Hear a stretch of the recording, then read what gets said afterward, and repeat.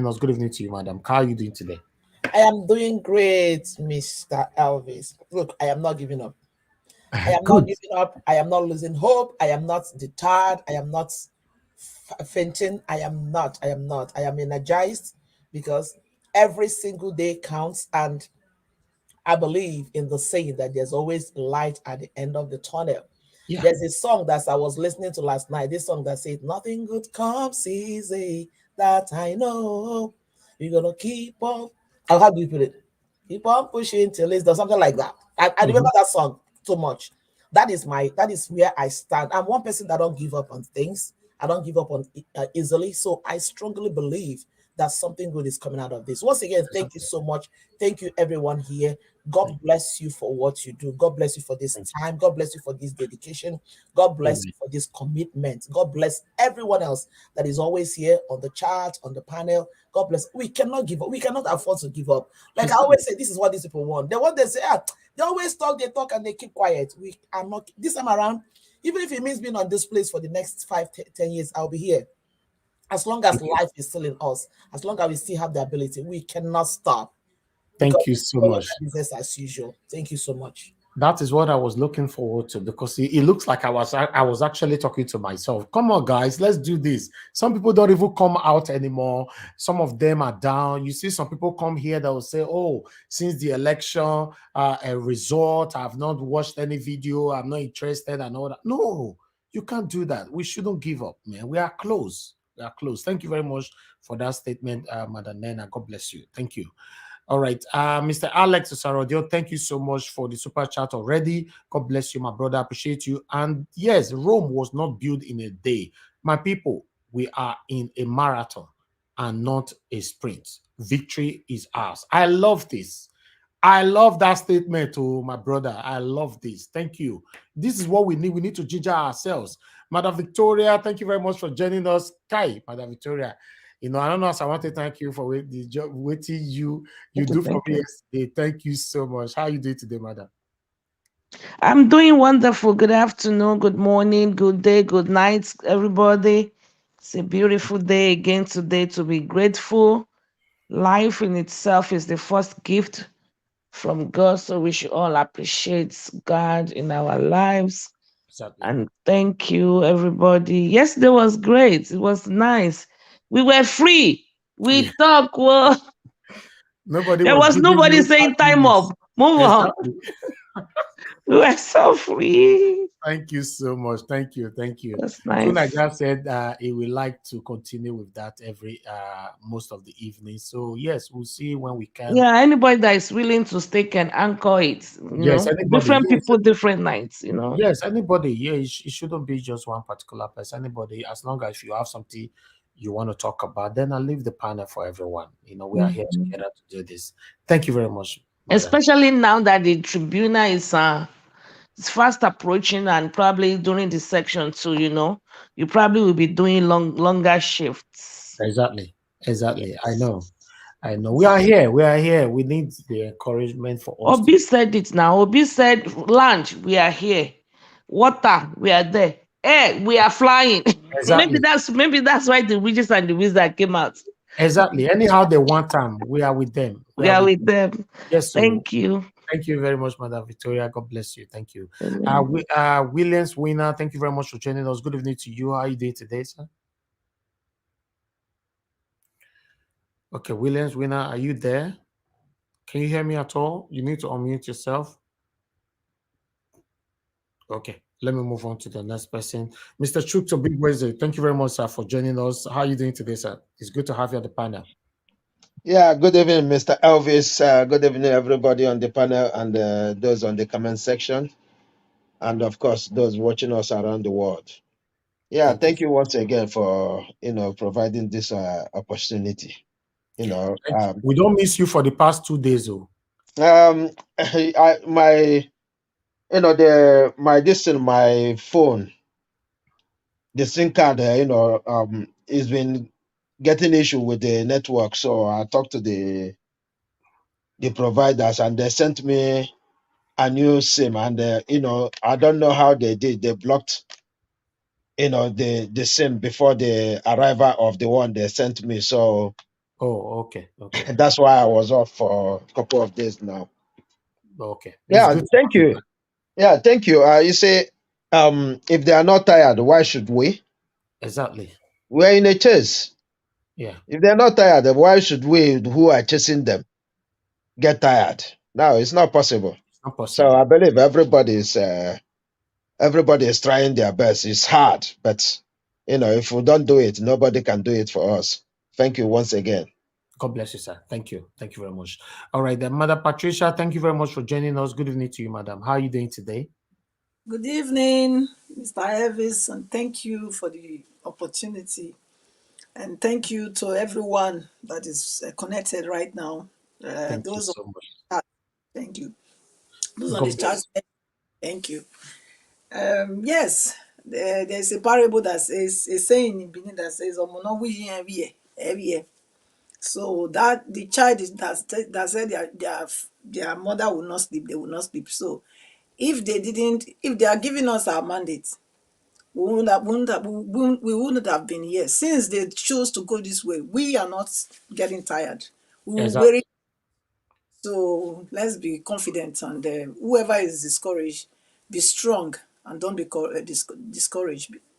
Take courage from what you are seeing, the good Thank things that God is already doing, with us. I mean, look at when we started the whole thing, we thought it was said that maybe they would just drag the proceedings, and then before you know it, they will swear him in. But look at, we have everything working for our favor.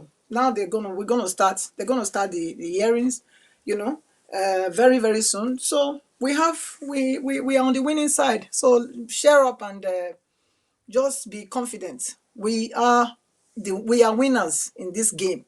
you. So Yes, they ma'am. are losers. So just be sure. Thank you Thank you. so much. Mother Patricia, sorry to ask you this personal question. You are from Edo State? Yeah. Part, Oh, partly. okay, partly. Okay, yes, because because the way it is speak Benin just now, the thing clear like DSTV. I want to see they Partly, happen. partly Benin, yeah. Thank you. Okay, partly Edo and partly where? Delta. So I'm original Bende. Okay, okay, but Tagbajomi, is that Yoruba name? No, it's not. It's not a Yoruba name. It's not an Ishekiri name either. It's an Urobo. It's supposed to be an Urobo name, but normally people name people. I'm an Urobo, but Okay, I have okay. a Ishekiri name. Oh, okay, okay. Anyway, yes, I'm very happy to hear you speaking Benin. It be like saying my first time I dey hear that one be that. You see, I'm on the Mhm. Okay. Thank you.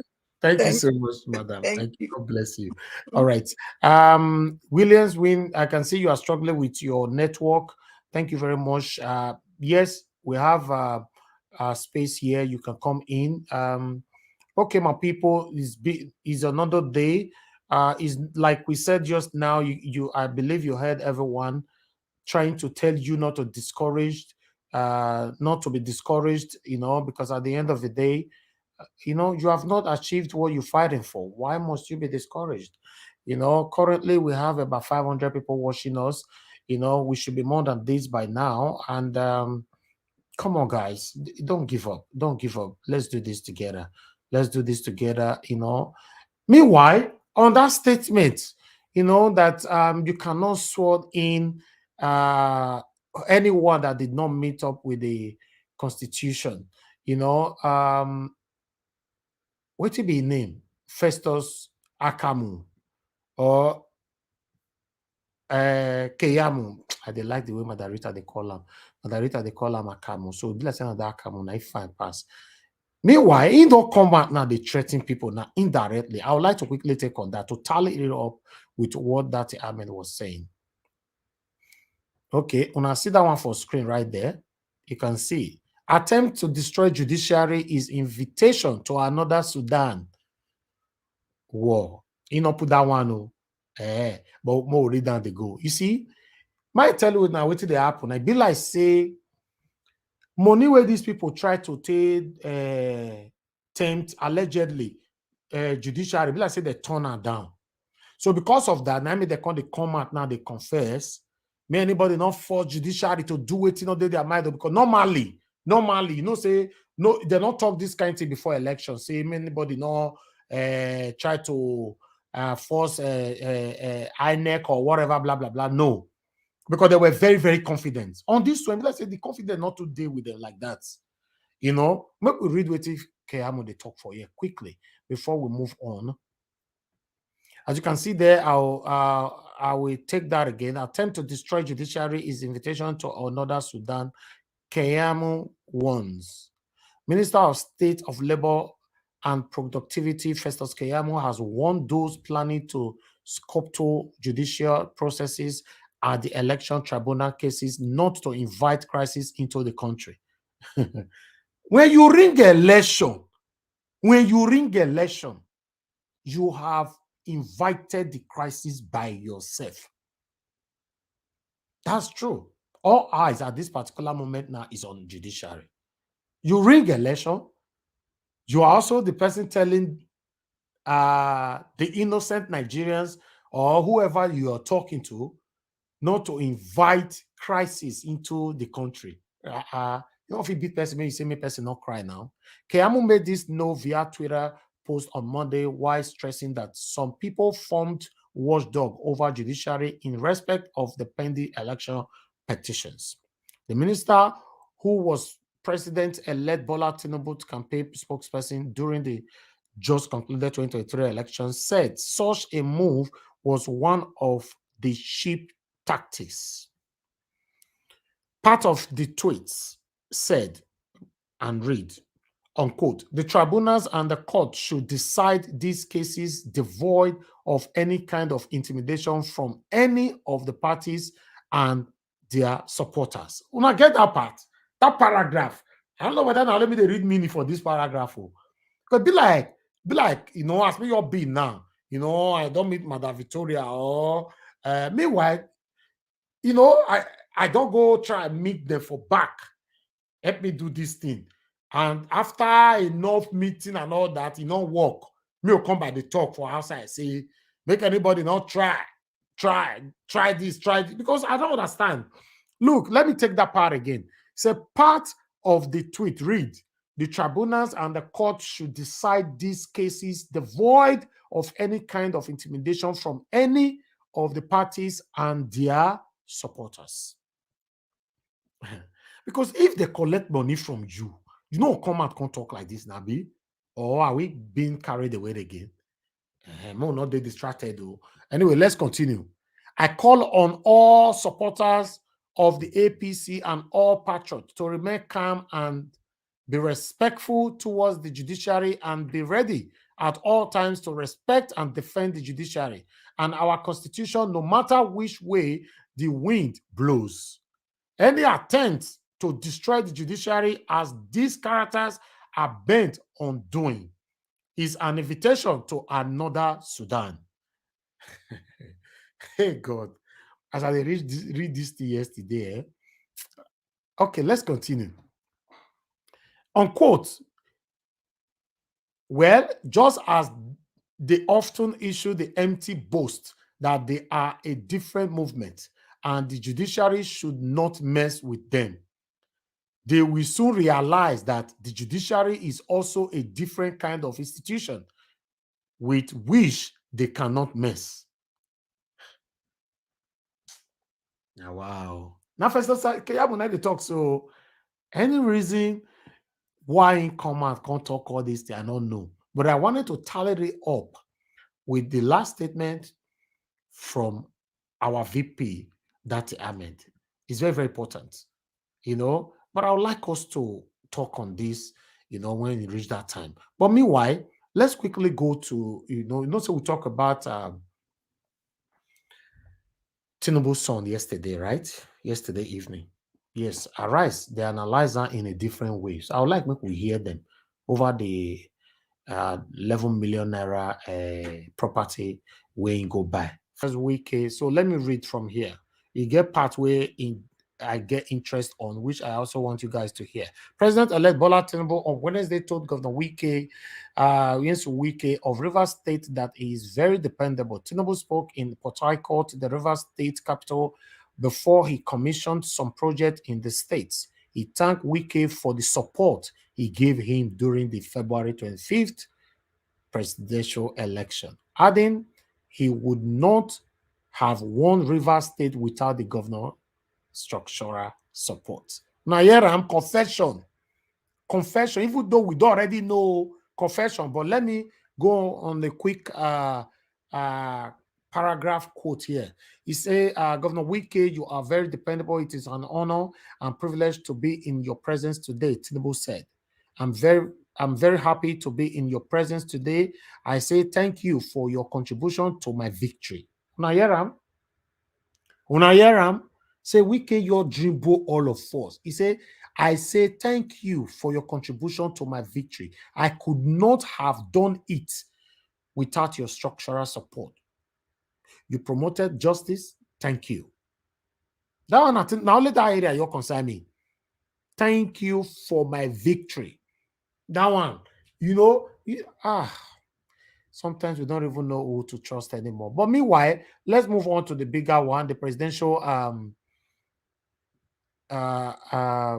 petition. As you know, I don't talk about now say now Monday. Now this one commence. Please like and share, my people. Now, please like and share. I cannot multitask and do two things together. I can't even check right now, but just continue to press on it. I'll check on it shortly.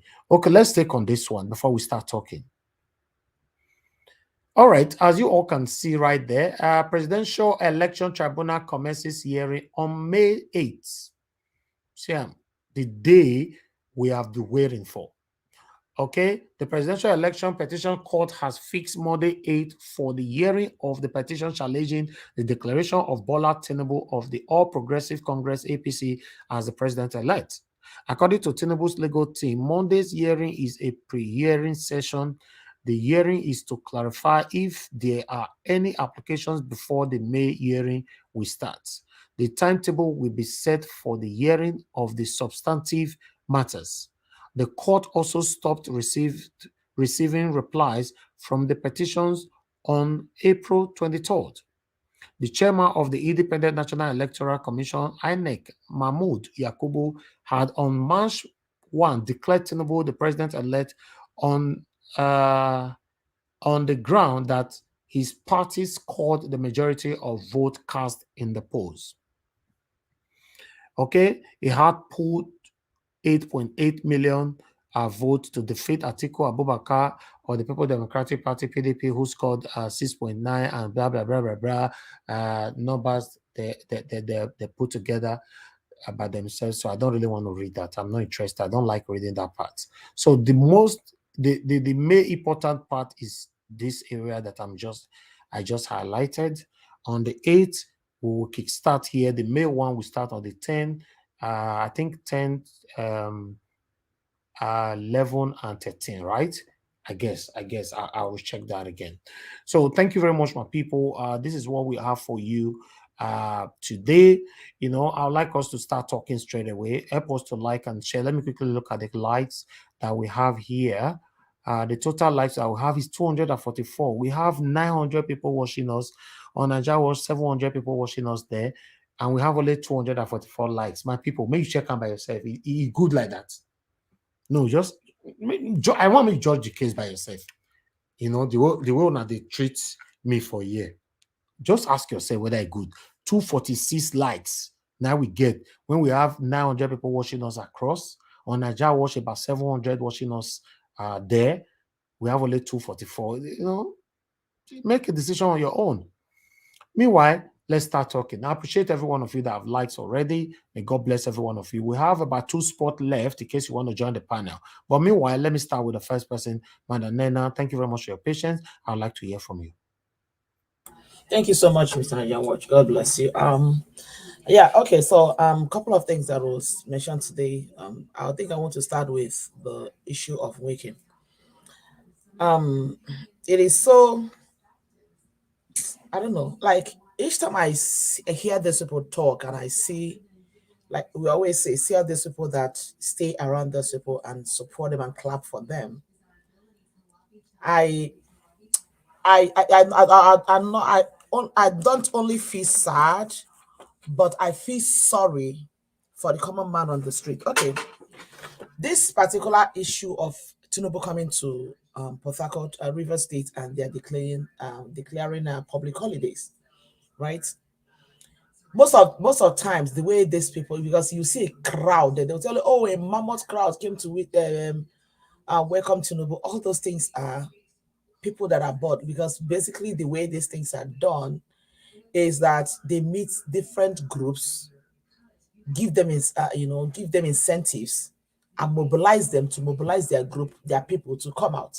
So it is seem as if Rivers people are supporting Tinubu. I have people that live in Port Harcourt, and I've tried to ask one or two, what's going on.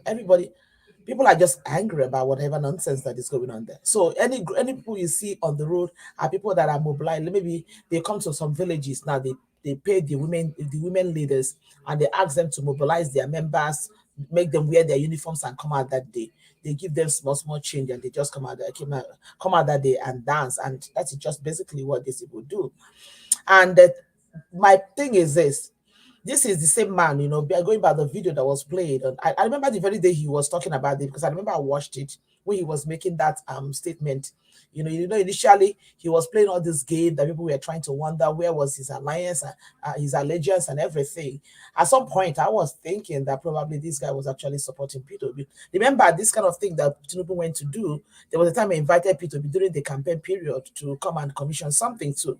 That P2B went there. Everybody was like thinking, okay, maybe this is the angle this man is going. And I want to believe that at some point they saw that he was actually going towards the side of Peter, because these people are just hungry people who are going for the higher excuse me, who are going for the highest bidder.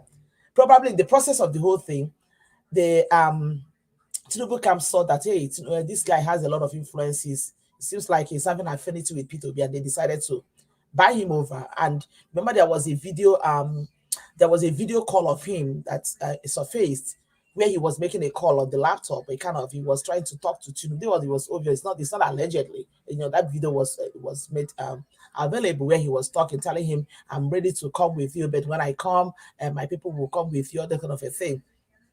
When I come, my people will follow me. I'm ready to come work with you, but you have to promise me that you will take care of my people, blah, blah, blah. So I think this thing is all about negotiation. Probably at some point he negotiated with this man. So the bottom line is that whatever Wiki is playing right now is pure psychopathy. And if anybody thinks that he is doing whatever he's doing for the sake of the River State people, that person is living on a fantasy land, because these people don't care about anybody. They don't care about anybody. It is the same group. I want to believe that it was the same group that were with him, clapping and laughing and giggling when he was saying the whole nonsense he was saying about Tinubu's legacy and Buhari's legacy and everything. They're the same group that will still rally around him today, singing the praise of the same Bola Ahmed Tinubu, which he was criticizing. Because of course, the comment he made there was he was actually borrowing the words of Tinubu, because Tinubu said it during the election that he's going to continue from where Buhari stopped. So he was actually literally quoting Tinubu. So it tells you the kind of character that this man Wike is. And for anybody who thinks that the likes of Wike has any interest in taking care of the people on the street, that person is living in a fantasy land, because these people don't give a damn about anybody on the street. That is just the truth about it. Like Abati said, is this psychopathy? Of course it's psychopathy. It is all about him. It is all about him. He is a man whose tenure is ending. He's not going into the Senate. He wants to remain relevant. All this is he's doing is just for Tinubu to just squeeze him in somewhere in Aso Rock. That's basically what he's looking for his own stomach. And then the poor people, I don't want to insult anybody on this level. I want to say that the gullible, foolish people who allow themselves to be given some some maybe 1,000 or 500, may just maybe whatever they give them, make them lose their business for the day, gather under the sun to come and clap for a man who don't care about you, so that they will use you to shine, to tell the world that, hey, my people came, the crowd came out and supported me, without knowing that these people that have been bought. You allow yourself to collect that kind of, to come and display this kind of foolishness. It's so unfortunate. So, bottom line, whatever Wiki is displaying is nothing but psychophancy. It's all about him. It's not about anybody. And then I come to the age of Festus Keyame. It has gotten to the point that, for me, I say that there are some very few people that I don't really, pay attention to, that I don't really, take serious, because they have displayed themselves. They have, over the time, shown themselves to be nothing but nuisance. And Festus Keyame is number one in my list, followed by Femi Fani-Kayode, and the list can go on. He is one person that the guy is, I don't know. And then again, I want to also say something here. I don't know why anybody will not see the comment he made as being inciting, because insightful. Because if it's someone like Peter that made such a comment now, or maybe Dati Baba made, or somebody from the obedient movement, they'll say, oh, they are trying to incite war. They are trying to say the kind of war that happened in Sudan is about to happen. They are about, they are inciting something. But the word he used, is that not insightful? Maybe I'm the one that is reading it that way. That is the way I saw it. For you to say that, intimidating the boy, whatever he used, is trying to make another Sudan to happen in Nigeria. What exactly is he trying to say? What exactly is he trying to say? And again, Mr. Elvis, I can throw the same line that you told, because when you now begin to see these people saying all these things, people should not intimidate our judiciary, people should not do this to our judiciary, people should not do this. At the end of that, I ask myself, who are the people that are closer to this judiciary? Is them? Who are the people that have access to? I know Peter B has said it, and I believe that man 120%, that he does not know the homes of any of these people. He does not communicate with them. He does not go to them. So I do not expect, maybe Atiku, but for Peter B cannot go to the house or the home Exactly. of any of these people, except his lawyers that are working directly with him, who are not the Yes. people that have the power to either overturn or to uphold. His own lawyers are there to present their case. So who are the people that have the power, the access to this people who has the power to do all this thing? It is still them. So what is Festus Keyame trying to say? That these people are, what these people are bent to? Which people? Who are the people you're talking about? An average obedient member on the street does not have access to any of these people. So what nonsense is Festus Keyame trying to say? So that is why I want to believe that what he said, I still have the same sentiment that it's possible. They are beginning to see that these people might not easily be bought over. So now maybe they want to twist, they want to play the victim game to make it look as if that the judiciary is not buying into their own whatever they are presenting to them, because they are being intimidated.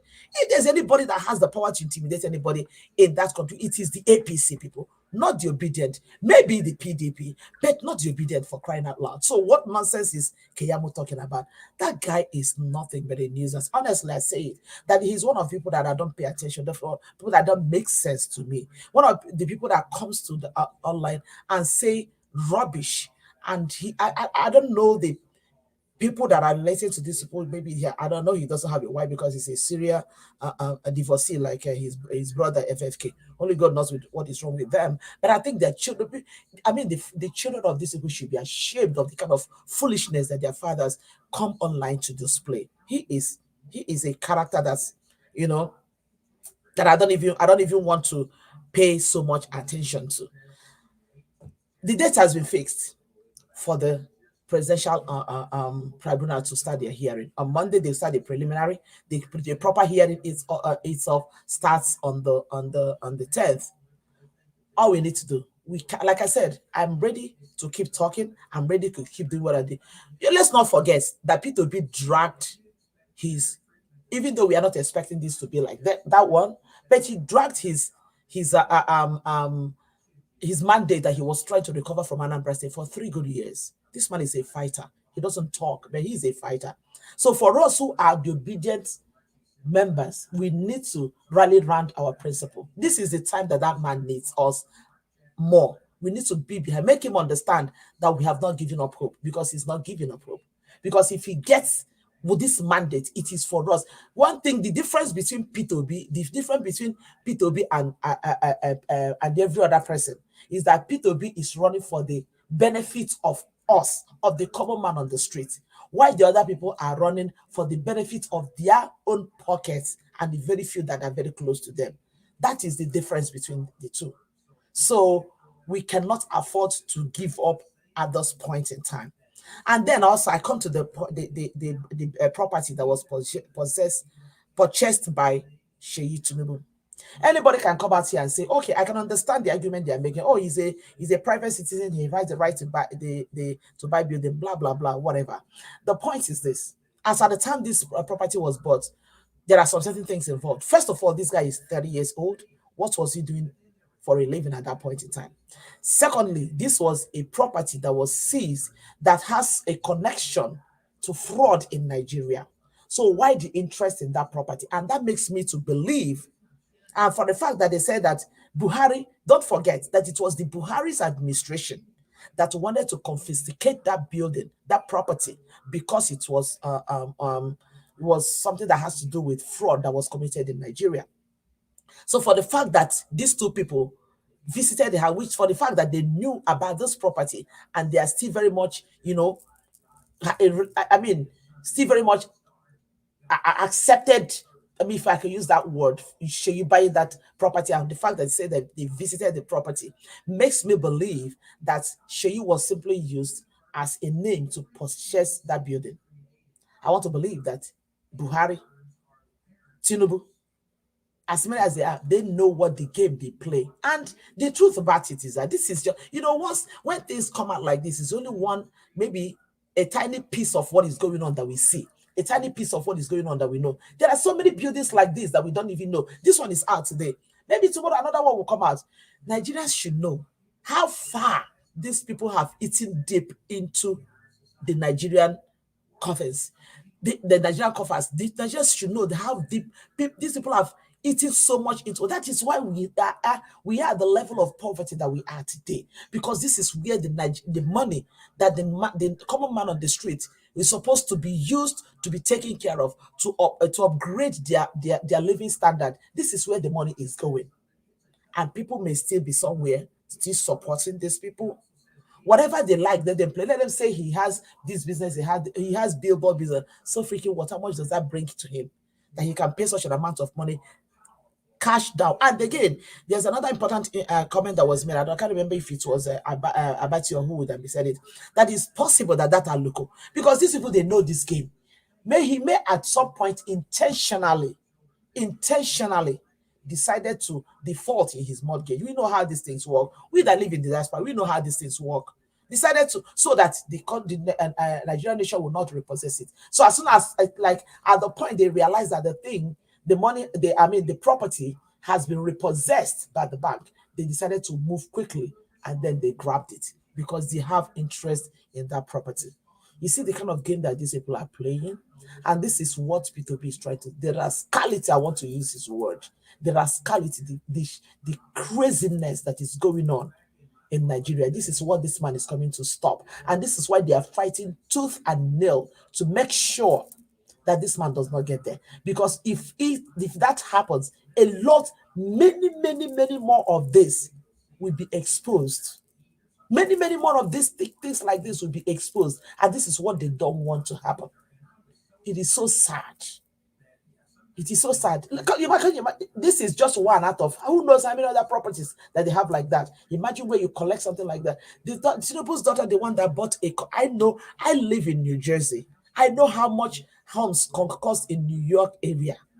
I know one cubicle in New York. I know how much for this girl to buy a condo. For crying out loud, what does that girl do for a living? This is going to Lagosians, the ones who are claiming, oh, built Lagos. Let me tell you, this is where your money is going. This is where your money is. The Lagos money. The man you will see as your Lord and Master. This is how his children are living, and you are on the street trying to die for those people, trying to protect those people when they are not even protecting you. I know what a condo in New York City costs. I know what it is. And that girl that bought it, and they don't pay mortgage like us. People like us, we pay mortgage. You can pay mortgage for 30 years, for 35 years, you're still paying for one house. These people, they buy outright. They buy outright. The only thing they have to pay is maybe the tax that comes with it, because that one is something you cannot pay outright. Nigerians, this is where your money is. You're asking why you're poor. You're asking why you cannot see food to eat. You're asking why these people want to kill you to remain in power. This is the reason. Because they don't want you to rise. They don't want you to know what is happening. They don't want you to know how much they are eating deep into your life and into your children's future. And this is what we are fighting for. And this is what P2B was hammering when he was campaigning. And this is what he's still hammering up until this day, that this rascality, this foolishness, this shenanigan needs to come to an end. A country cannot continue like this, for crying out loud. We cannot. It is not, we cannot, if anybody thinks that it's okay for us to continue like this, that means, I tell you, in the next 6 months, 1 year, if this man goes into power, Nigeria will cease to be a nation. We'll just be existing. Just like my people, they say that says that somebody, is like a dead person that is just walking. Nigeria, why do you think that our countries are treating us the way they're treating us? Because they know that we don't have a government, we don't have nothing. It is so sad. It is so sad. And people are there clapping and still supporting these people. Let's put our eyes on the judiciary. We still keep mounting the pressure. Aid is already around the corner. We keep mounting pressure. The right thing must be done, because we cannot, as a country, continue like this. Nigeria cannot continue like this. That is just my take for now. I'll yield for now for someone else to take over. Thank you so much. Thank you, Madam Lena. Thanks for your submission. God bless you. Thank you. I want to use this opportunity to appreciate Madam Blessing Chukuka. Thank you very much. I saw the £5 you sent to me on paper. Thank you. I really do appreciate this. I don't know if you are listening, but thank you. I received it. God bless you. Blessing Chukuka. God bless you. Okay, let me hear from Madam Victoria. Madam Victoria, thank you very much for your patience. Please talk to us. Yeah, hello. Hello, we can hear you. Thank you. Okay, so let me start with Wiki. I think I want us to play back and always try to, every day we gather together, we need to put the puzzles together. We have a puzzle we're solving from now till when we get our mandate. So no conversation is in isolation. It's towards the puzzle, towards solving the puzzle. Why did I say that? You played 2 videos of Wiki. One that he said that who wants to continue the rascality and the evil things Buhari has done. And today he's praising Tinubu. Okay, I'm going to analyze those 2 videos for you. Okay. The first video that he said, excuse me, remember, Dino said, okay, he was bidding for the vice president of Atiku. That was why he played the first video. Have we forgotten? He wanted to be the vice president to Atiku. That was why he was talking and insulting people that are saying they want to continue Buhari's legacy. And now, when he was not given that position, he is romancing Tinubu, who he thinks he wants to benefit from. It's a puzzle. It's not in isolation. Mystery solved. That was why he said what he said before. And this is why he's saying what he's saying now. Simple. No any other reason. And Tinubu, when he gave his speech, which I did, that speech was completely meaningless to me, because I took my time to listen, to watch his speech from beginning to the end. Purely nonsense. Besides the fact that he leaks the fact that he does not owe Wiki anything, for his contribution during the elections. If he wants anything from him, he needs to lobby for it. And we all know the declaration and declaring public holiday, declaring this, declaring that is all part of the game. It's a chess game. It's all part of the game for him to gain favoritism in the sight of Tinubu. It's nothing more to it. It's pure political. They use the citizen to play games. It's a game of chess. It's no big deal. I mean, there is a big deal, but that's simply what is going on. If he had gotten the vice president ticket, he will not be saying what he's saying now. If he had gotten it, he would have campaigned against the satanic APC and the legacy. But since he didn't gain it and he wanted to jeopardize Atiku and the campaign, and then he did not have much belief and much trust because it was just 4 people tweeting in a room. So he did not believe Obi will go this far. He did not foresee it. So if he didn't get the ticket under PDP and he didn't see it, he think Obi was a joker, the other party left is for him to romance and parley with Tinubu.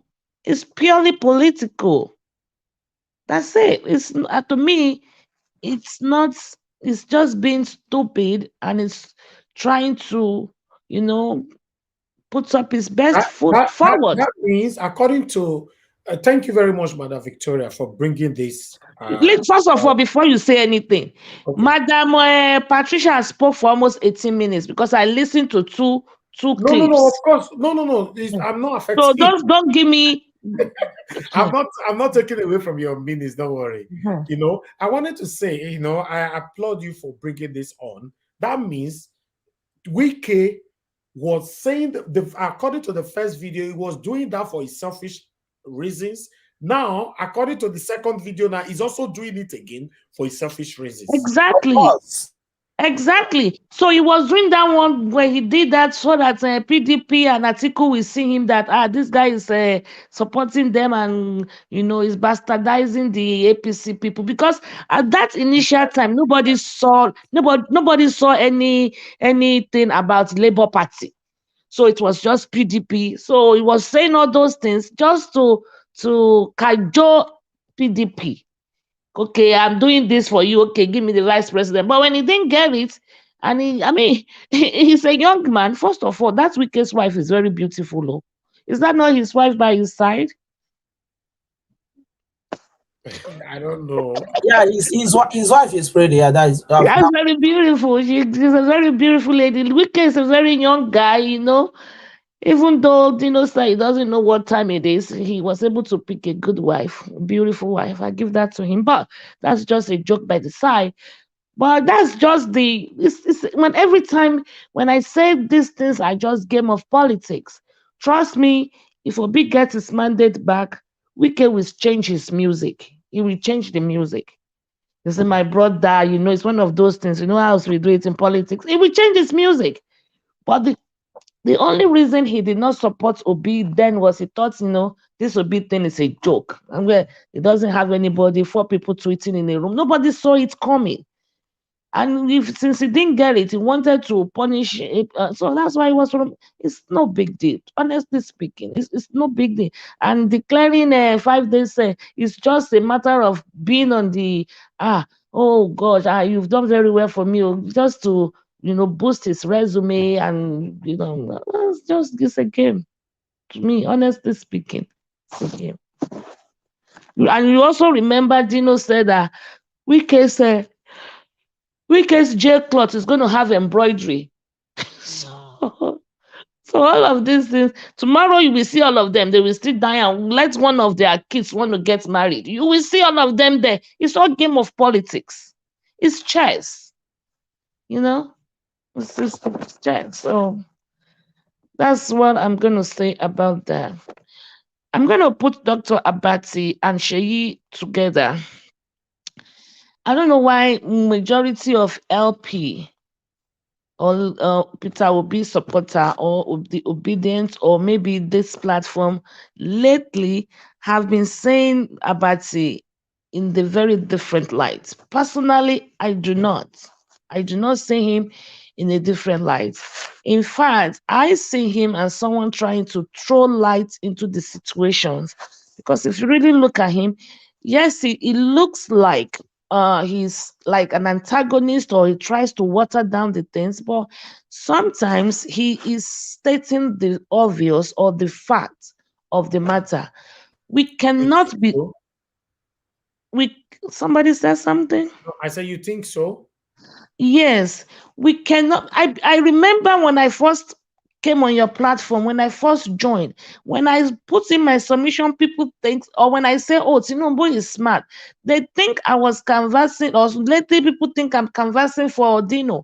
Or then somebody say, "Oh, in fact, no doubt, this lady is APC." Because you are trying to be objective, that does not equate to you being an opposition or an antagonist.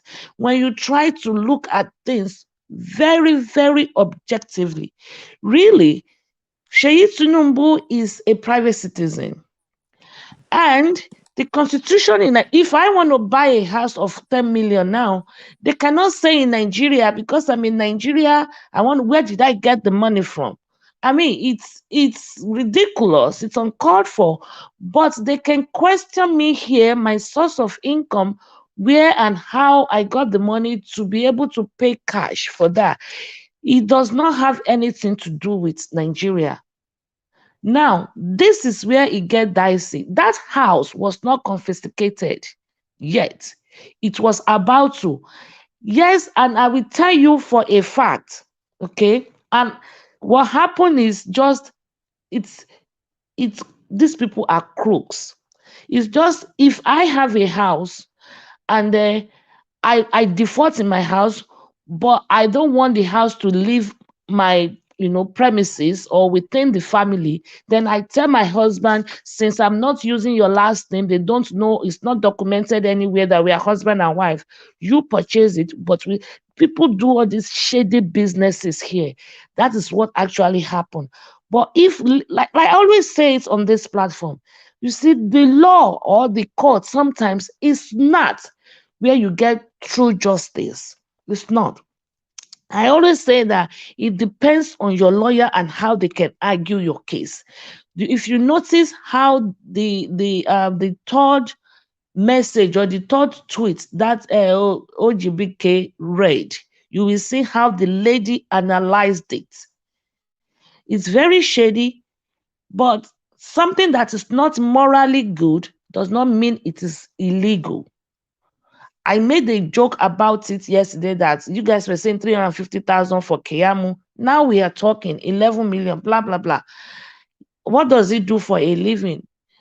They are very questionable, but it is just the legal, it is the UK people that can question that. And when they sold the house to him, he would have provided documents and the source of income. And I also said during the drug case of Tinubu, his wife's name was there because they used his wife's name to deposit some money then also. So it's like if I know that I am being investigated and I don't want to keep any property or anything in my name, I can say, okay, Mr. Elvis, you're my brother, let's keep it on your name. And you are a private citizen. It's very complicated. I know what I'm talking. I might not be able to explain it, but I know the game very well. But you have to be able to prove it in the court of law. That's okay, this is what happened. And sometimes these things are difficult to prove. We all know it's a stolen money. Not allegedly, for sure. It's Nigerian money. Was it not through Nigeria last night that was saying, oh, they maintain UK with 1 point something trillion. Nigeria does not have that much, but then we are expecting something. 11 million would do a lot in Nigeria if they have invested that money in Nigeria. I said it yesterday, Nigerian money is what developed Dubai. Nigerian money, our politicians took it to Dubai, developed Dubai, then we go there for tourists, go there to buy stuff. We still invest in their economy by going there, lodging in the hotel, patronizing them, all sort of things. I have said it on this platform before. The chewing stick, the kpako that we use in Nigeria, go on Amazon, it's $19.99, $19.99 plus tax. If you Google it on Amazon, something we have, then we will sell it to them, then we advance it, and we are still going to go back to them and buy it. It's craziness. It's stupidity. And this is why I am for Obi all the way, because these are the things Obi is trying to change. These are the things I was saying something yesterday. They were like, who is not comfortable in their house? When I was saying, I am most comfortable in my domain, in my house. Whatever will make me comfortable where I'm living now, I am going to do it. If I need a jacuzzi, if I need a massage chair, if I need a pool, if whatever I think will make me comfortable. It is forbidden for me not to be comfortable in my house and to think I'm going to Mr. Elvis' house. That is where I'm going to be comfortable. No, I refuse. What's supposed to make them comfortable in Nigeria, they take it overseas and then they go there to do vacations. And they leave their room, their own house, naked and dirty. People are not thinking. We need to learn. We all have learned one way. We need to unlearn. Nigerian people need to unlearn what they have learned so they can relearn. Why will I go and put my money to advance you, your life, your house, your stuff? Why my house is stinking, then I will now come to you and even pay you to stay where I help you develop. Doesn't make any sense. This is what we are talking about, the rascality. This is what Obi is trying to change. I mean, Abatis, so most of the times just state the obvious legally the way it is. He does not upset me in any way. He's only trying to be objective and neutral. Sometimes the obedience, we are a little edgy. We want to hear what we want to hear. We want to hear that someone is supporting us. But when somebody states the obvious, like I was stating before and I was being scrutinized, then, it's like, for sure. I remember you telling me, Madam Victoria, you are always giving me headache. Why? Because I come here and I tell you, you are not guilty, you are innocent until proven guilty. Then I give you headache. But it is the truth. It is the truth. So that's exactly what is going on now. I am for Obi, but it does not mean when it comes to speaking the truth, it's not speaking the fact. The fact of the matter, I have said it, we cannot be sentimental. The law doesn't attend to emotions. The law doesn't attend to right on your own view. That's fine. Everybody entitled to their view. Yes, the law does not entertain emotions. The law does not entertain. The law just comes with evidence, and you have to have good lawyers to argue your case. So that's that on that. Keyamo is only using a reverse psychology. I think we should not lose guards, because now that they're saying, hey, don't intimidate this, don't intimidate this, we should not lose our guards. We should focus on the judiciary. We should keep hammering it that they should do the right thing. They should do the right thing. And in God we trust. We will just keep our finger crossed. I believe and I trust. I have so much confidence in Mr. Obi.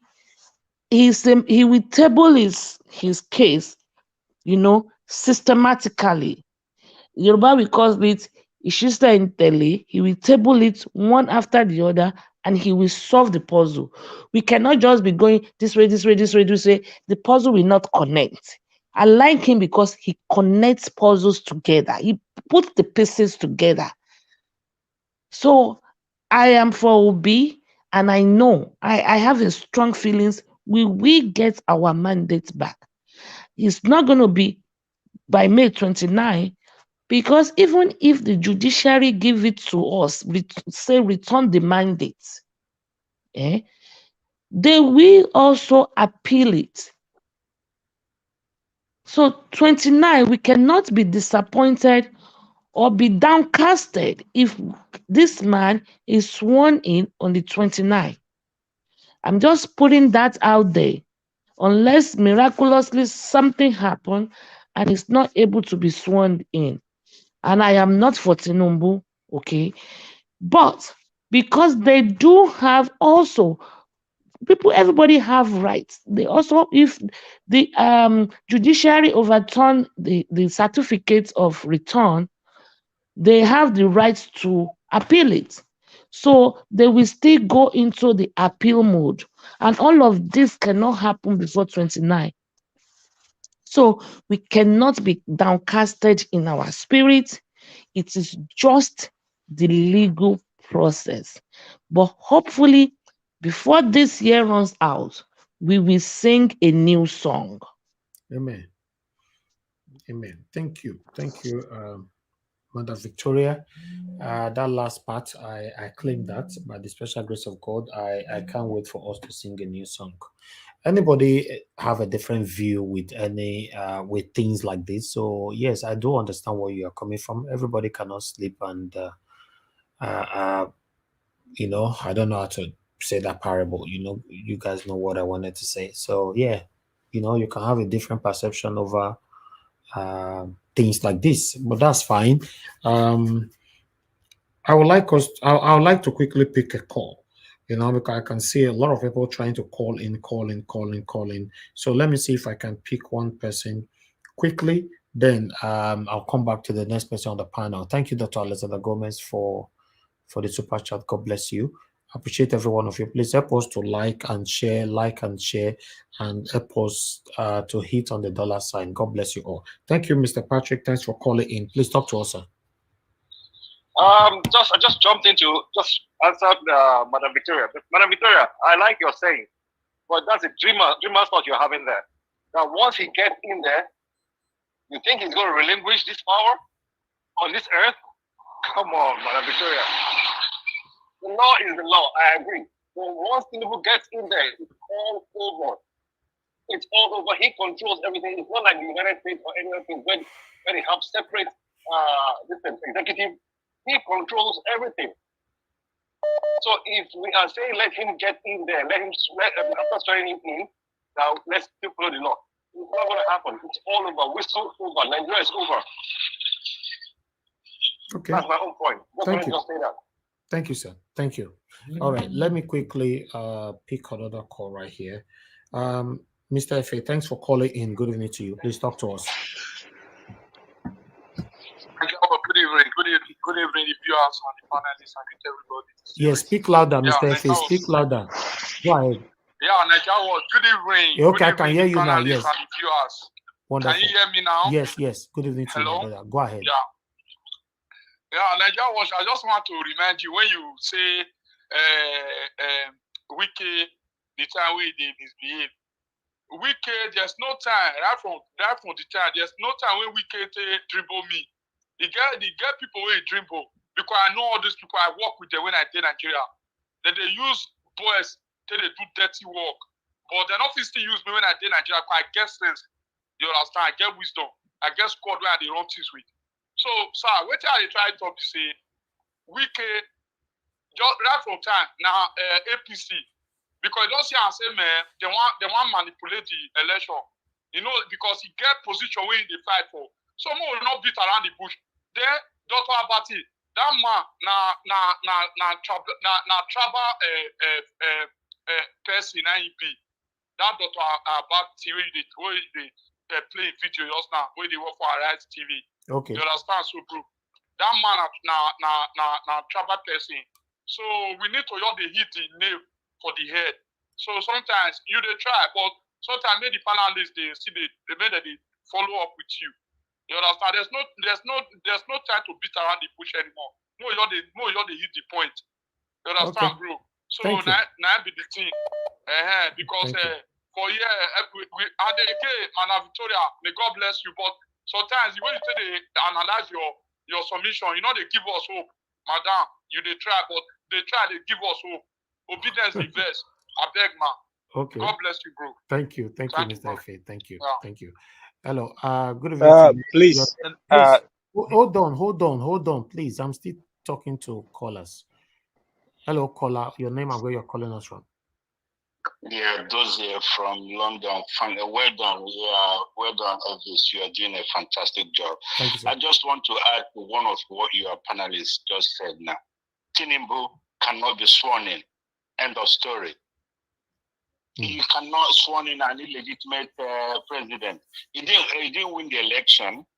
But one thing you have to understand, the first mistakes have been made that obedience gave the opportunity for governorship election to go on because they want to be law-abiding citizens to respect the law. Now that has gone.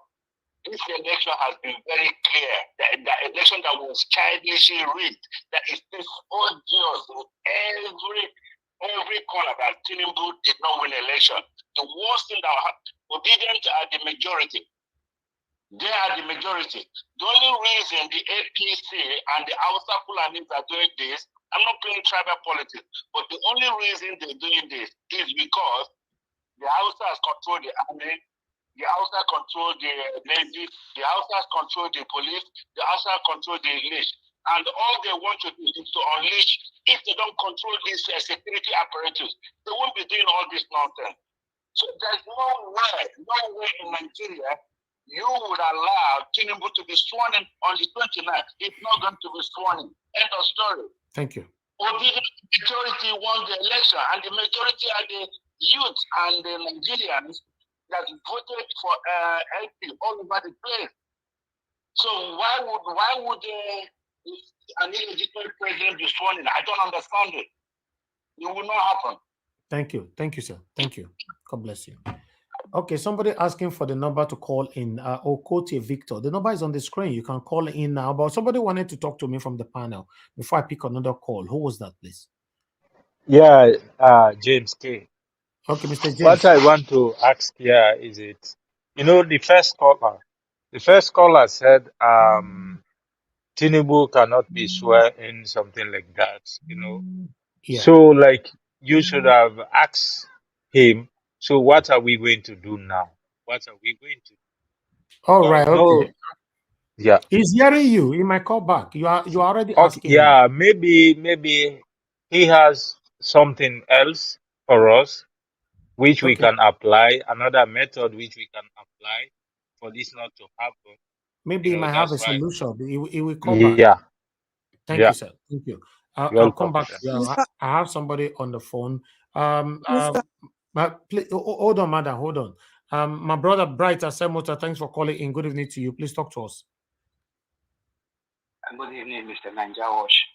Thank you very much. Good evening, Nanjawash family.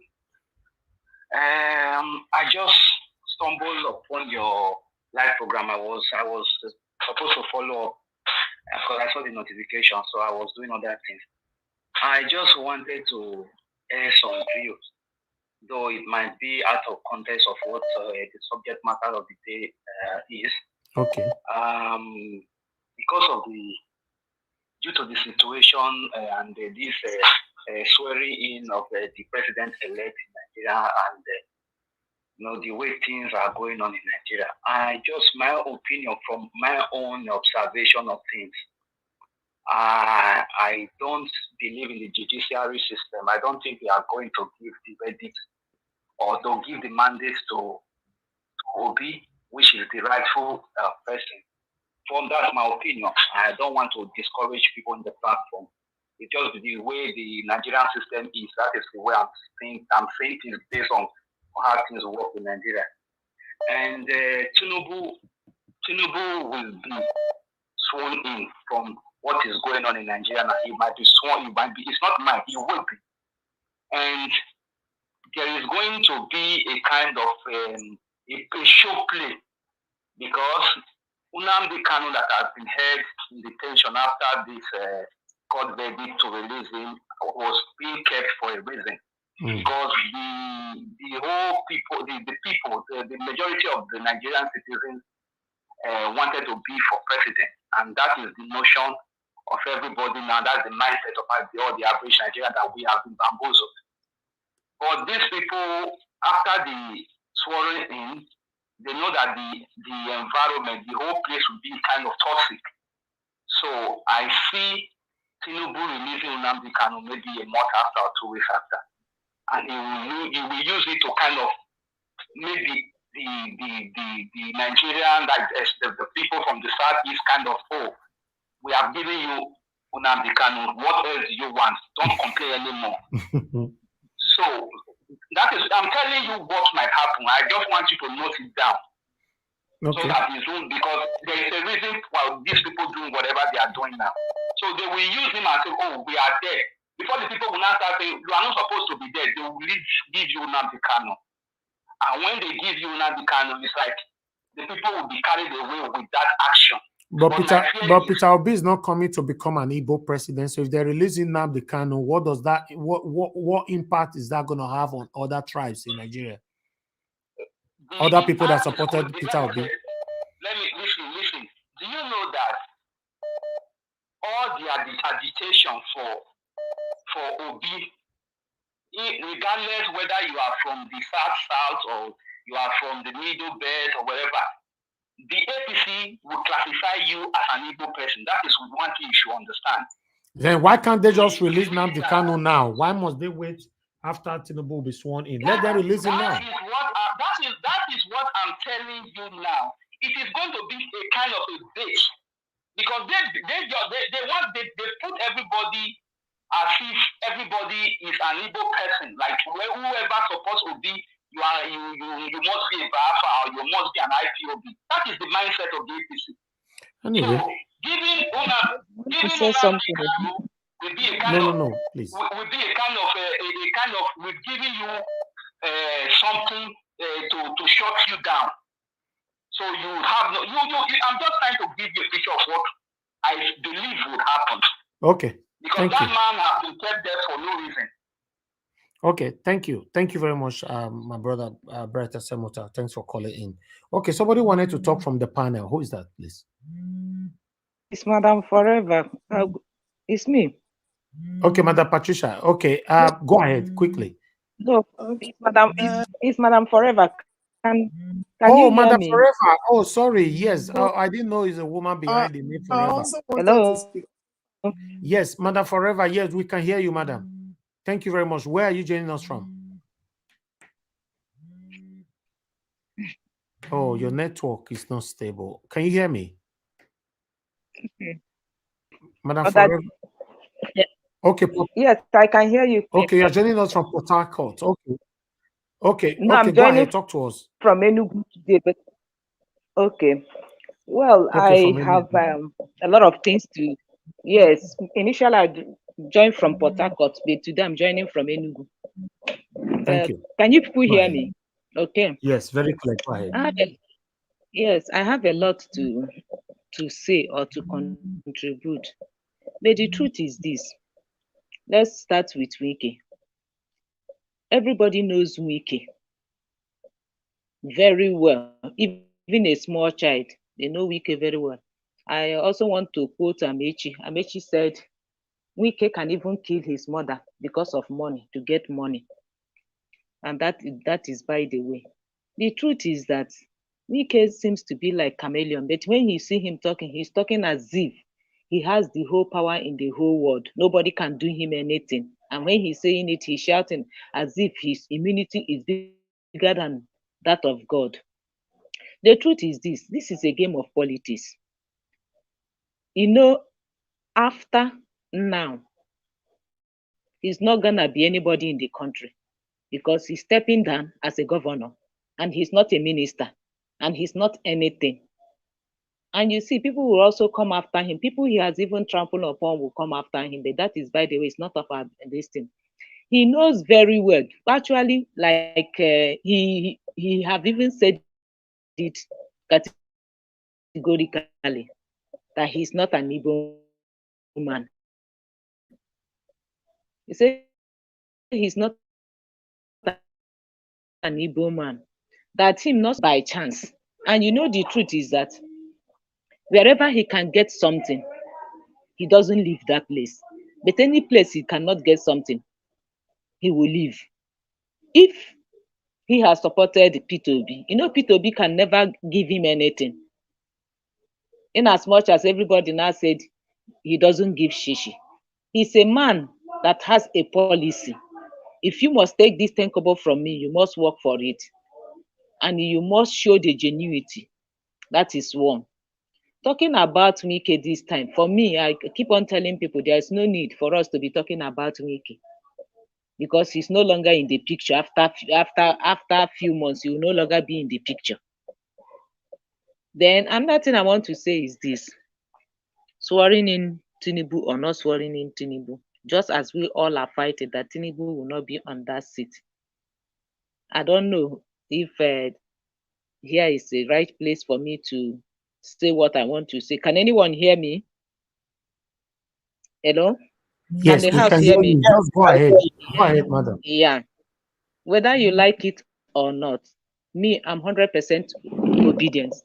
If Niger, if you can remember, I told you that whatever it takes, I'm ready to. The last time I was in Port Harcourt and I was talking about this, and I was ready to do anything, apart from anything that was sin against God, to make sure that the country become a better place. I was able to infiltrate somewhere, which I know very well that what I'm saying now is not a lie and it's not something that is not gonna happen for Tinubu. We need to, people say we no longer pray because the one we have been praying that we are using sentiment and nothing is happening. The military, everybody now is in support to make sure that Tinubu is on that seat on the 29th. Why? The chief of armed forces cannot fail. That is the assignment they have given him. He cannot fail to make 29 not to happen. That's the pure truth. So most of the militaries now, they are under duress because majority of them don't like what is happening in the country. And because they are putting on this uniform, they cannot do anything. They are under command. They are under obedience. That is the pure truth. They are working day and night, quote me, to make sure that 29 for Tinubu is a reality.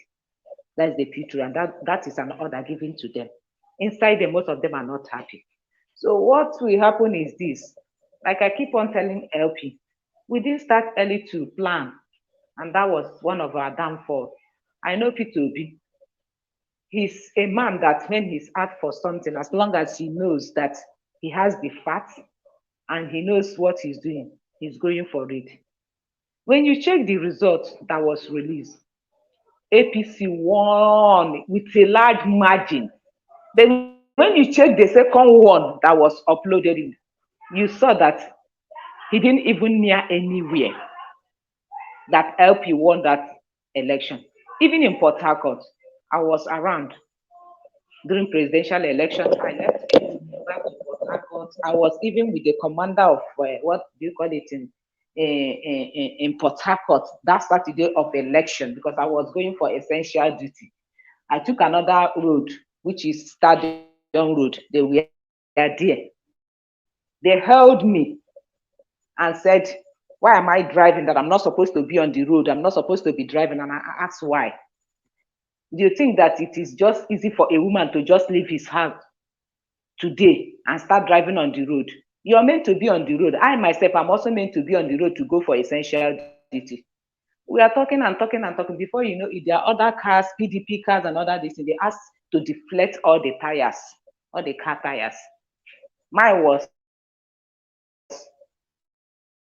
deflected, but when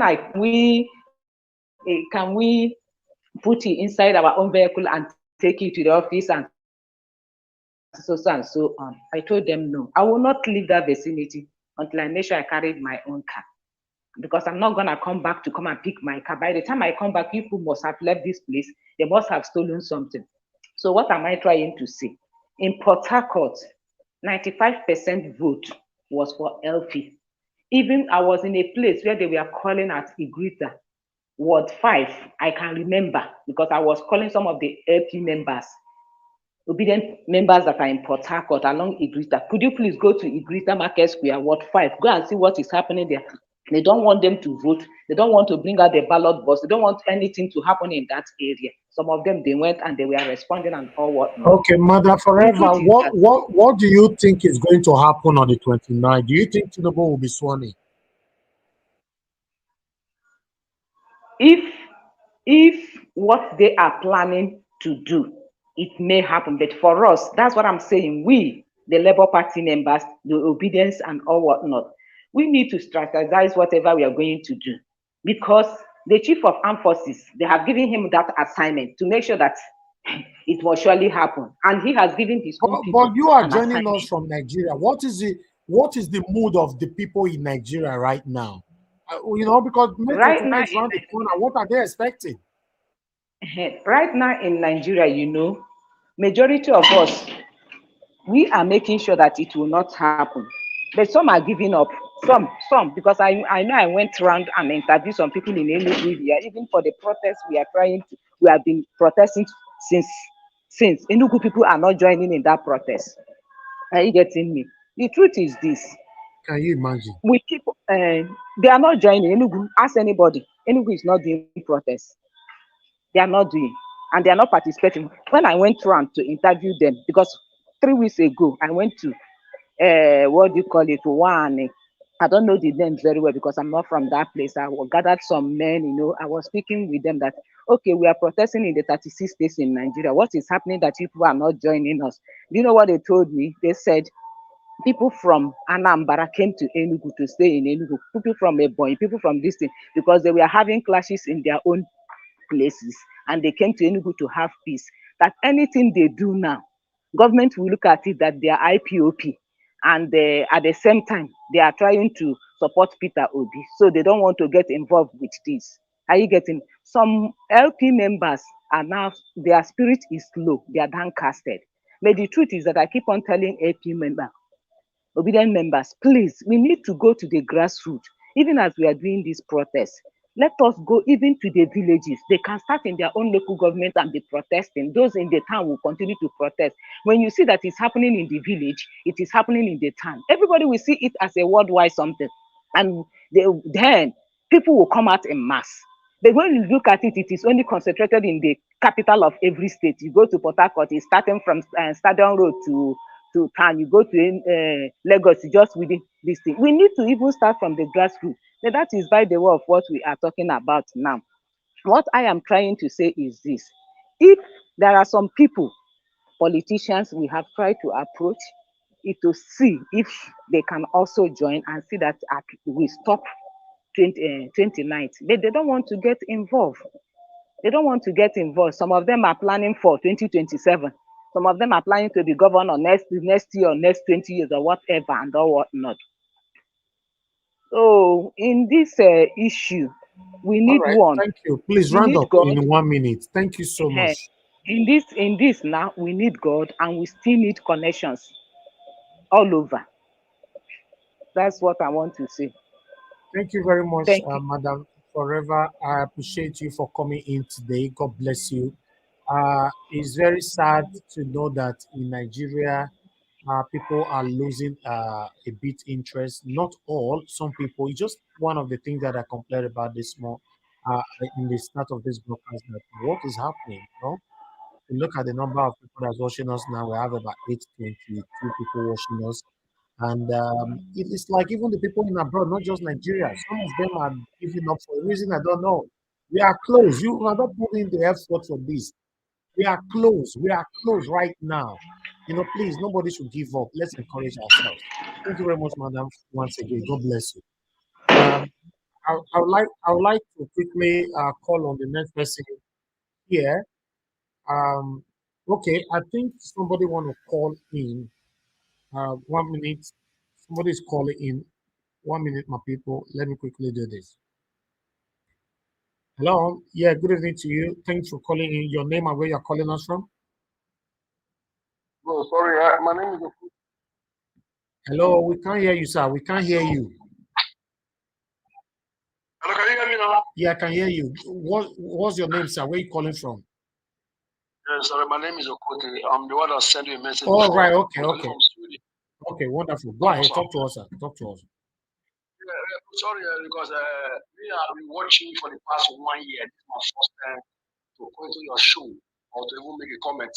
Thank you so much. You know, because I'll tell you the truth. I mean, you motivate me to fall in love with you. I'm a full bona PDP member from Lagos. You're a part my chairman in Lagos. You know, so I work with most of the chairman in Lagos. The truth is that, bro, the truth is that you see the problem we are facing in this obedient movement. Yeah. It was 6 months ago I fall a victim to start supporting Obi because of you. And one Igbo guy from London, what is his name again? What is his name again? I forgot his name. There's one about CY. CY. I only watch both of you. The truth, bro. Okay, CM. CM. You mean CM? CM, yeah, the lovely brother. And your panelists, all the ladies. Thank you. Almost corner, everybody, they are good. The truth is that, bro, you have done your bits as an Edo man. The Edo people will not feel. We do according to what we deserve to do. You see, we are fighting today. The people in Nigeria, you see this Tinubu and obedient issue, people in Nigeria are fed up. You see, today Tinubu was in Port Harcourt. You see, Jagaba everywhere. If I have opportunity to talk to my elder brother, I'll tell you, bro, just face your content and do your thing. Because everybody are fed up in the obedient movement. But we know Obi is the most. Why is everybody fed up? Why? You know, you can see people in the house, not even people in the diaspora. But why? No, you say everybody, but why? You tell us why. No, why I said why? Because you can see in the whole space, social media space today, it's only your platform and your parliament, your people that is still doing this job. Yeah. That pushing this job, man, bro. I'll tell you the truth. Yeah, I support you on that. If you look at my chairman. No, not mention those useless names here, please. Okay, sorry. No. You see, most people are fed up. It's you still remain one man standing. That's why you convided me. I've been 20 people to the call, but because of you, I said, let me just look at this movie. And there's no day I've been watching you every blessed day at my working place, in the house. I watch you. But you see now, you like carry the whole crowd on your shoulder, on your head. As not use that word on your head. God forbid. You understand? So all right. These people in Nigeria, they are all money for ground, back for ground, money for hand, back for ground. You have done your best, your best and your best. So, bro, let them say the Tinubu. So Nigeria will knock upon them. Bro, you have done well. Thank you very much, sir. Thank you. If they put Tinubu in, if Tinubu can hold the full country ransom till now, just imagine Tinubu will be swearing May 29. Automatically, there's nothing we can do. All right. If they want to do something, is this 29 before they can do what they need to do? That's the truth, bro. Thank you very much, my brother. Thank you. Wesley. Thank you, bros. God bless you. Thank you. Yeah. All right. You know, if you have to look at everybody's submission, you are we will see one or two facts from what one or two people are saying right now. Manda Forever stated earlier on that the protest that they tried to carry out in Nigeria, most people didn't turn up and all that. You know, now this our brother is also calling in and saying that on currently on social media space, nobody's talking about this whole thing anymore apart from Nigeria was coming out every blessed day. Yes, on that one is 100%. For my side, I don't know if for that people are coming out, but for my side, 100% we are here 24/7. And on the beginning of this broadcast, You know, say I complain, put say, what did they happen? Everywhere cold. We are closed. So people, I don't understand. Everywhere closed, everywhere look cold. Everybody just day. You know, people don't even no effort and everything. Please, guys, you know, no, I'm not gonna keep person morale. You know, it don't make sense. Please, please, please. But meanwhile, I would like to let me pick the last call. Let me come to the panel, please. Just the last call. Hello, good evening to you. Your name and where you're calling us from. Good evening. My name is Stanley Nkemjo. I'm calling from Italy. Thank you very much, Mr. Stanley. Talk to us quickly, sir. Please, I just want to encourage everyone, every obedience. This is not time to allow people to bring our hopes down. This is a time that we need to be steadfast in what we are pursuing. Exactly. We are close. On internet space, we see how the real obedience pushing forth and fighting. Aside Nigerian Watch family, we see how another brother who is combining every day. He is doing the same thing you are doing. My brother Elvis, please continue. Keep coming out. This mandate will be retrieved. And by the grace of May 29th, we will never see a Tinubu on that presidency. Peter Obi will always take back his mandate. Thank you. Thank you. God bless you, sir. Thank you so much. Hello. Thank you very much, Madam Joy, for calling in. Please go ahead. Talk to us. Good evening to you. Hello. Go ahead. I can hear you. Good evening to you, madam. Oh, hello, everybody, my people. Please, I just all protocol observed. Thank you, everybody, all the people that have done their submissions. Please, I want to, beg everybody. Mr. Niger Watch, you have said this over and over. And although I do not go to, I don't even have time to listen to any other platform.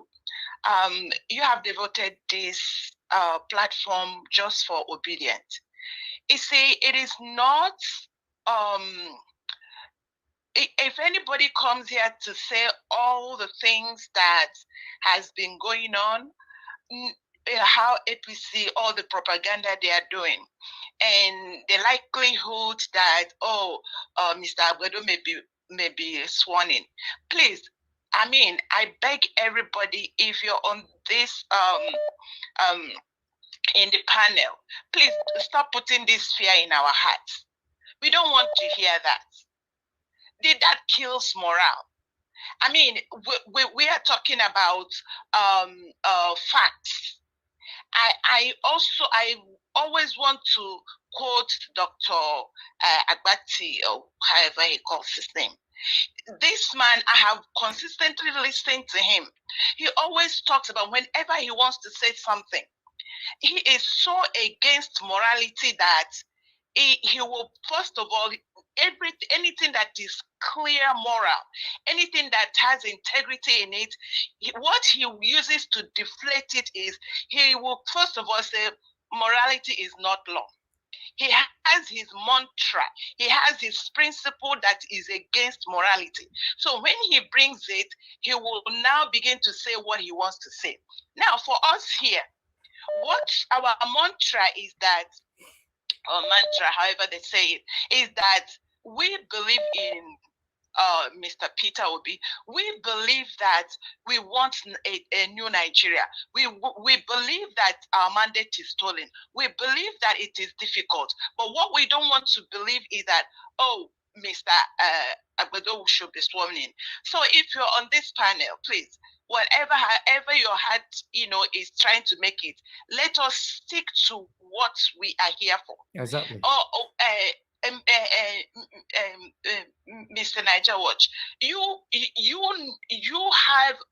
have what it takes to expand this platform, to expand your TV outlet, to make money, to or make it larger, but you're streamlining it to what we are believing in, that a new Nigeria, we want to get rid of all this iniquity that is going on. Who doesn't know what is going on in Nigeria? Is that not why we all are hurting? Is that not why everybody is crying? That there is too much wickedness in Nigeria, that we believe that maybe this is going to happen, that this will be the first time that now iniquity can no longer be the order of the day. So please, no matter how I know two people I have in mind, I'm saying this. Let us not begin to bring our spirits down. Thank you. Thank you. Thank you so much, madam. God bless you. Thank you. All right. Let me quickly pick another call right here. Thank you, Mr. Chris. Thanks for calling in. Good evening to you, sir. Please talk to us. Yeah, good evening. My name is Chris. I'm calling from Dublin. Can you hear me? Yes, go ahead, sir. We can hear you. Good evening to you, sir. Yeah, I'm Nigerian. I'm just listening to this program, and yeah, there's this kind of feeling that a lot of people are already giving in and getting tired of this move. But the Nigerian platform has been consistent in pursuing this case to ensure that this mandate comes to materialization. Yeah. When Nigeria, the only thing I want to tell you is that it is not just you that chose to support Obi and the Labour Party. It is a force that is bigger than all humans that has chosen you. And this force is only preparing you and this channel for something bigger. It's the third time I'm saying this. So keep doing what you are doing, even if you stand alone, as long as you are standing for the truth. Yeah. It's a force bigger than all of us, bigger than you, that is preparing you for something bigger than this. Thank you very much. Thank you very much. Thank you, sir. All right. One more call here. To be honest, I don't know why. Make una come out. We are close. We are close. We are very, very close. Get up and let's do this together. I talk calm. Good evening to you, madam. Thanks very much for calling in. Please talk to us. Yeah, thank you very much. I've been with you all this while. I've tried to join the panel, but you know how it's difficult. My name is Grisela. So and I've been listening to people that have been calling in, and a bit of negative or maybe downcasted. I just want to say, don't be downcasted, because Mr. Obi also knows, and he said it several times, that this is a system that has been so solid in Nigeria, and it's not going to be easy, to push them away. Yeah. This is why we have to fight. We cannot give up. Exactly. Even if it's, Mr. Obi said, I've said it several times, that even if it's sworn in, the fight goes on. You don't give up. I don't care if it's sworn in on 29th. No, we just need to keep fighting until we get what we want. This thing, they've been there for so long. They're not ready to let go. And we are not also going to let go. You understand? This is the reason. Forget about Wiki with whatever happened in Cross River. We all know how they get these people together. You know how they get them together. They give money to people, and the people will gather in the stadium. That's what they do. These people that were there also protect for Obi. So forget about all this nonsense that you're saying. That is not the true reality of what is happening. You understand? So let's just keep one faith and keep fighting and moving on. We cannot give up. Thank you so much. Thank you, Mrs. Thank you so much for what you're doing. Don't give up, okay? Thank you. I'm not giving up. No, never. After all the journey. Thank you. At all. Thank you. All God right. bless Thank you, you. madam. I'm with you guys. Thank here. you, Mrs. All Igini. right. God bless you. Hello. Yeah, good evening to you. Thanks very much, Mr. Henry. Thanks for calling in. Please talk to us. Mr. Elvis, good evening. Thank you. Good evening, everybody. sir. Yeah, go ahead. Yeah. You see, when people not sure, I sorry to use this word. I hate people with low spirit. Always not straightforward, not stable. You don't have this word believe. What you don't really know, you don't have this word to believe for what is right. No matter how Nobody forced you. Nobody forced me to support Obi. Obedient, because we want a better country, and we found out this is the best person among all. And that motivation, that spirit is inside everyone who believes in what is right and what is a better country. So no matter how people have this doubt, because some people in your parliament they are not sure. It's their opinion is that, but people should have some people should have that positive minded thinking. No matter how, because we said it before, it's not going to be easy. It's not going to be easy. You know, we believe we won this election. We believe, even though they inaugurate. Not we believe. We know we won it. Not believe. We won. Okay, let me change that. I take it back. Yes. We know we won. We know we won. Even though they mistake forcing, because I think wrong to make an announcement of the result, which is not right. They were still forced to put him there to put him as a president there. Well, at the end, we're going to be the president. We're going to have our president there. That's for sure. But when people come around to bring this solo doubting, like one program I went to one last week. Let's move on. The elections come and go. Let's move on. Then I asked this person. I said, "Will somebody come to your home, raid your home? Then you let this person come. They tell you come and move on without you waiting for justice." I don't believe in that. We won this election.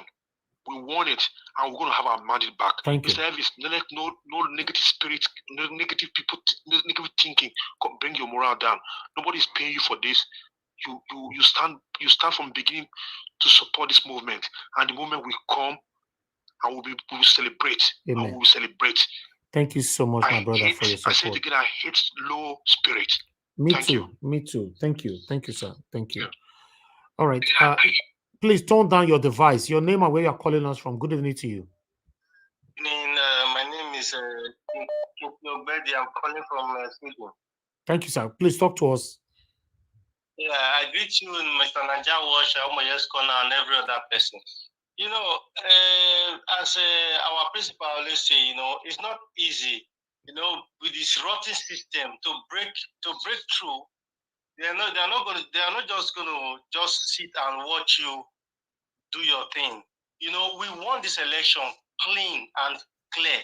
We won the election, and we must get our mandate back. What I want everybody to understand is this: the case is already in court, and the judicial system must do the needful. And I know by the grace of God, we'll get our mandate back. Forget all these things Wiki and every other their agents are doing. What they did is this: they paid these people to appear to make it look like, yes, Jagaban is this, is that. Forget. Thank you. I know a lot of people. I know because of everything that has been going on, their spirit tend to weak and stuff like that. Just forget that. But at the end of the day, victory is surely ours. I just want to encourage everybody to be steadfast, to keep up the hope, keep up their high spirits going. We will definitely smile at the end of the day. Mr. Naija Wash, I want to really thank you and encourage you more for all you've been doing. And everybody collectively, I believe we should be playing our part. That's the biggest problem. Biggest problem I'm seeing. We are not really playing our part. Because you are doing your own now. We're supposed to be doing our own collectively, so that at the end of the day, our efforts. My brother, sometimes I go beg for you, make people share, make they like. Share and like, no problem for you. Just to like, no problem. Share the message to go far. I go beg every day.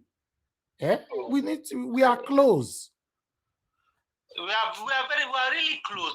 People, they are not seeing what I'm even saying. We are really close, honestly. We are really close. We should start doing look at Aisha now. She is really working hard. I see Aisha is working hard. You know, so if we are doing something every day, no matter how little it is, it will go far. It will really go far. I'm telling you. really go far. These people cannot win us. You Thank see, you. the judiciary, you see the judiciary now, they are afraid though. They must do the right thing. What is the right thing? The right thing is to give the rightful owner All his right. property. Let's move on. Thank you very much, my brother, for calling in. God bless you. Thank you, sir. No problem. Thank Yes, sir. you very much. Yes, sir. Thank you. Hello, good evening to you. Your name and where you're calling us from? Hello. Hello, good morning. Yeah, good morning, good evening, sir. Thank you very much. Where are you calling from? What's your name? Speak louder, sir. Please be audible. Okay, I am Afri Nation calling from India. Okay, go ahead. Talk to us. Yeah. Okay, first of all, I want to comment on the lady that called from Enugu. You know, there are sometimes if you want to bring in something that you conducted, you ask some people question and the way they respond is very low. Madam, next time you want to come up with something like this, come up with a video. Don't just come here and say something that will discourage people that have been in the system for a long time. And for the guy that called again and told you that he will have asked you to do your things and do your content, that's very insulting. It means that what you are doing for a long time is trying to let you know that there is no hope. From PDP, telling you that there is no hope, it's not possible. And people should stop saying that. We're in the cause. We're in the race. It's not easy. It's not going to be easy. So anybody coming here to bring in a negative impact or to give people a negative influence, that person should just stay away from this platform. This platform is for those that are confident, for those that know the road they are taking. They're taking their path to success. Success, yeah. It's not going to be easy, but the thing is consistent. Just keep it steady. And as for swearing in Tinubu, I'm now going to encourage myself that they can go ahead and swear in me. We know that once he goes there, he's going to use his power, use the power to manipulate anything. But I don't really see anything that will stop the inauguration. I'm not really seeing it. But do you think after this man is sworn in, do you think that judiciary can still can turn this around? We have the hope, and because we have the hope, that is why we are here. Anyway, I just hope, for me, I just hope the judiciary pass judgment before the 29th of May. That's my prayer. The reason why I say that I don't really see anything that is going to stop inauguration is because what are we going to do? Are you going to? For me, I believe the inauguration can still be stopped. Hello? I believe the inauguration can still be stopped, sir. Yes, that is what. In one part we believe. In the other part, we can also not. We should just leave it to God and see what happens before then. Till then, but okay. I believe what anything that's going to be is going to be. That is my belief. And for those saying the people in Nigeria are not doing anything, for me, I don't live in Nigeria, so I can see what they are passing through. I can see what they are going through. Nigeria is different from abroad. Whatever they do there, what are they going to do? If they come out in a mass to protest, we know what is going to happen. Thank you. Thank you, sir. The highest thing now is to go to social media. You see men on social media trying to cover up everything that they are saying. That is all people in Nigeria can do. If they come out to protest, we know what will happen. So people saying they are weak, they are staying in there is nothing they can do. If you come out or arrange a crowd to go to any office or go, they would do something different. Some people they can even send talks to disrupt the protest. Something else will happen. So as our principal said, keep calm.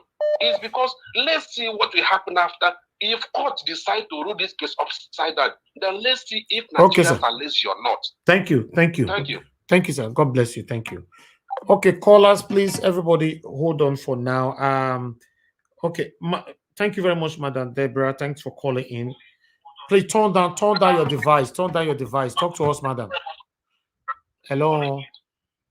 Hello. Hello, madam. Good evening to you. Please talk to us. Yeah, good evening, Nigeria. I just wanted to make a contribution Go to ahead. what is going on.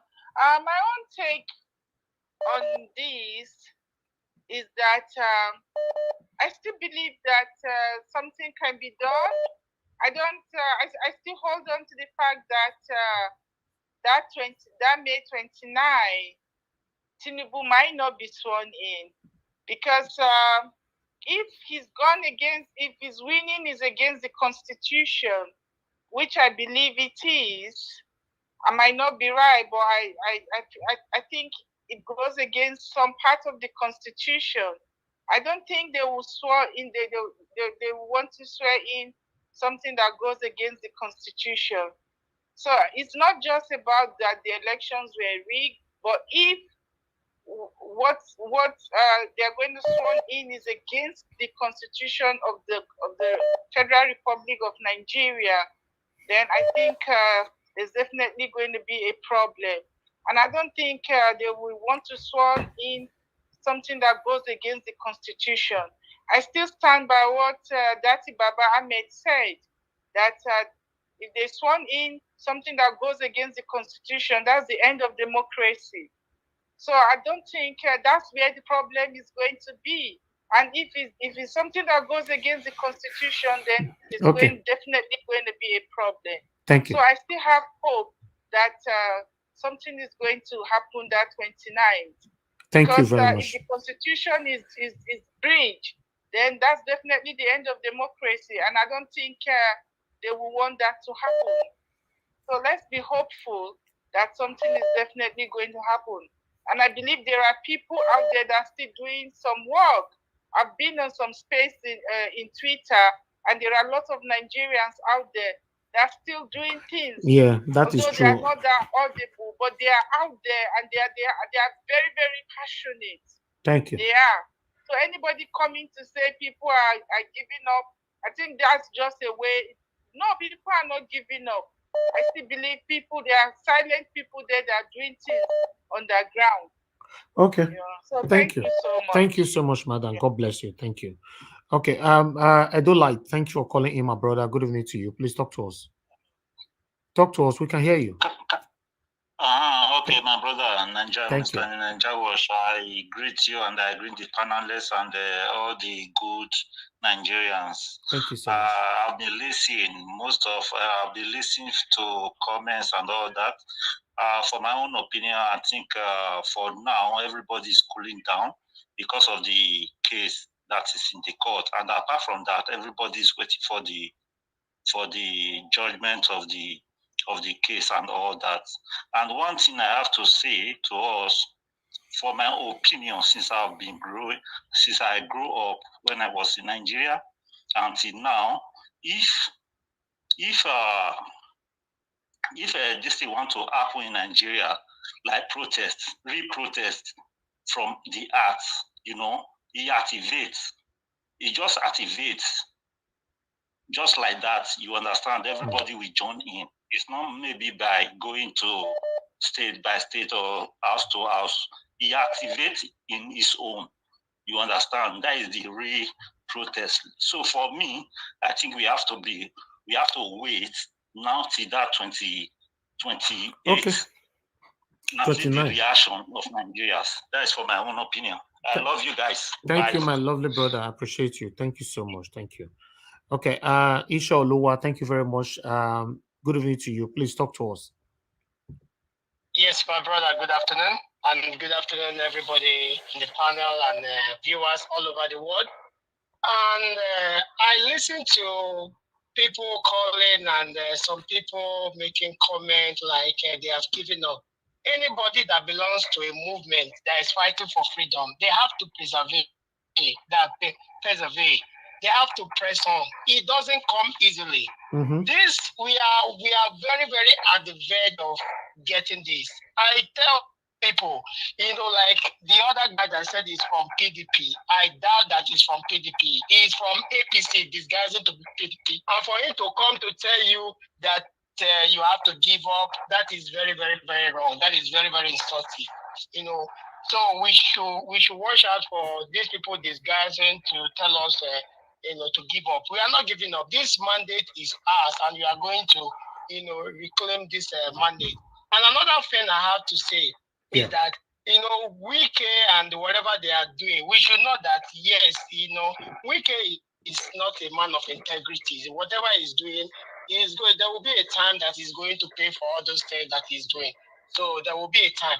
And I listened to another person that said that people have given up. No. He's in a wrong platform. If you meet real obedience, if you be in the platform that yes, this is obedient platform, you see that yes, we have millions of people that are still speaking. So it depends on where you are going to, where you are going to judge. Yes, keep on what you are doing, Elvis. We are very, very close. We are very, very close. We cannot give up. These people are very, very few.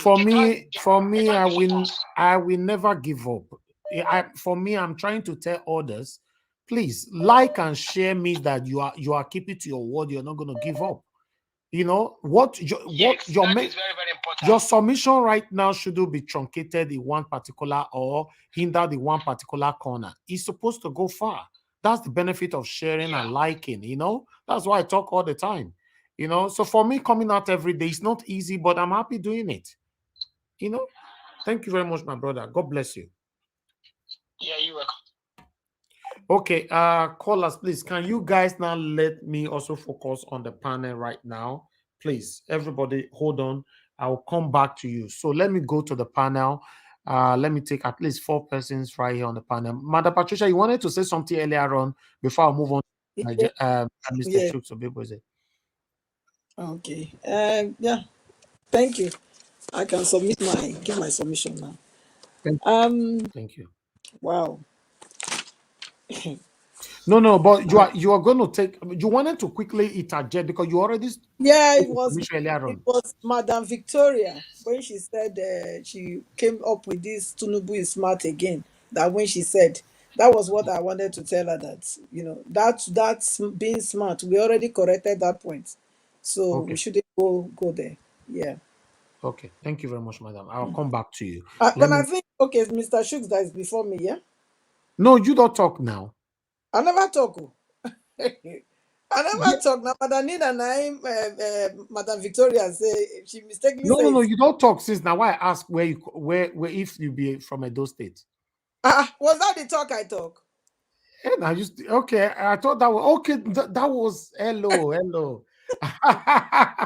Okay, that was hello. Okay, all right. No, then it's your turn now because you came first before the men. Yes, so I don't forget to my brain, Jesus. No, it's okay. I think it was Madam Victoria that thought. Yeah, when Madam Victoria. Now you talk and Madam Nena. Yes. Okay, go ahead, Madam. Thank you very much. Okay, thank you. Talk to us. Yeah. Yes. I think there's no need to dismay. There's no need to listen to people that are pessimists. We should keep the high spirit, of getting our mandate back. I believe that we have it, and it's not going to be. Let's wait till after before the end of the year. I believe that Tinubu will not be sworn in. There is nobody that will swear in Tinubu on that day, because it doesn't matter what they are planning. I know the lady, whether Madam Forever also said from Nigeria that they are planning and whatsoever. But we know that, yeah, man can plan, okay, but God disposes. You see, so that is what it is. I don't believe in any of these things that they are saying that people are giving up and that we should just move on and all this. I mean, that shows that you never really stood for anything, because if you stand for something, then you don't waver. It doesn't matter what you are seeing. It doesn't matter what you think your opponent are doing. You just keep doing what you are doing. That will take you to your dream desire, your end desire, your end goal. That is what you should be concerned about, not to be looking around, at what is happening around you. Focus on the subject matter. The subject matter here is that we are getting our mandate back.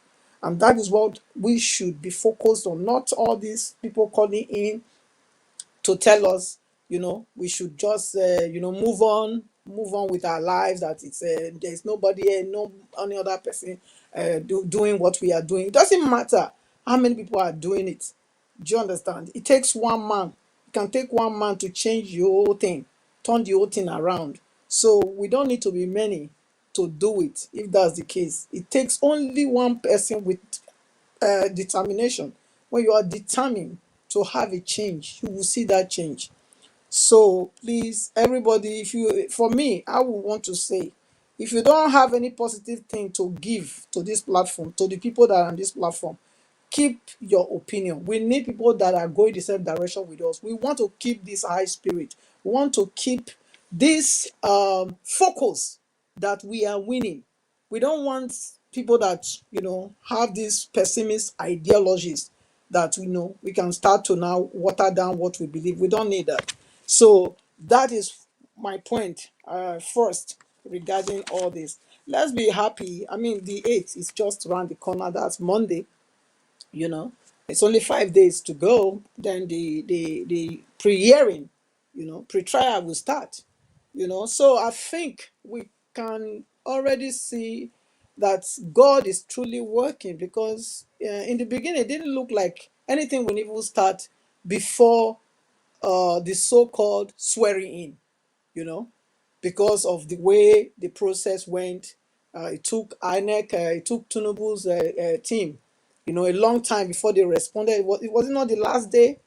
Was it not I think it was the last day that they responded, to the petition. So now the judiciary, they speed up the process to ensure that, they are starting the case on the 8th. I mean, they are pre-hearing the case. Then on the 10th, they are starting the case.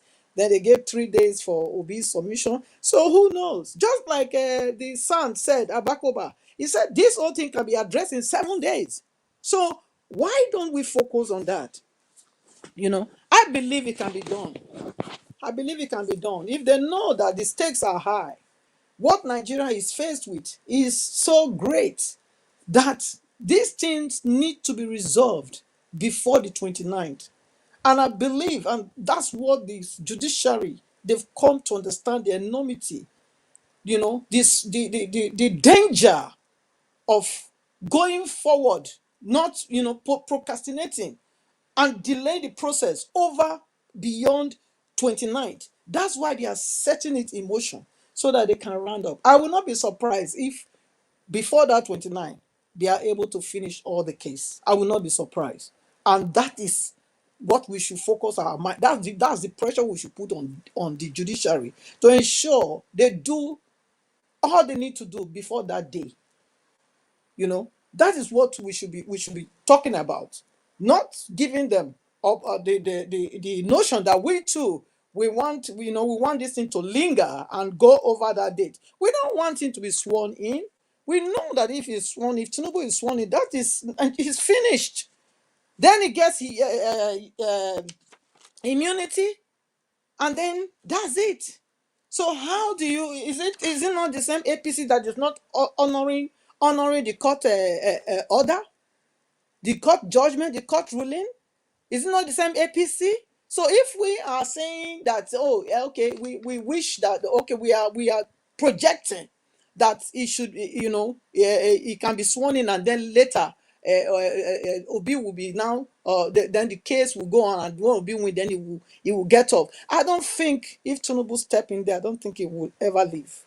I don't think so. So the best thing is for the judiciary to do the needful, so that we don't find ourselves in that nightmare and quagmire. Wiki is trying to. I mean, this is somebody that don't stand for anything now. He's calling. It was accusing people of being Seco Francie, but that's himself. He's being selfish, He's trying to. What he was doing is wanting to win Tinubu, get something from him. That's what he did. I mean, how can you say you are closing the old states, down because you are inviting Tinubu to come and inaugurate whatsoever, the bridge that you built. That doesn't make any sense. It doesn't make any sense. Why would he want to play politics with the lives of his people? You know, people live, we know how Nigeria is. People live from hand to mouth, for crying out loud. They go out every day to look for their daily bread. Now you've deprived them of that daily bread for today and probably even tomorrow again. And just because of your own selfish inspiration, because because what is it doing? Is to romance Tinubu so that maybe Tinubu can give him something, give him a position. That's what he's trying to do. He's using his citizens, his statesmen, his statesmen, to buy his way to the Tinubu's what they call regime. That is if he gets there, which he will never get there because he will not be sworn in. So Wiki can romance him as much as he wants. He knows what he will face when he also leaves the in few months to go. So he knows what is coming on him. Ruben Abati, I think I think, like I said, I think he has been bought because I've noticed he has changed. He has changed. It wasn't like that before. I mean, the team, the Arise team, there's a different atmosphere there now. It's not like before when they really like analyze and really bring out the matter the way it's supposed to be. I mean, how can he be saying that Shei what's it called? He's a private citizen. He's an individual citizen, and he has right to have such a building. He has right to buy what building he wants. Yeah, but for that amount, and if they are doing investigative journalism, the what they call it, the criminal case, the drug case in America about Tinubu, where he forfeited $460,000 US dollars.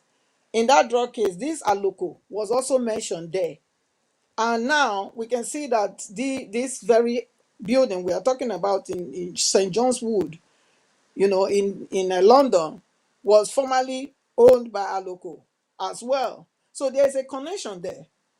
There's a connection. So why would he don't want to connect the dots?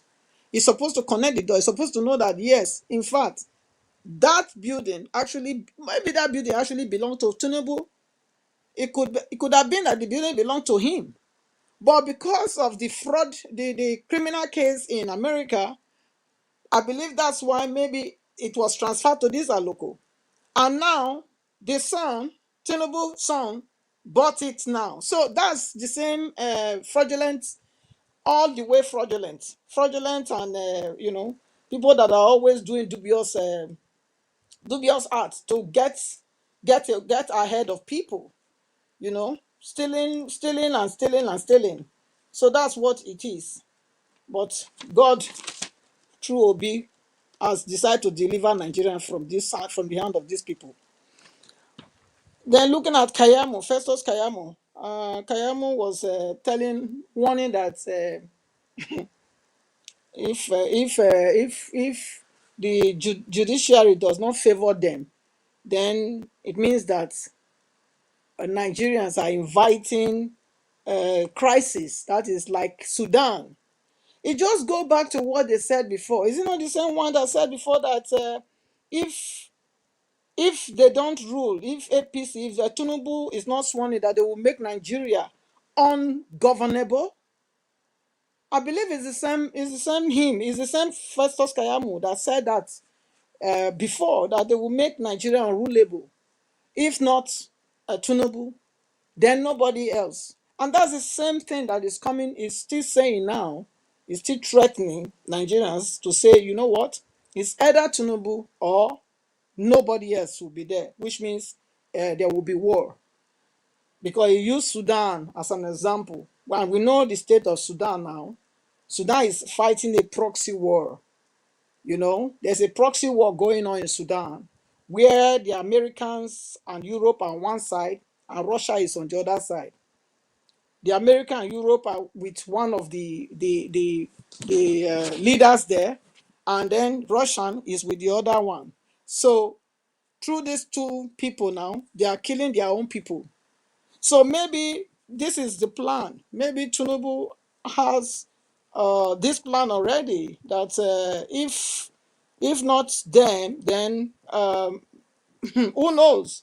Maybe he has a plan. Maybe he has a backing. Maybe he has some country that's going to come is going to come for him to fight Nigeria, to fight to kill Nigerians for him. You know, because I don't see why Kayamu would tell us that it will be like another Sudan. You know, and we know what is going on in Sudan. The war in Sudan is a proxy war. You know, but though is the Sudanese and other foreigners, other people that are living there that are suffering it now, but it actually the war is between the American together with Europe on one side and then Russia on the other side, fighting and killing All right. people in Please try Sudan. to round up. Thank you very much. So yeah, so the judiciary they should please, you know, do the needful. We are not nobody's intimidated them like Kayamu said, and we would want them to also televise it so that we too from diaspora can be a part of it. Thank you.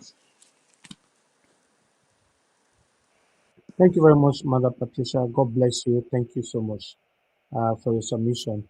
All right, before I call on the next person, I'd like to quickly acknowledge those of you that super chatted us. May God bless every one of you. Chris Owango, thank you very much for the super chat. Lady P, thank you so much for the super chat. Joy at J. Inkem, thank you very much for the super chat. Henry Gabriel, thanks for the super chat. I appreciate you. Chris Owango, thanks for the super chat. I appreciate you all. God bless every one of you, my people. Please continue to press on the like button and help us to share as we listen to the next person on the screen. Mr. Chuk Sobiboise, please talk to us. Thanks for your patience. Thank you, sir. Okay, Mr. Chooks, we lost you there. So sad. Okay, before you come back, I have to move on to the next person, which is to Niger. Thank you very much for joining us. Good evening to you, sir. Talk to us. Okay, Mr. Chooks is back. He Yeah, will can not you allow hear you to me? talk. Sorry. He will not allow you to talk. Mr. Chooks, Oh, go ahead, bad. sir. Thanks, man. Thank you, sir. Good evening once again, everyone. Yeah, it's so unfortunate that at this time we're still discussing Wiki. You know, someone said that we shouldn't even be giving him that relevance. You know, we know that you know the person he's with today is somebody that is in the news, so there's no way we can overlook him. But you know, other than that, I don't think Wiki has anything to offer Nigerians. You know, like the last speaker said, he's just trading the blood of his people. You know, and we know that is the major problem Southern politicians have. I'm saying it without missing a word. That is the biggest problem the Southern politicians have. The North might not be for their people, but at least you can see that they are saying, hey, that power supposed to be here, making a stand for their people. I'm not saying that is the right thing to do, but when it is the system and one side is doing it, the other side just, you know, trade their people for whatever, you know, bread they can, you know, they lay their hands upon. Wike, I don't know. I don't know how to describe him, you know, but it's not a surprise to many of us on this platform. You know, so many people have agitated, you know,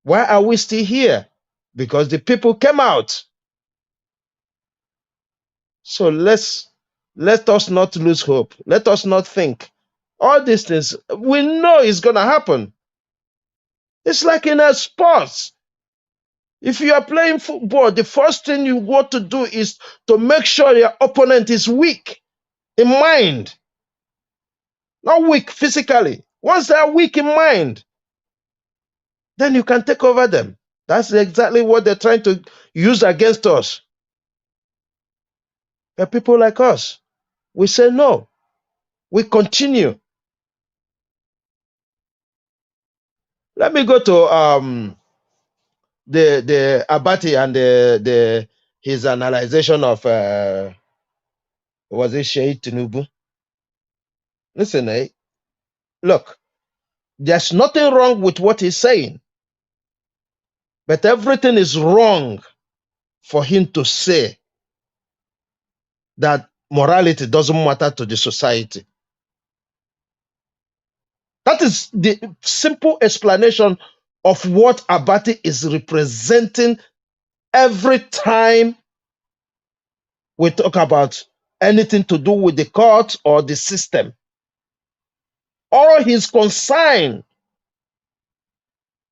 is that morality means nothing, absolutely nothing. He can debate me on that. He can debate me on that if he wants today. Because if he's telling me that morality doesn't mean anything, so why are we crying about Nigeria? Why are we crying about Nigeria if morality means nothing? Because Nigeria is like this, because Nigeria has lost morality. Nigeria as a country, we have individuals who still have morals. But Nigeria as a country. So I don't understand why he always think about that. And yet, he is telling us that he wants a better Nigeria. Who is fooling who there? He is a politician. He don't know. I watched him interview what's the name of this press secretary to Buhari.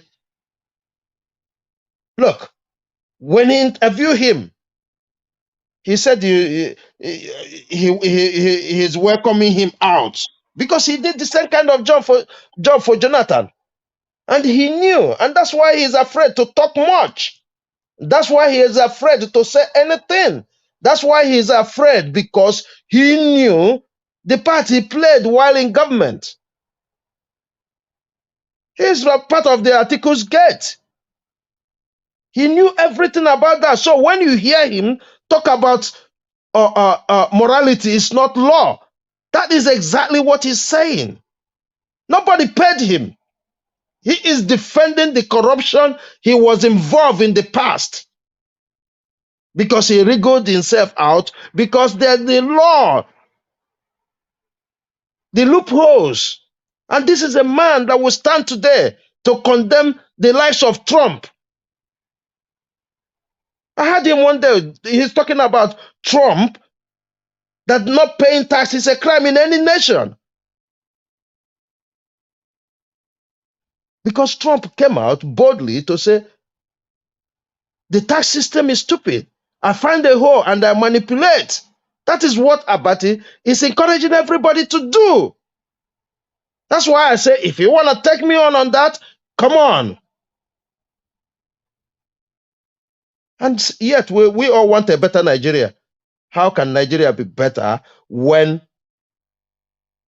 you only thing that matters to you is about the law? The law is not complete, and it will never, ever be complete. I yield here. Thank you. Thank you, Mr. Shooks. Thanks for your submission. God bless you, sir. All right. Before I call on the next person, because of time, I would like to quickly appreciate. I want to be Ferdinand. Thank you very much, sir, for the super chat. God bless you. I really do appreciate this. Thank you. All right, guys, continue to press on the like button and help us to share. Let's hear from more people here. Let me quickly move on now to Tunaja. Tunaja, please talk to us. Sir. Good evening to you once again. Yeah, greetings, Nigeria Watch. Greetings to everyone on the panel, the chat, and to the viewers. This matter of buying property that is under forfeiture is it may technically not be breaking the law, but it's technically stealing from the Nigerian state. Because if the Nigerian state wanted to seize a property that is worth, let's say, 50 million pounds or $50 million, and somebody goes there and buys off a property from it, what does that mean? Nigeria will lose $10 million worth of property. That technically that is stealing from the Nigerians' coffers, because Nigeria wouldn't have that property when the civil forfeiture, because the way it works is that when they issue this order, when it is closed, that's when you cannot buy the property anymore. So, but when they issue the order, between that period they issue the order, somebody goes in there. It's like saying, "Oh, we're about to. The government has put an order to bring this money back," and somebody goes there before the people go and shut the money and bring it back. Somebody goes and takes some money out of it. That's what's happening. That's what this guy just did. Legal. It might be legal to do it in some countries. I'm not even sure it's legal in Nigeria, but it is still taking money out of Nigeria's pocket. And this is the problem with our people. Somebody does something that is immoral. And the reason why he has access to this type of information, because he knows them. People that have access to power, they use their power to enrich themselves one way or the other. And that is what I have an issue with. And not to mention the fact that when he's acquiring this property, the value of the property will also be depreciated too. So even if they go after him and take the property back, the money he bought the property, because they have to refund him the money. So he got the property at a cheaper price, because when the property is under forfeiture, anybody that wants to buy it will know that the value of that property has to come down, because there's a risk associated with the property, because there could be court filings, there could be debts and all that stuff associated with the property. And that is very, very wrong for anybody to even think that that is anyway moral, not to mention this thing. It may not be illegal, but this is completely immoral behavior. This is the thing we're talking about. Everybody, just because it suits you. I don't know why Abati can say what he said. Just because he's suiting for whatever reason, he presents as if something bad is not happening. You know, like Tinubu said to Wiki, if you want to cash out or something like that, you have to lobby me. This culture of impunity where people just do as they please with the little resources that we have, and they don't even serve the country well. Look at the country we are in. These people are so proud of their great achievement. It's because I don't think they are looking at how other countries are. I don't even understand it. They are so full of themselves, thinking that they have accomplished a lot. They talk about how they did so well in Lagos. Lagos with a makoko in there, where children are washing in dirty water, reading and this in dirt and chemicals and everything all over the place. It's one of the worst sights you will see in this world. And they are proud. They have accomplished so much. And this is what makes it very, very heartbreaking, because in the context of Nigeria, there's so much to be done. There's so much potential for growth. And yet these so-called leaders that call themselves leaders, they've been sitting there doing mediocre things and claiming that they have done a lot for the country.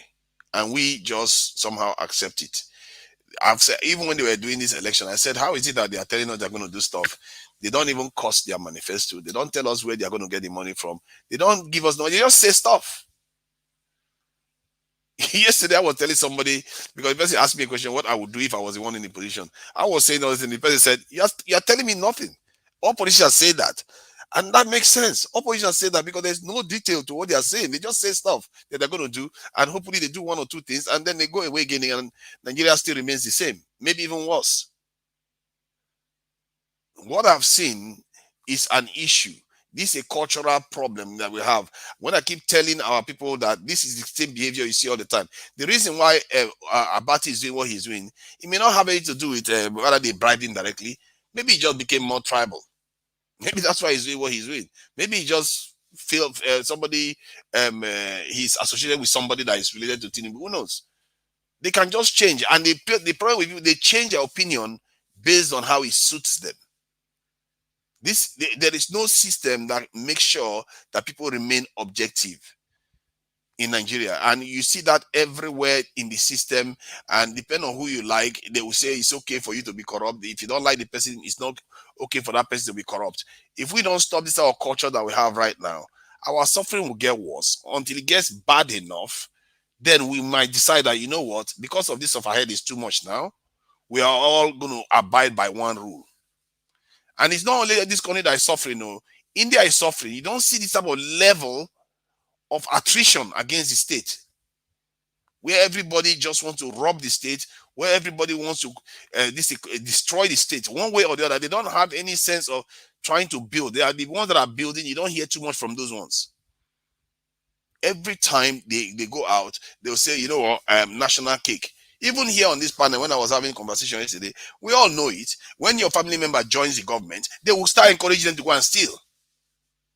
Almost every single member of the panel, their family member ends up in government. That's exactly what they're going to encourage them to go and do. Every single one, including mine. So how is the country going to get better? Until we figure out a way to solve that problem. Because when it's happening to your family, how do you solve it?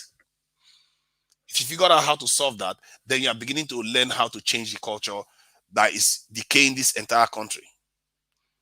For me, part of it is loyalty to number one, the Nigerian state itself, which is the greater good. If the Nigerian state is doing well, you are more likely to do better. Asking your family member to steal for your family may benefit you and your family, immediate family, but your overall extended family is probably going to suffer. Maybe your overall family is not going to suffer. Maybe even further down will suffer. The country will suffer further for it. And then it goes further to survive in this world. It's not just, these things are not without consequences. It's not just corruption, I make it or I don't make it. In the end, it's about survival. This world, every single experience you have is a sacred experience. A sacred experience that if you take it for granted, there's going to be a price to pay in the end. And the consequences of doing things wrong now is often magnified later on. All those simple mistakes, you think our forefathers decided to make one big mistake overnight? No, they didn't do that. It's individual little mistakes acquire and magnify over time, and here we are. A country with life expectancy of about 52, 53 years. In a world where most countries are well into the 70s. With all our natural resources, with all our individual brains, all our bravado and everything, that is what we've got. From Wiki to Tinubu to name them, this is what we have to show for it. That tells you that we are not doing something right. When Victoria says something about 9 million naira helping us, it's not 9 million naira. It's a good money to help, but it's not going to solve the problem of 200 million people. If our people don't put head together and start solving our problem ourselves, if we don't start being honest to each other that this stuff ahead is too much, we need to solve this problem ourselves.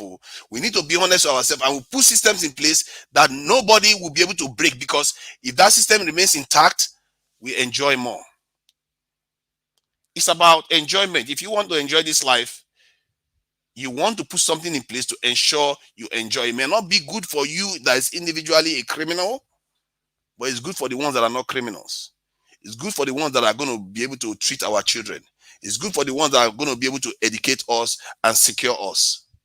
That is how you create a society that is like the ones most of us live in. It's not about your individual interest. I don't care if something, I've seen cases where something happened to me in Nigeria and I was cursing and cursing.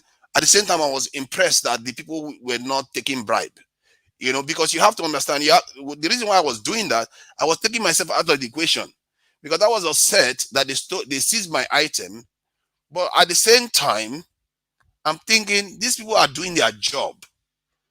And I was impressed that even they couldn't be bribed. That was me, it was happening to. So if it's happening to me to that point, I hope people learn that sometimes when something negative is happening to them, they should ask themselves, why is this happening? Is this for the greater good? If it's for the greater good, then take yourself out of the equation. Don't be selfish and doom the country just because you want to get your way or you want your family member to get their way. But maybe it's too much to ask. Maybe we've not suffered enough. Maybe that's why we are still where we are today. Until we realize that if we don't work together, if we don't put our own communities first, our nation first, we are not going to get out of this. When this stuff happened in Sudan, you didn't see them ask, oh, is this one, the Egyptians didn't care whether this one was from Hausa, whether this one from Igbo. All Nigerians were not allowed in. Ethiopians did the same thing to us. Everywhere we go, they are treating us like trash because we refuse to do the right thing by our own nation. Our own nation, you would think we live in a desert, we are in a poor country. We are in one of the richest land in the world, one of the most assured land in the world too. This is one of the richest spots on the very continent of Africa itself. This Nigeria we sit on is the most densely populated region on the African continent. We one of the most fertile on the African continent. We have everything we need here. We have a big continent at our disposal. And what have we done with it? We just backbiting each other and cheating on each other, siphoning money that belongs to the state. And when you are signing, when they carry out, they tell you to go and vote, you go and manipulate the vote to suit one individual, like the way Wiki did. This type of behavior, and the reason why Wiki is doing this, I don't think it's because of justice. So people say it's because he wanted the South to become governor. But I believe that this is personal to him. That's how selfish our leaders are. It has nothing to do with having a Southern governor. Because somebody said there's a case Wiki is involved in that everybody in that case has already been convicted. The only reason why he has not been convicted is because he's a governor. And he wields the power of governorship in such a devastating way. It's one thing, yes, fine. He did some work. We have to grant him that. He did some good work in River State. And he also calls out for accountability, which I also find very, very good as a good quality to have. We can say whatever we like. When we see something positive, we have to call it for what it is. But I also think that he's abusing the power that he has got for just one official or this is the leader to be coming to River State and to ask everybody to quit business. One business day you shut it down because you want somebody to come to the country, your state. What is that all about? That is abuse of power. It's total abuse of power. You can't shut economic activity down because you are having a visitor coming to your state. He's not even president. That Wiki has abused his power beyond the limits. It's one thing to will power, to get your state to be good and to get your people to toe the line in terms of development in the state. It's another thing to wield it to corrupt an election result and to placate your cronies. This is cronyism at its worst. And Tinubu comes along and says, come and lobby me if you want to cash out. I really dislike that term. Cash out. You know what cash out means? You get money and you leave. It's like that's what they are doing to the entire country. Everybody's cashing out, and the ones that are not cashing out are Jacques Barren. And every time they run to this in the Igbo country. The countries, how cost can you be? How cost can you be? How much more cost can a human being be when the people that enslaved and colonized their own forefathers, those are the people they run to constantly, like babies. I don't know what to tell our people because this is just crazy. They run there constantly to go and buy houses there. The money that can be spent in Nigeria, they go and spend it in another man's country, and they are proud of it. How lost can you be? How lost are these people? The money that should be spent in your country, we are spending. These leaders and elites and even our own people are investing so much money in foreign countries. So much. And we say we are poor. The little we have, we go and put it there and help them grow their economy. And the ones we are not putting our money directly into, you know what, we take ourselves, jack ourselves there, go and serve them even more. And then we send trinkets home in form of remittance, and we are proud that we've done. We are killing our entire legacy. We are killing our entire heritage slowly before our eyes. That's what is going on. And not those people that think that there is hope for them wherever they are going to. You will never replace the people there. They are the ones in control. They are in control of the genetic flow. They are in control of the culture. Whatever you think you have there is going to last 1, 2, 5, 10 generations, depending on what they decide to do with you. And that is the worst case, because they can decide whatever they want to do with you when you run away and make yourself a slave for other people. There's a reason why people defend their heritage to the death. There's a reason why all parts of the world, if you look at them, they fight to the death, to the extreme, to defend their heritage, because they understand the consequences. That's one of the things people fight most about. You want to take their land from them, God help you. You want to make them slave, God help you. You're going to fight. They're going to fight you and fight you and fight you. But we don't fight. We've given up. We've gone to sleep. Our leader just go and rest their head there. And I heard this in the. Let me go to this Galadima guy. I don't think you mentioned it today. I was very furious with him because I was watching him on TV today. Galadima is associated with the Kwankwaso. He actually stated that if Kwankwaso had put his case forward against INEC, that they would have cancelled the election, because clearly Kwankwaso's details didn't show up in the election ballots, that his name were not shown in the election, it wasn't printed out, and because of that they lost a lot of votes because the voters didn't know whom he was. That if they had made that case, they would have won it hands and they would have cancelled the election.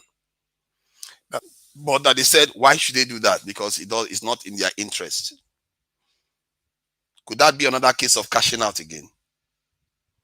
This man, after he talked about integrity and all the rest of it, he is so proud that he was staying next door to Buhari in Mecca. Hell, he stays next door to Buhari in Mecca and talks about how proud he is that he can travel all the world. You see, that's at the core of what is wrong with our entire society. These leaders keep setting bad examples, and our top women keep wearing fake other people's hair. There is something seriously wrong with the way our elites think. They don't think about their own heritage. To be fair, they do try. I see, I'm not blind. You know, they wear their shokoto and everything and go to the House of Congress and all, National Assembly. They do some of all those things. But at the top, the most important part, who cares whether you wear suit, as long as you secure your heritage. At the top, most important part of it, they give up everything. They give all our money they give to them. I don't think they even need to threaten them anymore to give up our secrets to foreigners, because they just go there and report directly to them. Yes, sir. Can you tell us what to do to our people now? That is the entire attitude. And people need to be seeing this and start changing their tactics with our leaders. First, I keep saying it, you need to stop them from going overseas the way they are going. You need to let them know that this is wrong. This is not normal. This is not normal behavior. Your leaders cannot be seeing foreign lands as nirvana, as the place they need to go and rest. Only slaves do that. Only slaves do that. You have to start stopping them from going on this foreign, so-called health tourism. All these say they want to go and have a meeting overseas. Why are you not having a meeting in your country? Because you don't feel safe in your country, because you didn't secure us, or because your masters are the ones that you are serving? We really need to start questioning them, because the culture starts from inside our house, where we are not loyal to our nation, where we are every one of us, everybody in our family wants us to go and steal from the center. Then it spreads out from us not asking our leaders to do the right thing by our nation first.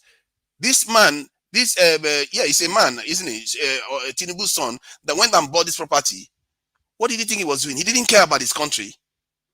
His country want to recover money that is probably stolen from the country. We are talking about the $1.5 billion fraud here, where somebody was giving privileges to their cronies. They were taking Nigeria's oil without paying for it. Buhari is going after them. Then he goes and takes some money, go and buy some of the property. And Victoria here, you're talking about that is flipping. It's not flipping. That is not flipping. That is just downright theft from the national coffers. We are talking about how we want to find out where all the people that are stealing our natural our oil. Wasn't not one of the reasons I was querying Buhari the other day, say that if he tells us who is stealing our oil, we will know. I will be happy to know that.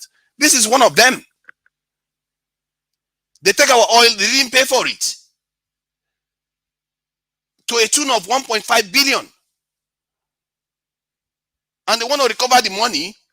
Then he goes in there and buys some of the property involved.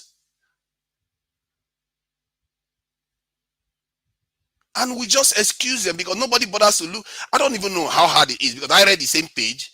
So people don't even read properly to see what is actually going on in in the case, actually, that this is wrong. We see theft, we can't even recognize it anymore. I don't know what to say to Nigerians, but that's why I keep telling us, I urge us to think carefully and be honest with ourselves. Because if we don't do something right by our nation, don't complain when things keep going wrong. Don't complain when our country's national budget is about 100 times smaller than a country that is 4 times smaller than Nigeria in population. It's ridiculous. That is an astounding level of incompetence. That is monumental. And I don't think in this world, if our population survive 100 years, they will be shocked at the level of incompetence we exhibited.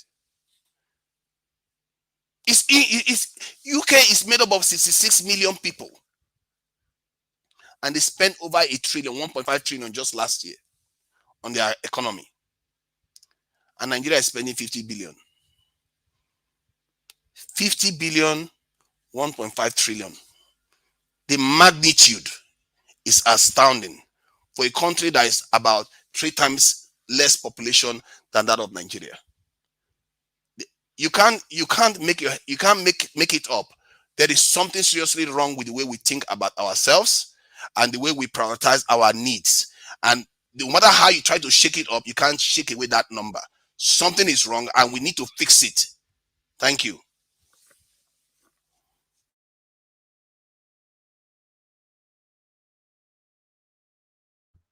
Thank you to Naija. Thanks for your submission. Okay, let me hear from the next person here now, which is Mr. Prince. Mr. Prince, are you there? Yes, Elvis, I am here. I have been patiently waiting. Yes, I didn't give anybody time, and that's why. My apology. Okay.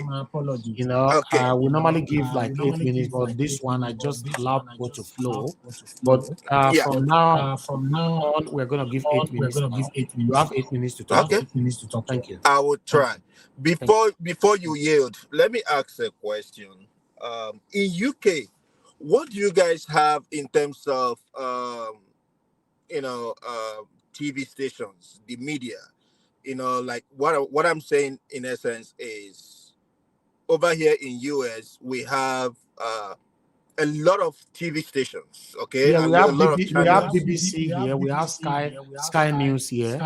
These are the major Okay. ones here. Okay, and then in those, We we also have have like ITV. okay, in those we particularly have two with two ideology. One is Republican and one is Democrat. When I Okay. talk about that, I'm talking about MSNBC being Democrat and Fox News being Republican. In essence, why I brought all these things is I'm trying to quantify that between channels and Arise. I don't know who watch channels these days. For me, channel TV is a dead on arrival thing to me. Why do I say that? Because it looks like either the the hosts or the presenters are kind of like afraid of asking questions, and they tend to they when you look at them, they are one-sided, and that's that. um Let me pick up an issue first with that of Abati. uh my people always say this: when you are in a boat and then all of a sudden you start seeing the boat sink, if you don't know how the water is getting in, you're not gonna know how you're gonna take the water out of the boat. It will end up sinking. If we all know about the history of Reuben Abati used to be a special assistant to Jonathan. And then the election, in 2015 happened. And during that election, it was very much there that he collected about, is it 500 million or is it 500 million for the journalists, whatever, entertaining the journalists. That right there is corruption. But nobody said anything. And then I was watching, and few weeks ago, when he was interviewing Smart Adeyemi, at the end of it, Smart says something. Oh, Abati, remember you are Jagaban's boy. You need to come back. We need you back. And all that kind of a thing. When you add 1+1 in all these things that I've just said, you will see where, I don't know, where you can place Reuben Abati. Now, for him to say that whatever Sheyi did is, it's a question of moral or whatever. Who cares about it? First, let me even, I don't know if most people on this panel read this, because this is from Bloomberg, and this was done with the help of David Hundeyin, of which they really did an investigation. That house we're talking about and all that stuff. First, if a house is to be seized, and then all of a sudden, the person who has the case, who they claim to be missing, is nowhere to be found, all of a sudden started defaulting on his on the payment, because the actual person that actually owned that house is Desiani, that actually owned that house. And then when he started defaulting, the bank, which is a Dutch bank, now started proposing to foreclose on the house. And then she, out of nowhere, came out with the 11 million dollars. Notwithstanding that, there is also a trace of some money being paid into an account. There is this this stuff they call the Shell account. Shell account is not, I'm not talking about Shell oil. Shell account is kind of like a cell, which all these money launderers use in laundering things. They just come up with one fictitious company, and then you gonna be you be a CEO. However, they will not be using your name. They will be using the name, somebody's name, and that the name they actually use for that company is being traced to Boyega Adetola. the immediate past governor of Osun State, who happens to be a cousin to Tinubu, and some money was being wired from Alpha Belta to that account of that shell company, from where Sheyi got the money, some of the money he added in order to, to purchase that house. Apart from that, in US there is something they call inside trading, insider trading, or trading, or whatever it is. It means that as a Congress people, there's always stuff that's kind of like how would I put it? Kind of like the intelligence people always give them some kind of like briefing and all that stuff. And when they give them all that, from the stock market to main intelligence and all that stuff, they all have briefings on that kind of a thing. My question is, if Sheyi just came up all of a sudden and then bought that house, that means somebody must have, come up, somebody in Congress, which likely, which looks likely like the speaker, Gbajabiamila. I'm not saying he's the one, but definitely those are the people that get all those high class briefings. So somebody from EFCC must have informed them, oh, this house, we're about to foreclose it, we're about to take it over and that kind of a thing. There's about to be judgment and all that. And then they said, okay, this guy default on this. This is a guy they never saw. They claiming that he's a fugitive.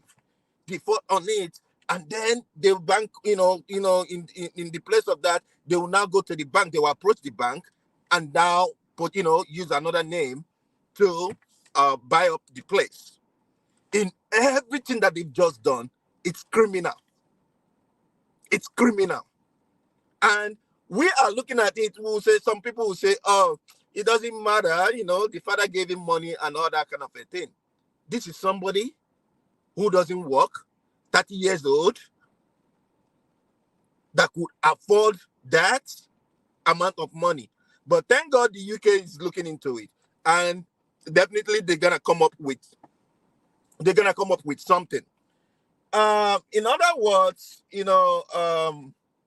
let me not dwell much on, when people start talking about the movement, and some people are saying, oh, so, people are not active anymore, people are not speaking up anymore. I don't know. As for me, I have different platforms that I get my information from, and I have, a way of participating. The only thing I wouldn't like is, it wouldn't be fair to you, to dwell on violence. Violence never gets anybody anywhere. For Wiki, for me, he's just irrelevant. I don't even want to talk about him, because All even right, if you thank look you. at if you look at the video today, you see the caliber of people that went there. They're all criminals, so they all dying together. Mr. Evans, I only yield just for the sake of fairness, but I was here when some people got 18 minutes and above, but I will Yeah, yield. Thank you. I understand, sir. But in case you're not done, but that's fine. You can continue.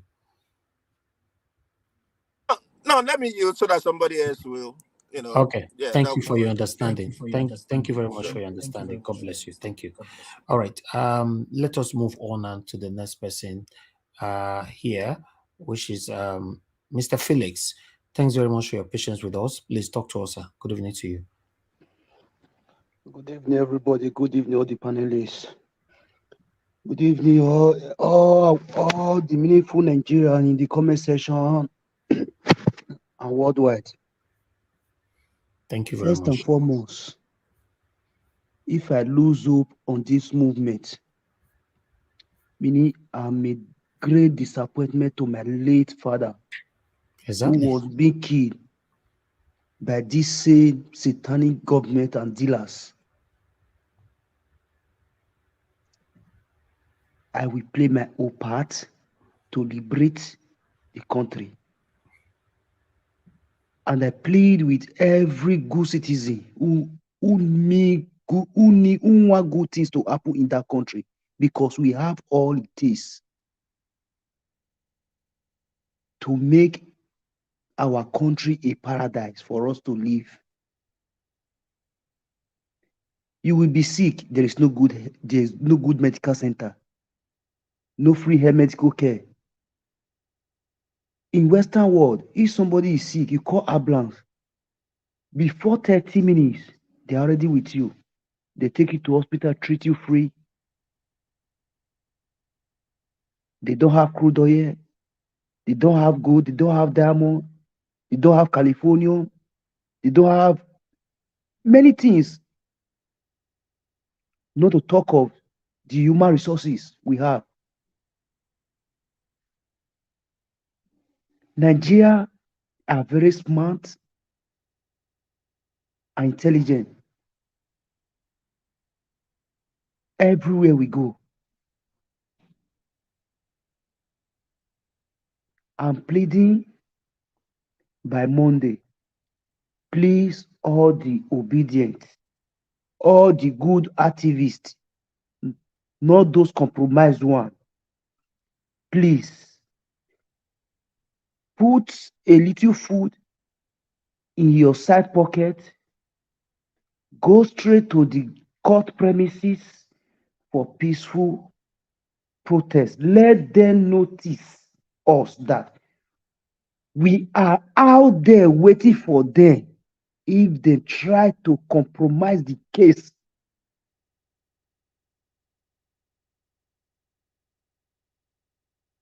we don't mean no harm to them. They should please do the rightful things. Otherwise, everybody have his or her own 5 minutes madness.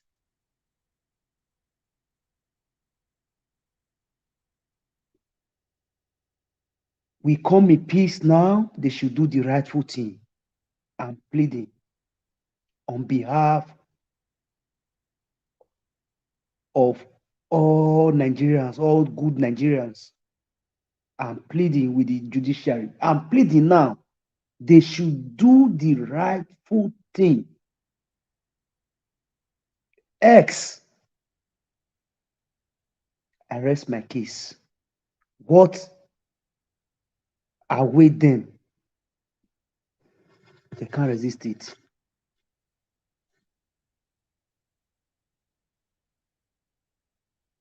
That's all I have to say for now. Thank you.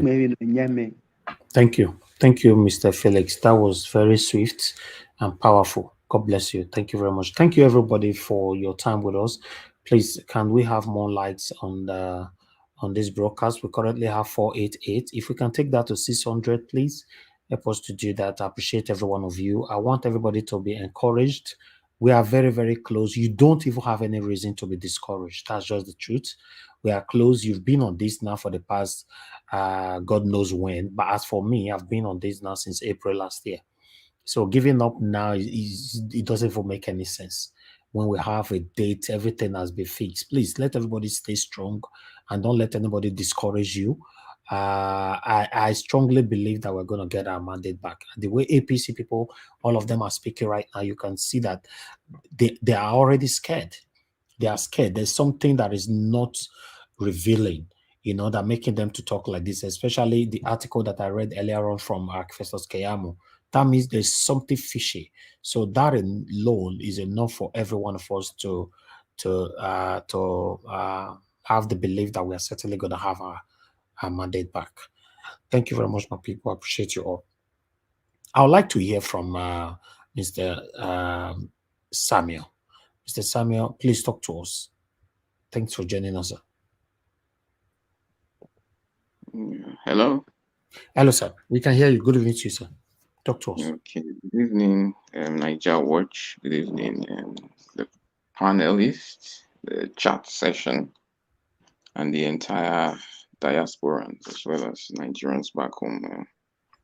I want to talk about the Nigerian judiciary and the stolen mandate, and then our constitution legalization of unconstitutional process.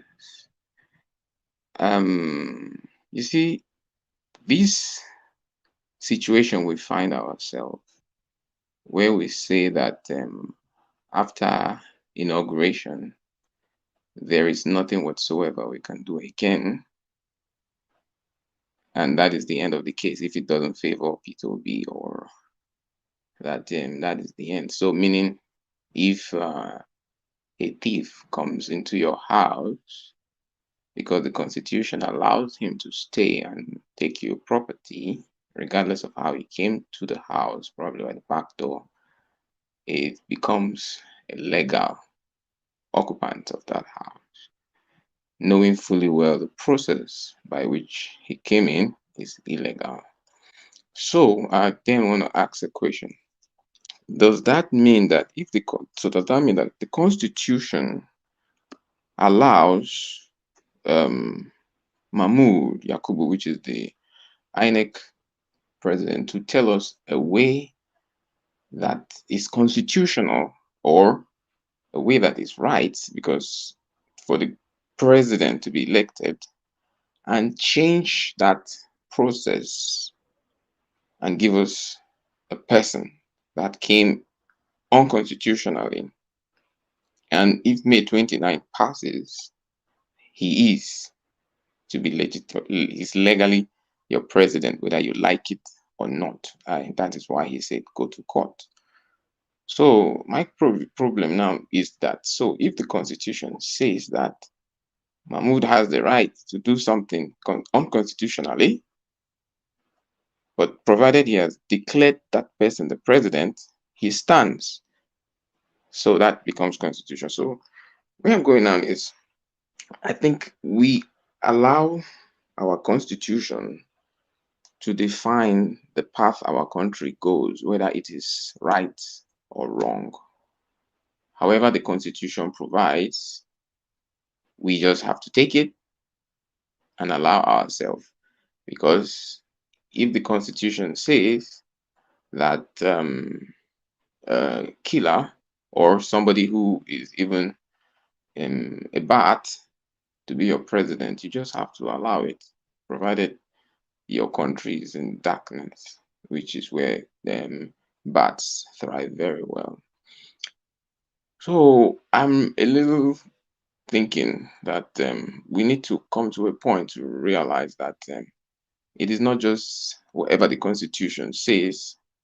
That means it has to be accepted, even if it is telling you to swallow a poison, which you know is going to kill you. And because it is what the Constitution says and how the Constitution came to be, we just accept it that way. Well, if that is what it is, we have to also know that we also have a moral constitutional provision to question the moral basis of Constitution provisions that is given to us. Because you cannot say that I should allow something that is going to kill me in the name of Constitution, knowing fully well that the process that brought such a person is not right. There's one key point: you will always know that something is going to be very dangerous to you. If that thing does not respect order, does not respect the way it ought to be. If something, that is one way you know that, look, Nigerians, are you saying that you want to accept somebody whose background is not known? Everything about him is not known. A process now that brings him into power is so criminal. People that do not want things done in clean ways are the people that have been ruling us for so many years, keeping us in enslavement. Look at our we are not safe on the road. There's a lot of kidnapping in the country. People are being killed for their religious belief. I don't know if Nigerians are okay with that. It seems that Nigerians want to say for political reasons, it is okay for the blood of Nigerians to be spilled by people who came into power without constitutional means, but legalized by constitutional means also to be in power and continue the thing you are complaining about, and then you accept it because the judiciary now says that is it. But the thing is, at this point in time, Nigeria needs to know exactly what it wants. Is it to accept the death trap that is clearly given to you because a thief only comes through illegal means, legitimized by illegal constitutional provisions?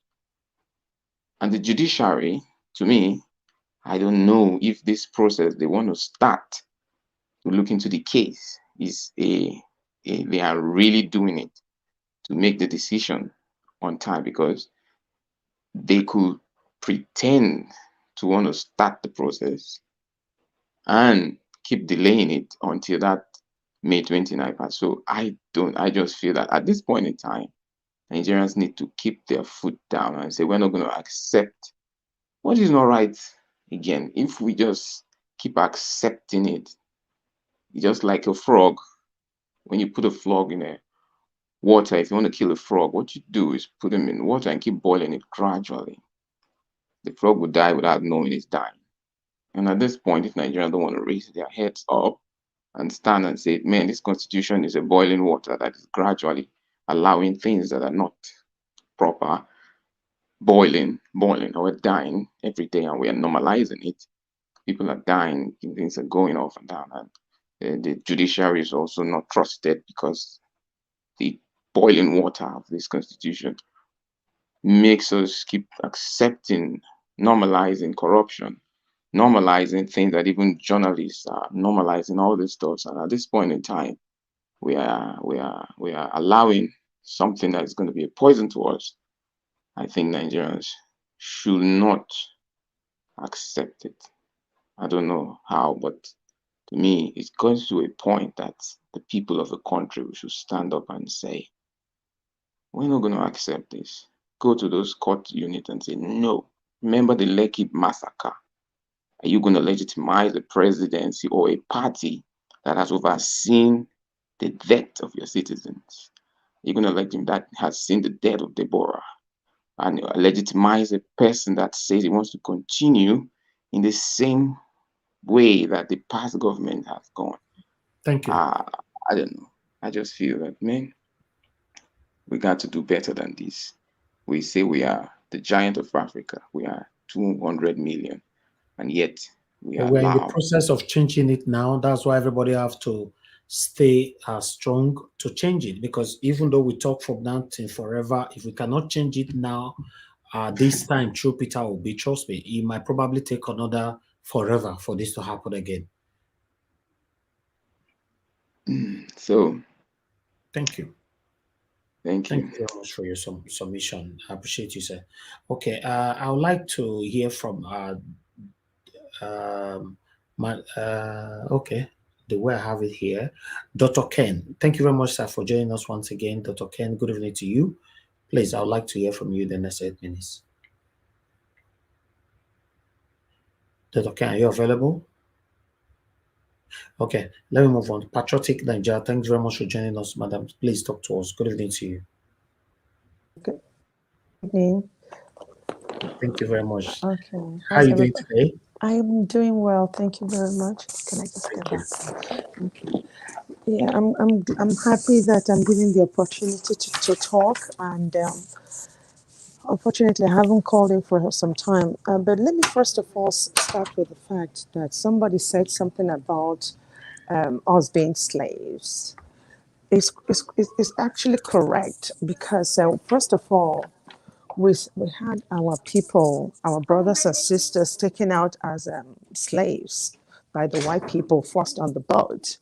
But now They are enslaving us. How are they enslaving us? By having bad leaders over us. They encourage those bad leaders, and they would betide us if we should try to get somebody good, somebody like Peter Obi, to try to salvage the people. When I say people, they're outside of the shores of Nigeria. They will do any and everything to make sure that they frustrate the efforts. Now, it is up to us to actually see what's going on, understand, use our senses to say to ourselves, we can't continue like this. Those people have only their interest at heart. We need to get it right this time. I understand what you just said, Oga, Niger TV, that we need to get it right. It is now or never. Yeah. It is now or never. Now, I am also in another platform whereby there's a demonstration, and we also, with another lady, we are nominated to write a letter together with the Pan-African people. I mean, NADECA, I'm sorry, NADECA, to the to Hague in Switzerland. And that's one. And then also coordinate with this NADECA people. Now, the whole thing, I tell you, my brothers and sisters, if you put a Nigerian, both Yoruba, Hausa, Igbo, Efik, Ibibio, it doesn't matter, together without any foreign influence, we'll get along. We live outside of the country. Come and see how we call each other brother, sister. Then we have a common enemy. But when we live amongst ourselves, because of that colonial mentality, we now have to kill ourselves. And I don't even want to use that word. We now try to frustrate ourselves financially, mentally, psychologically, just to get ahead. And what happens is that you see the people who are enjoying this, they stay back and enjoy it. So if we can start educating our minds, educating the next person, hey, I'm not your enemy. We're all in this together. We need to start educating our people to stop giving accolades to these thieves. You see, we're outside of the country. You hear one person will say, oh, one senator is coming. Come and see how our people clamor over this person and give them unnecessary accolade that they don't deserve. So we need to stop. My mentor, when he was alive, the former Attorney General of Nigeria, told me that we need to start giving awards to people, farmers, artisans, street traders, people who do the right thing, and not people who have siphoned and taken all our money. So if we can start just revolutionize our minds to know that you are who you are, not because you have stolen. I'm going to give you respect, not because you have stolen. You are respected not because you've stolen, but because of the spirit of patriotism, because you've given it all you've got to see Nigeria become better. Now, with regards to Wiki, somebody was saying something to the fact that, they're giving him an excuse that he wanted to see a southern president.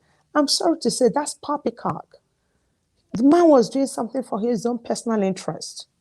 If he wanted to see a southern president, how come he frustrated the efforts of Peter Obi when Peter Obi was in PDP? He was the one that fought Peter Obi so that Peter Obi will not be nominated. So please, let us call a spade a spade. Now, the thing is, how do we move on? It's good that we keep the hope alive. It's good we're talking, but I believe in action. I believe in going and doing things. We're doing demonstrations. I've written to my senator. I've written to the House of Representatives. I'm getting some people involved. We need to keep up. We just can't say, oh, well, like a laissez-faire attitude, it is what it is. We can't. For the sake of posterity, like the man that spoke, generation upon generation that spoke before, he said, we can't just allow this to go, to continue like this, because generation upon generation is going to come back to bite us. So please, my brothers and sisters, let us not go back and say, oh, it's business as usual. I'm tired. What can I do? Yes, you can do something. When Rosa Parks stood up, refused to stand up and the boss, she did something. What can you do? Are you going to hear somebody say, oh, he has won the election, just leave him now? No, we can't. That's wrong.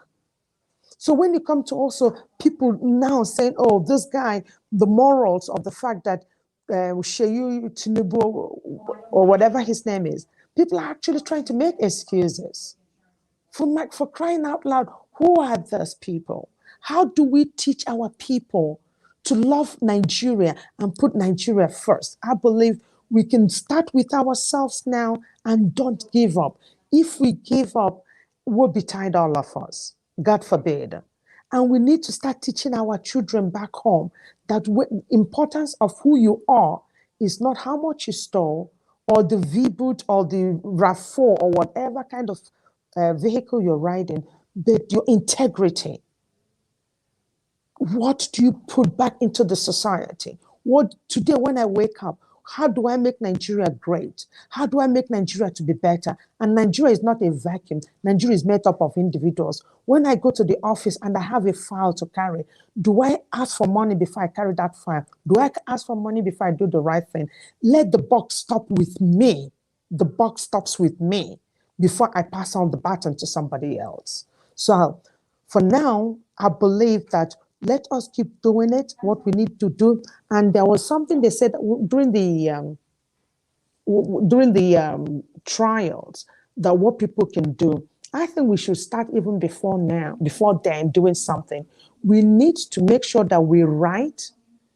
If there's an threat to or get involved with the Nigerian Bar Association, tell them to go ahead and write a letter of plea letter or letters to all the judges, asking them to save Nigeria.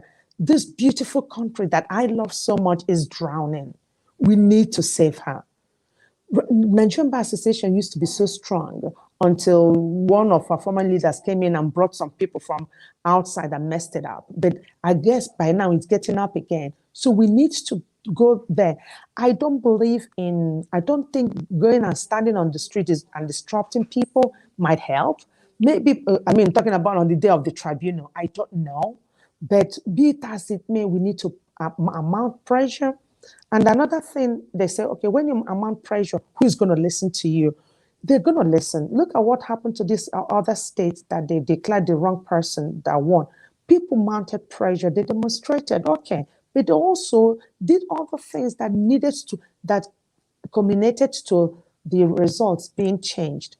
So in as much as we say, okay, let us play it safe, but we also have to follow it with action. And I also believe in the power of prayers. I'm not shy to say that. I won't shy away from that. So please, my brothers and sisters, let's keep hope alive.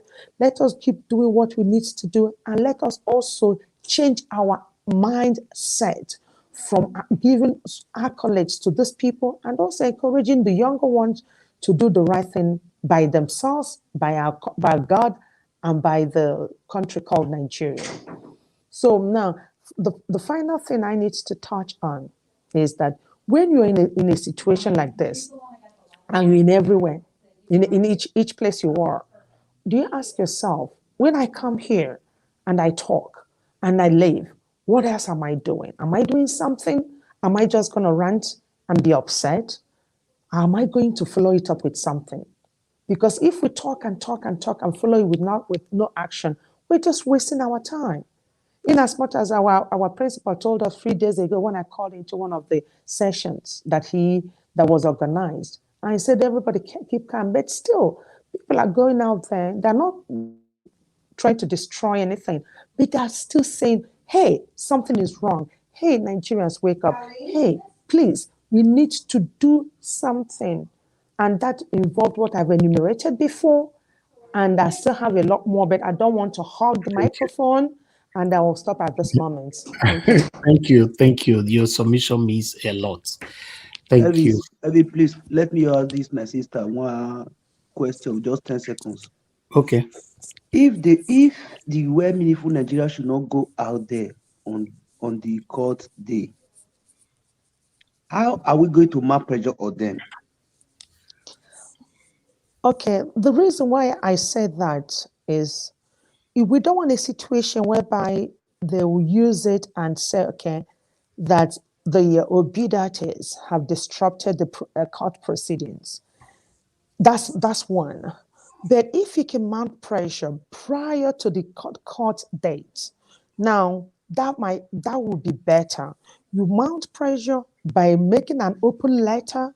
The Nigerian Bar My Association. sister, they don't read letter. Okay. When they see the crowd out there, it's pressure enough. Okay, but they don't read letter. Okay, I understand. Prayer is good to be out there, but what I'm saying, I don't want it to create, there will be what they call unintended consequences. We might be intending it to have pressure on them, but I would like a situation whereby the lawyers will look into it and say, okay, would they say it as to say you're disrupting the proceedings and then use it against him? I don't know. But if they could do it and do it peacefully, then that's fine. There was a video that was going about, somebody saying something about let these judges publish their bank statements. Let us know who they are.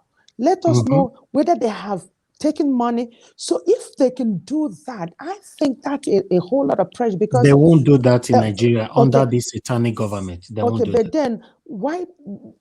There are so many ways of getting somebody to do something. But if they want to do the mountain or going on demonstration, like my friend said, my brother said, without having dire consequences to Obidati's case, then if the Obidati thing is okay, that's okay.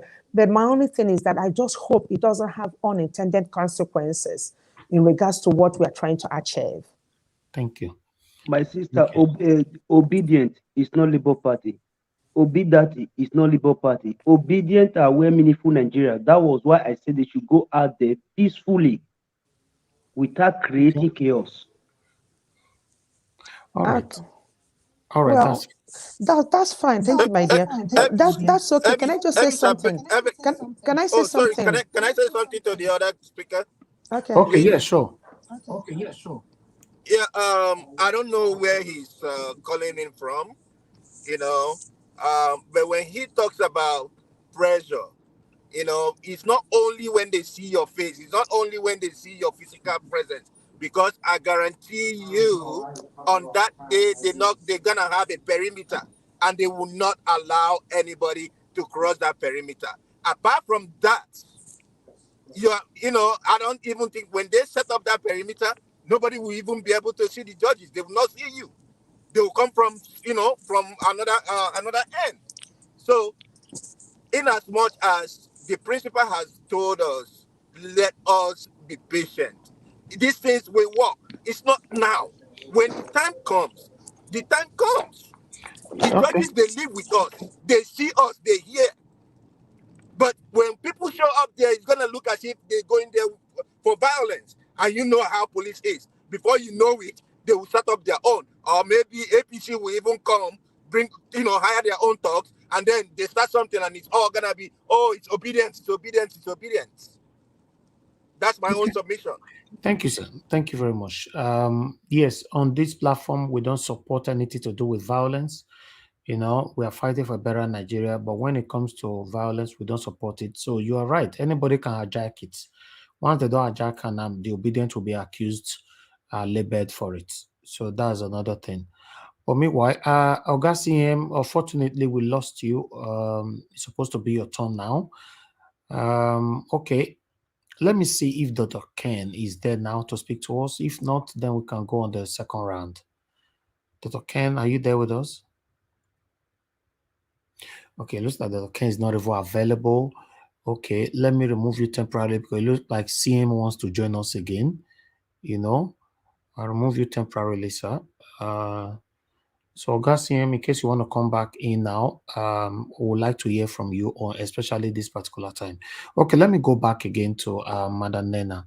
Madam Nena, please, what is your final take on this 5 minutes? Thank you. Miss Ivis, you can skip me for now. Okay, that's fine. Yeah, that's fine. Okay, I'll go to Mother Patricia. Mother Patricia, please talk to us in 5 minutes. What's your take on this? Okay, Madam Patricia, you are not available as well. Okay, our final submission, I think it should be on encouraging our people never to give up. We are very close. Nobody have any reason now to give up. To be honest, I'm not trying to pressure anybody. It doesn't make no sense. It doesn't make no sense. We must stand firm and wait and see what is going to happen. In fact, I don't want to speak negatively. We all should understand that for any reason that the judiciary, play the same role that INEC chairman played, then you should know there will be more work for you because Nigerians are not going to take it lightly. That's just the truth.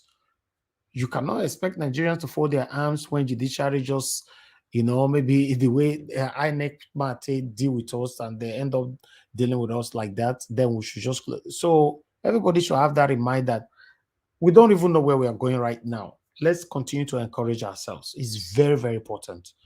Thank you very much, my people. All right. To Niger, please, I would like to hear from you, sir, in the next 5 minutes. Yeah, thank you, Niger Watch. Yeah, as I was saying regarding how Tinubu and Wiki are working together, there's this other aspect that I didn't highlight. I thought the election showed that Tinubu, this thing, P2B won the election. Why is he still saying that Wiki helped him? I guess these people are living in a dream world where they are not attached to reality. They just think things will be floating and carrying on the way they want to. If anything, he should be ashamed to be saying Wiki helped him because this guy has been found to have rigged the election as he completely disfigured the figures. And it's a very serious offense when you think about it. This is a democracy we are in, and he literally tampered with the democratic process. And he's being celebrated by the president-elect. Or what do they call it? Alleged president-elect. So this is the situation we find ourselves, and they can carry on doing all the nonsense they want to do. I think people that are in support of P2B should keep heart and take heart that they have done remarkably well. I can't even overstate that because people forget how easily these things can spin out of control. There was a time when we were having a strong debate here about this, and they have done remarkably well and sat it out and waiting for the court to go through what it needs to go through. That is a mark of, I have to say, level of civilization that is beginning to dawn on Nigerians, because there are times when for less they've ended up on the street and burning things up and all the rest of it. So they are waiting for the process to complete, and I thank P2B for being such a leader that can stem the passions and channel the passions in the right direction, because the direction to the passion needs to head is seeking justice through the system peacefully, so that when that justice comes, there is a country to govern. And I really think that people from that point of view have to take credit for it.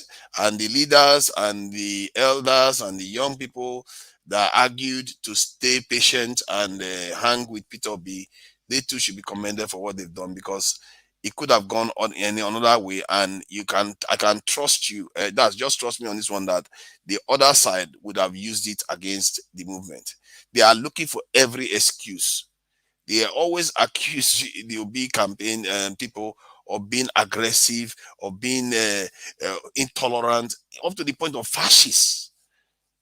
It's crazy. And yet they are the ones taking all the beatings and all the injuries and body bags, name it. It's not true, clearly.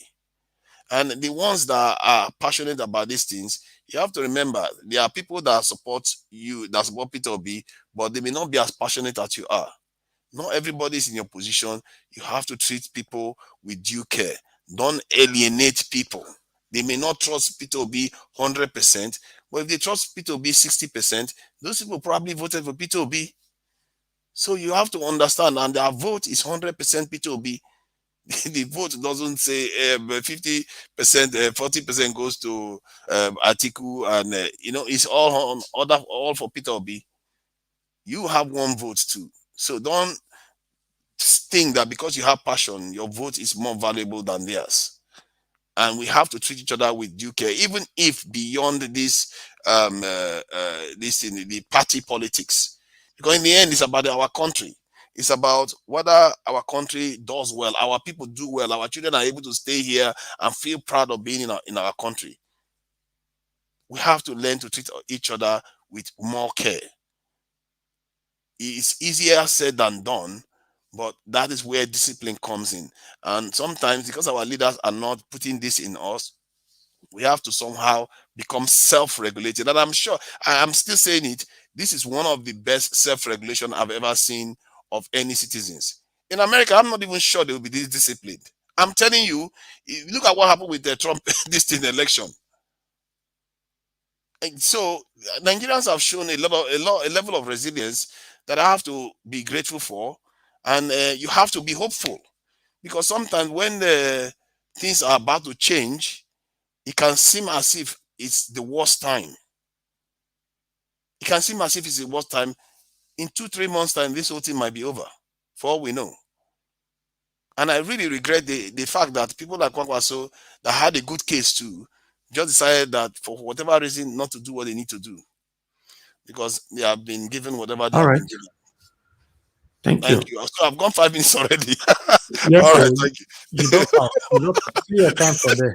I You should don't, have been watching it. All right, thank you. yeah, you don't pass your 5 minutes. Thank you very All much. right, all right. All right. Let me see if let me pick a call. Someone is calling in. Okay. Love of God is my strength. Thank you very much, madam, for calling in. Please talk to us. Good evening to you. Hello, good evening, my brother. This is a love of God is my strength. Sorry, I didn't join when you started. I'm just watching it now. Okay. I got to a place, and I know you found that place, but if you don't mind, please, can I just say something, please? Yeah, go ahead. Yeah. Thank you. I don't want anybody to come here and discourage us. Let me tell you, I know you have given all your time for this. There's nothing anybody does that will go in vain. Don't let anybody come and put bitterness or doubt in our mind on this platform. We have been doing this here since last year. I joined you this year, and I can see that you have put everything in. I beg you, my brother, hold your faith. Hold your faith where you have stood on this. Of course, I don't have any issue. On the 29th, you will not regret it. And I trust God. You will see, in the eyes of men, it is hard. But in the sight of God, it is little. We walk by faith, not by sight. Don't worry, whatever is happening is going to. Please don't be discouraged. Please, I beg you. Thank you. Thank you very much, madam. Thank you. God bless you. Thank you. Yeah. All right. But I want to make this clear that it's not about me, it's about us. The same thing you guys are telling me is what I was telling people earlier on from the beginning of this broadcast, that we shouldn't be discouraged. Yes, it's not about me. If I'm discouraged, you will not see me here every day.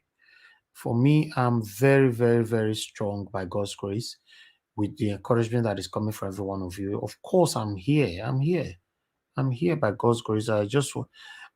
Listen, guys, we can't continue like this. God forbid, say all this effort from obedience all over the world, good Nigerians all over the world, say at the end, it no work. My people, Nigeria is doomed. It's finished. It's the truth. Some people might think, no, forget. This is that blah, blah, blah. Listen, nothing good can ever, read my lips, nothing good can ever come from APC and PDP. Never. Check the house where they say Sheyi buy now. Not be the same house that affiliated with Diziani, who was in PDP and everything. Look at the way these people, they are just riding our lives, how they like it. Nothing good can ever come from these people, no matter any angle you try to look at it. So the truth of the matter is, we don't have another choice. If you are giving up now, ask yourself, you are giving up to where? For example, I say I want to give up now. Giving up to where? If you are watching me right now, you are giving up to where? It's just like somebody with the top of skyscraper. You say you want jump, go down by yourself. You know what? Follow lift. That's what it is. That's what it is. So we are close, my people. Let's continue to make we drag each others, especially when you know that one is getting a beat down and all that. Make we drag each others. We are close. We are very, very close. I've stated it before on this platform. Share our videos, like our videos if you are here.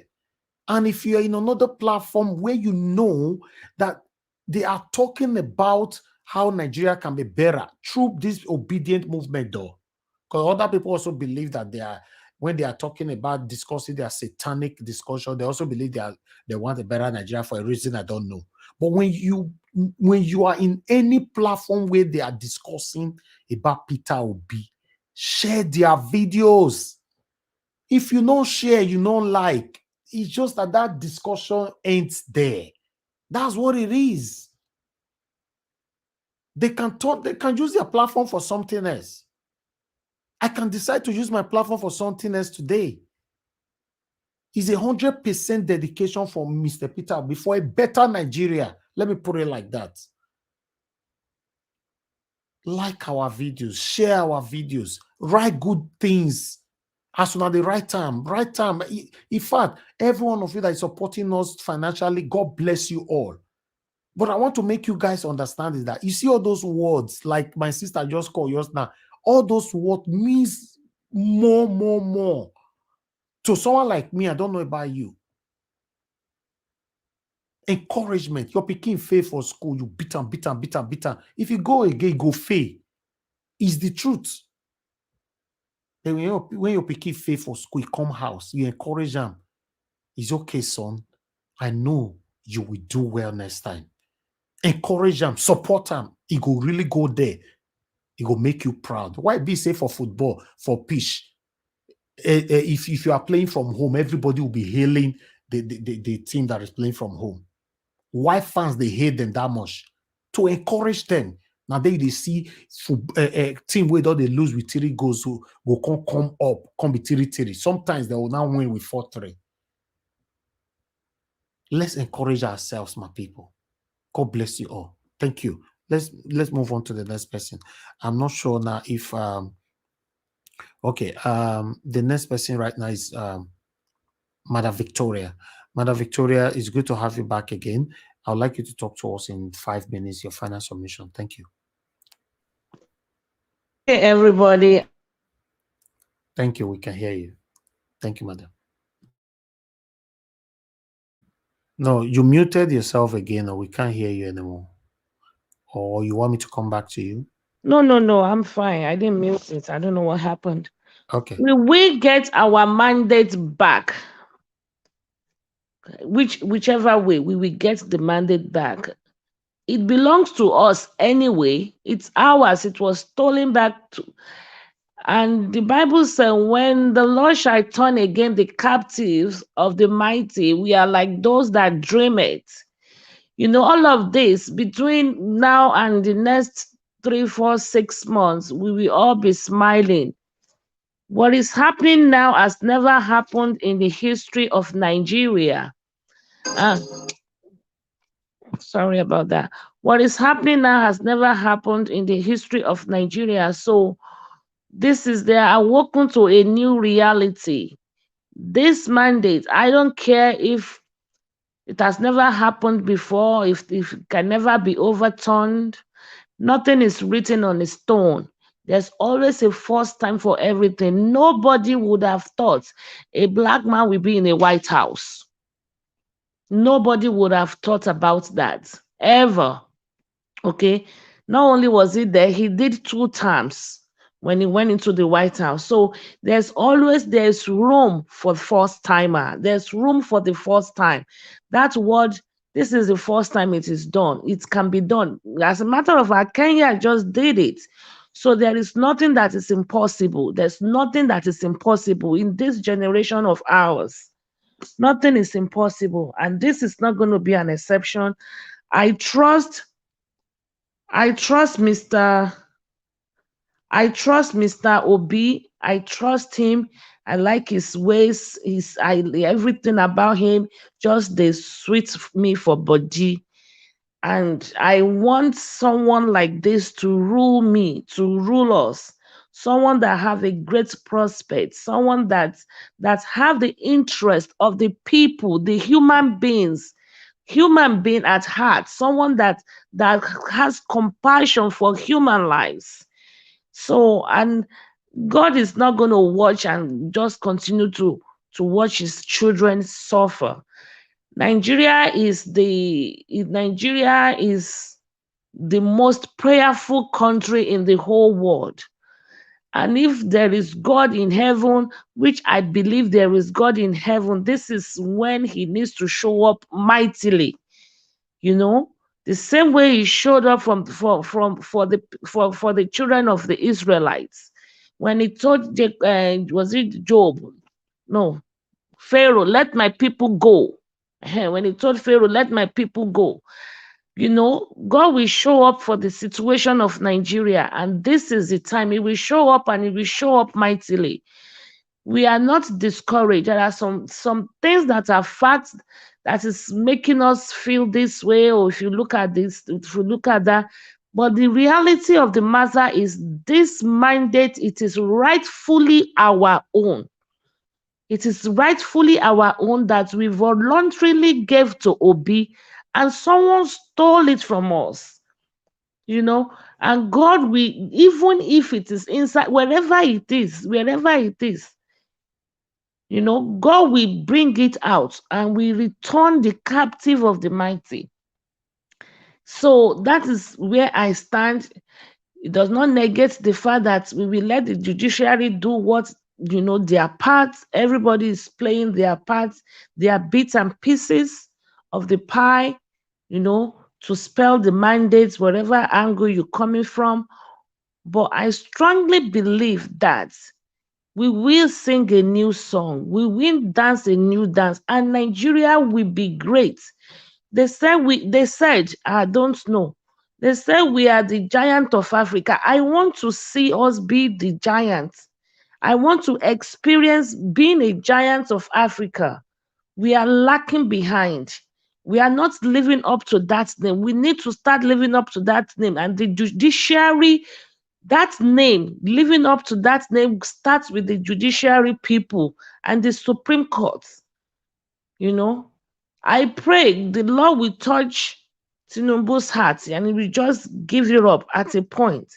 I don't know how God is going to do it, but I believe he's going to do it. Do that which only him knows how to do best. So that is my submission. We can be, you know, we disagree to agree to disagree again, but we all fighting. We said it yesterday that even when Nigeria is great, those people that think they are the elites, they will also enjoy from the country being good. They think they all have money. They think they are okay. But we were saying it yesterday that even if this street they live on, if they all have lights, what about the next street? They can take a walk. I logged off and I took a walk not too long ago. I did some errands, took a walk, came back. I was not just in my house. I walked to the next street. Everywhere is enjoying nature. It's so nice to behold the beauty of nature. But you said they are okay in their houses, but next street is not okay. And I mean, if Dangote is coming from his house to Tinubu's house, he's going to pass through the streets that there's no light. There's light in Dangote's house, there's light in Tinubu's house, but in between, there's no light. What kind of a life is that? What kind of enjoyment or elite people is that? Nigeria is sick, we're suffering. We need Obi to help us. People that wants to do from consumption to production. That is what we need. Everybody, if everybody is happy and comfortable, life is more beautiful. It's not for just one person to be okay and the other people suffering. Life is not, That is, look at that $11 million home. When you live in that house and your next neighbor cannot even eat 3 square meals, you are only existing, you are not living, because we need human beings to cohabitate in order for us to reach maximum, your life expectancy, for you to enjoy life. We need one another. Very, very important. So that's my 5 minutes is enough. When I'm talking, that 5 minutes is always shorter. Okay, no wahala. Yeah, you don't even pass. You did almost 7 minutes. The lie. How does 5 minutes get shorter? But only when me I'm talking. That 5 minutes looks so short. When others are talking, they talk. Oh, okay, No. From the beginning, I allow every one of you to talk. But it's only the people that came in now that I'm not giving time. It's okay. We Now do me that. they rewind your time, my sister. Now me they rewind that. Who is that, Mr. Alex? Mr. Felix. Now me they rewind that. Me for courage my tongue. I didn't hear anything about Deborah today. Alhamdulillah. All right. Thank you, everybody. It is well. I really appreciate you, Madam Victoria. Thank you. Thank you. Okay. Let me quickly go to Mr. Shooks. Mr. Shooks, Obibweze, thank you very much for your patience. Please talk to us in 5 minutes. Yeah, thank you once again for the opportunity. Nigerians, you can see each and every one of us, we are working hard, never give up. It's like wherever we find ourselves in the world, we always work hard. Even those at home, imagine the situation everybody is in. Imagine the naira scarcity, imagine the petrol scarcity, yet you are still strong. You never give up. Imagine that. If that kind of a thing happens here where we live in, you see people panic. You see people in a state of confusion. In fact, everybody will just be like, what are we going to do? Nothing. They just stay like that. But Nigerians will never give up. You see so many inventions. You see people bringing out things, just to make out that,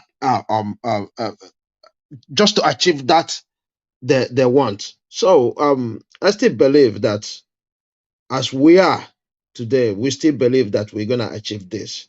We're not just speaking for speaking's sake. We are not just, doing, I don't know how to put it, but, just giving up, that it has never happened before. No. Something that has never happened before, somebody have to start it. If we start it, it's not a crime. When I listen to, these criminals called leaders, it makes me mad. I listen to the man that declared Binani, the governor of this thing. He came out to say proudly that he doesn't regret what he said. I knew this is a previous this thing, but fortunately I was absent. I just want to use this opportunity to, say a little thing about it. Coming to tell us that the Constitution provides him the right to do what he did, that he didn't regret it, that he didn't take bribe. God forbids bribe. Oh my God. This is the kind of country we are living in. And if we allow these people, this is just a testing that they just did. They just tested us. So please, let us still have that strong conviction that we are getting there. It doesn't matter how it goes. I know most of us are planning. Most of us are doing things that are extraordinary, just like before the election, just to make it happen, just to make sure that this mandate is not stolen.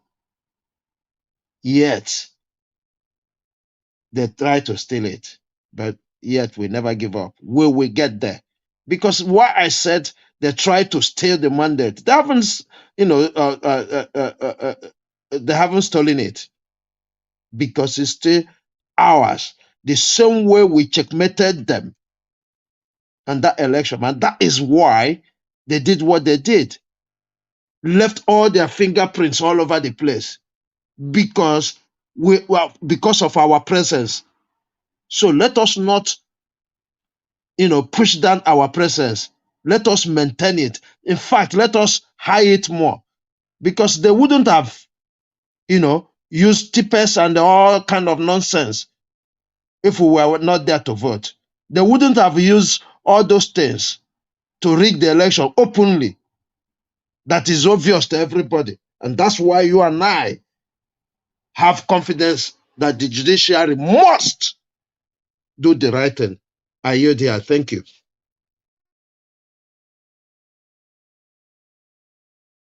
Thank you, Mr. Shooks. I appreciate you. God bless you, sir. Thanks for always standing for what is right and for always saying it how it is. God bless you, sir. Okay, let me call on the next person here. This one will be Prince. Mr. Prince, please talk to us, sir. If you are there in 5 minutes. Prince Akwashi. So pretty much, I think, Please speak louder, sir.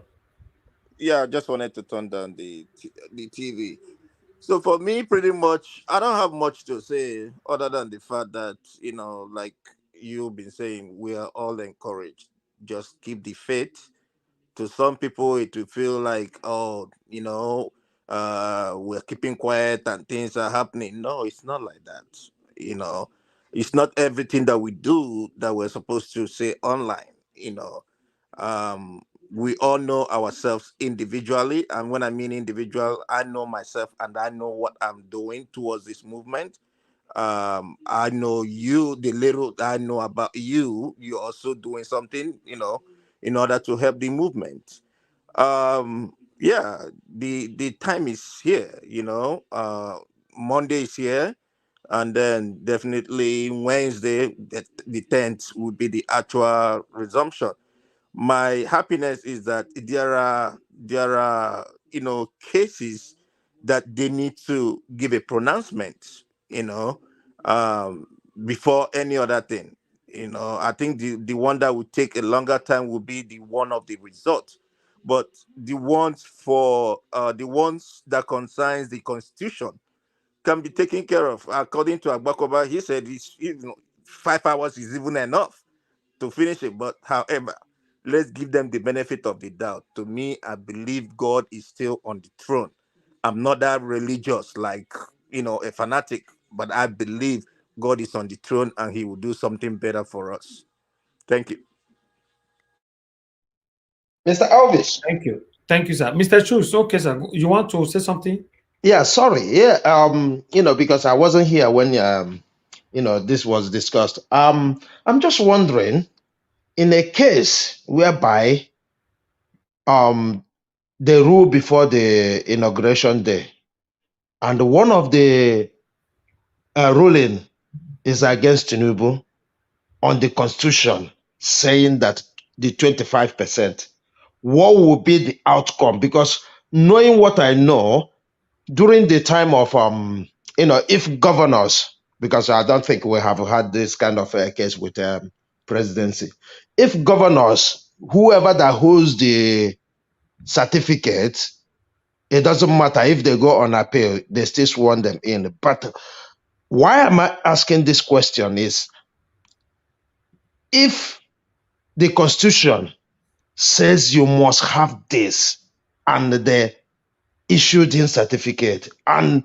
the court says the constitution says you must have this, what will be the outcome? Because like Dati Ahmed said, if you do this against the constitution, it doesn't matter whatever the way they're going it, that you have the certificate, you can go there because that gives you the right. But if that gives you the right, the constitution was broken to give you that right, what happens next? Thank you. Anybody can answer it, please. I don't know. That's why I'm asking. All right. maybe when we get to one of them, they might be able to answer it. Okay, let me quickly go to Mr. Felix. Mr. Felix, is your turn right now. Please talk to us, sir. 5 minutes. Mr. Felix, are you I there? don't have more things to say, just that we don't need to be Okay. discouraged, because very soon everybody will go jump for inside flight. If we no jump for flight, we go jump for airport for Lagos, the pop champagne. Victory is coming. Victory is on its way. Everybody should keep on. Thank you. Jimmy more up. Everybody, you're the celebrate already. I have that confidence that victory is coming. We don't have to be discouraged, because it's too late to be discouraged. It's just like our principal coming out that, no, I'm going there to withdraw the case. He can't say it. He cannot. He can't. Withdraw Obedience is bigger than Labour Party. Obedience is bigger than any political party in Nigeria. Obedience is bigger. Just like our national item, a coat of arm, everything. Okay, arise to compatriots. If all these our political dealers, they believe on our national item, why do they sing that national item in any event? If they believe on it. Anyway, it is well. Thank you very much. We just have to wait till that day. I can't wait till on month. I can't. In short, may I quick go sleep? May on month they not go reach now. Thank you. Thank you. All right. I would like to hear from the next person right here, which is Patriotic Niger. We're back to you again, madam. Please talk to us in the next 5 minutes. Okay, thank you, everyone. Now, I just want to address the thing that somebody said about going over there where the judiciary are. It's okay to do that, but like I said, you don't want to have the law of unintended consequences, because they try to label the Obidati, be a Labour Party, be any party. As far as the Obidati, they try to say you're fascist. So we don't want to encourage that.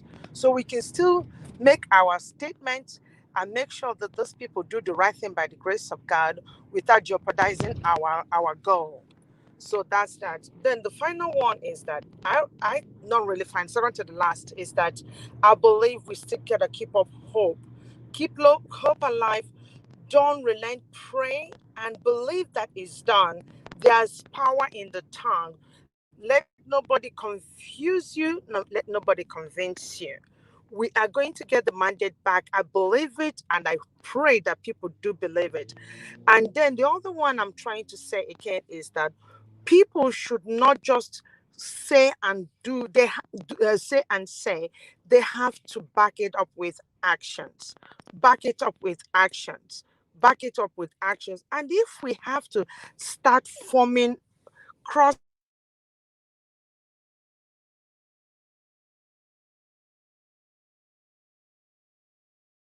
we have like watchdogs that this so-called people can have. We think your network is breaking. Your network is breaking, madam. We can't hear you anymore. Patriotic Niger, can you hear me? All right. Fortunately, she's totally out.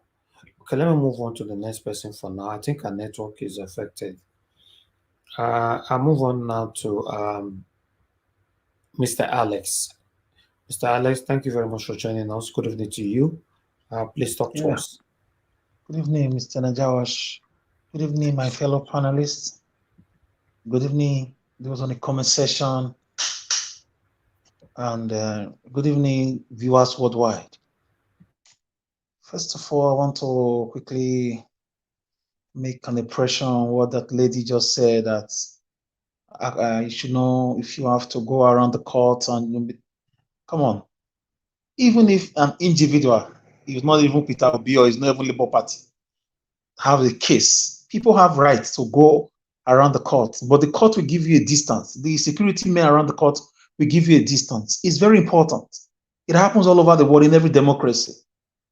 They must label you. Whatever you do, they must label you. Calling us fascists, calling us names is not new. They call pastors name. They call good people name. They've called Obi names. So calling you names, we are too sensitive to everything they say. They must call you names. What were you expecting? In this life, anything you do, people must call you names. I think they just cause you think they won't call you names. We are even happy they didn't call us drug dealers.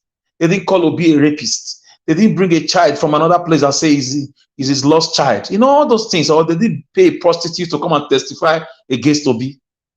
So they must call you names. You have to get used to it. They call American parties a lot of names. They call them all sorts of names.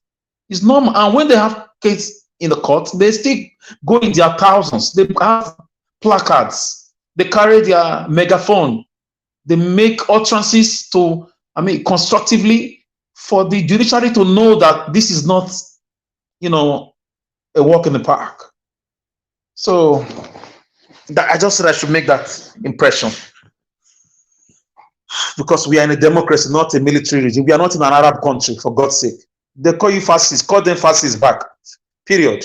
They spoke to you with their mouth. Speak with your mouth too. Don't go aggressive, don't go physical. It's normal. Even footballers in the field, they talk to themselves in a funny way sometimes. So if they call you names, fascists, Nazis, call them the same thing, but stay on focus. The court security operatives will give you a distance that you cannot cross. It's normal. And on that day in court, you will see their own people there too.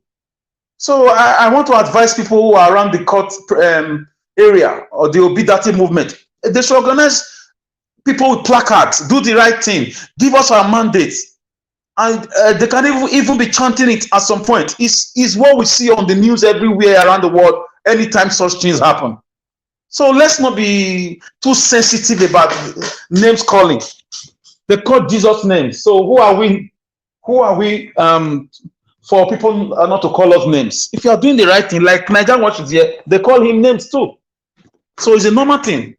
Anyways, I want to come on I was hearing some things about the $11 million house.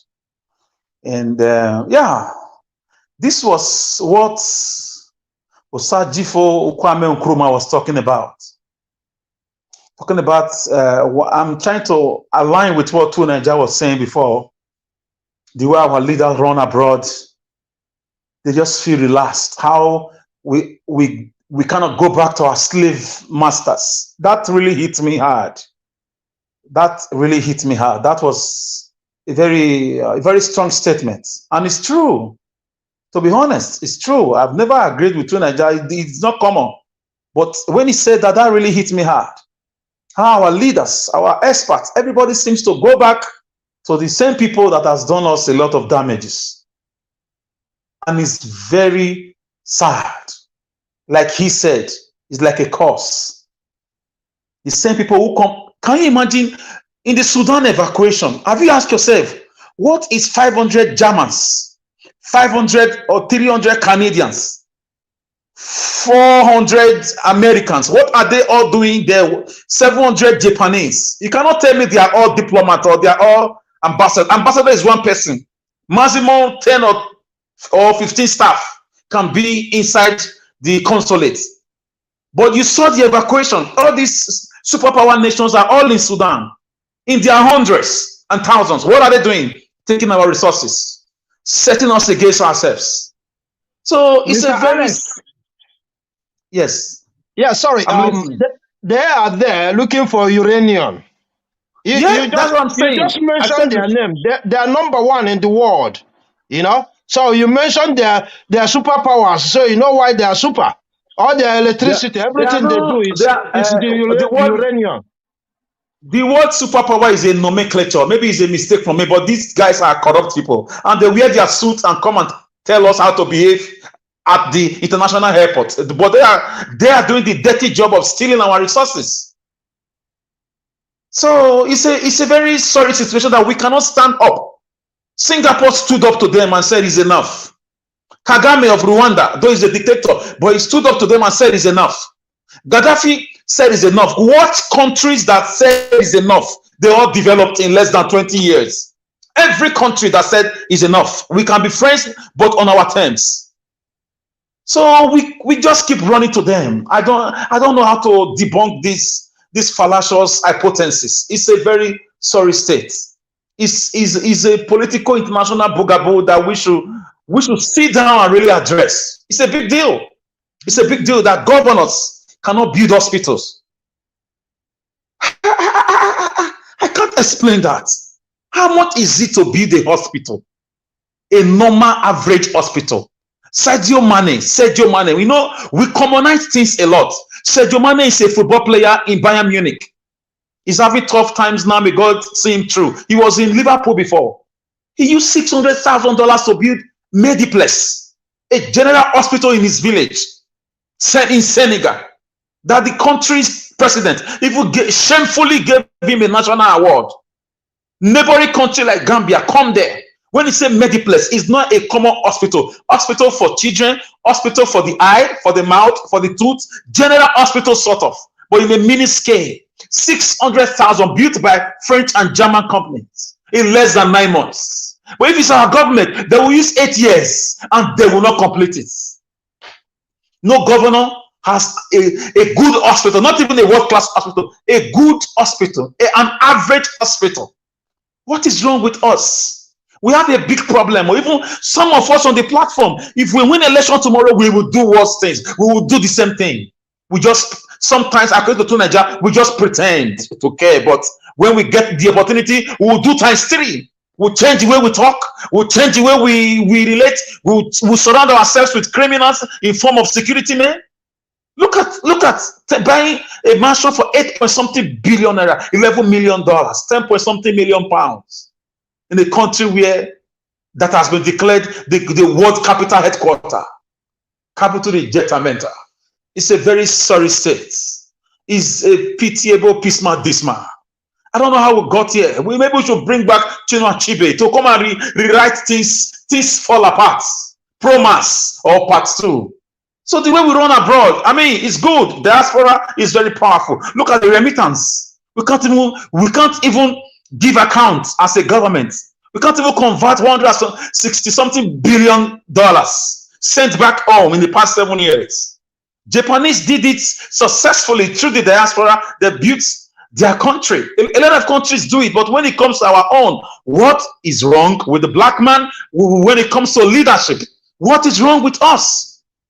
So we really have to sit down and negotiate who we really are in Nigeria. If Africa must stand, Nigeria must stand. Congo must stand. But in this time, we speak about Nigeria because Nigeria is our country. How more cost, how more evil, how more satanic, how more callous, how more illiterate, how more dark-minded, how more, backward can you be to steal from your own brother and give it to strangers abroad? I don't know how they think. You leave your fellow tribal men and women. You refuse to build a hospital for them. You refuse to build their roads. You refuse to build their schools. You refuse to build their markets. You refuse to build their security. You refuse to build everything, agriculture. But you take it to foreigners. They confine you in a block of 2 or 3 bedrooms and you say you are rich. You are just a fool. A big fool. Babu, animals. The same people that enslaved your great-grandfathers. According to Nigeria, how would our great-grandfathers will be filling in the graves? We all run up. Abroad is good, but it will never be your home. You can never be a citizen even if you have a passport. When the going gets tough, they will separate you from the real citizens. It happened in Ukraine. We have Nigerians who had Ukraine passport. They were being thrown away from the train, from the rescue train. They were being asked to leave with their documents, with their residence, with their passport. Some of them were married to Ukrainians. When the going gets tough, you will know that thing you call passport is paper before them. They know what they are doing.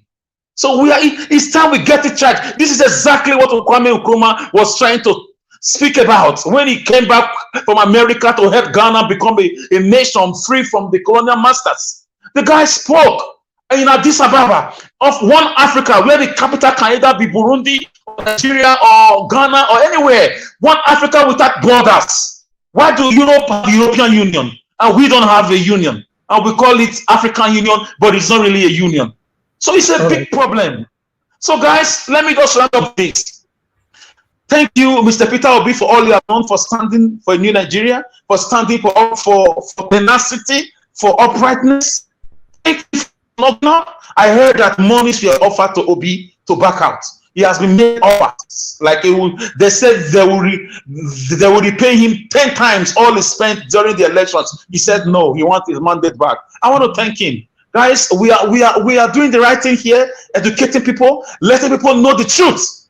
That east or west, home is best. If you like, you live in Buckingham Palace, one day you will just realize something is wrong. Mama Africa will call you. This is why it's called motherland. This is where you come from. So Obi is helping us to fight for a mandate so we can rebuild our land. We have all it takes to be a great nation. Nigeria is the richest country on the planet, given by the resources we have. But wicked men and women, let's hope Obi gets his mandate as he will get it, and we will have a new country. And if Nigeria stands, Africa will stand. Thank you.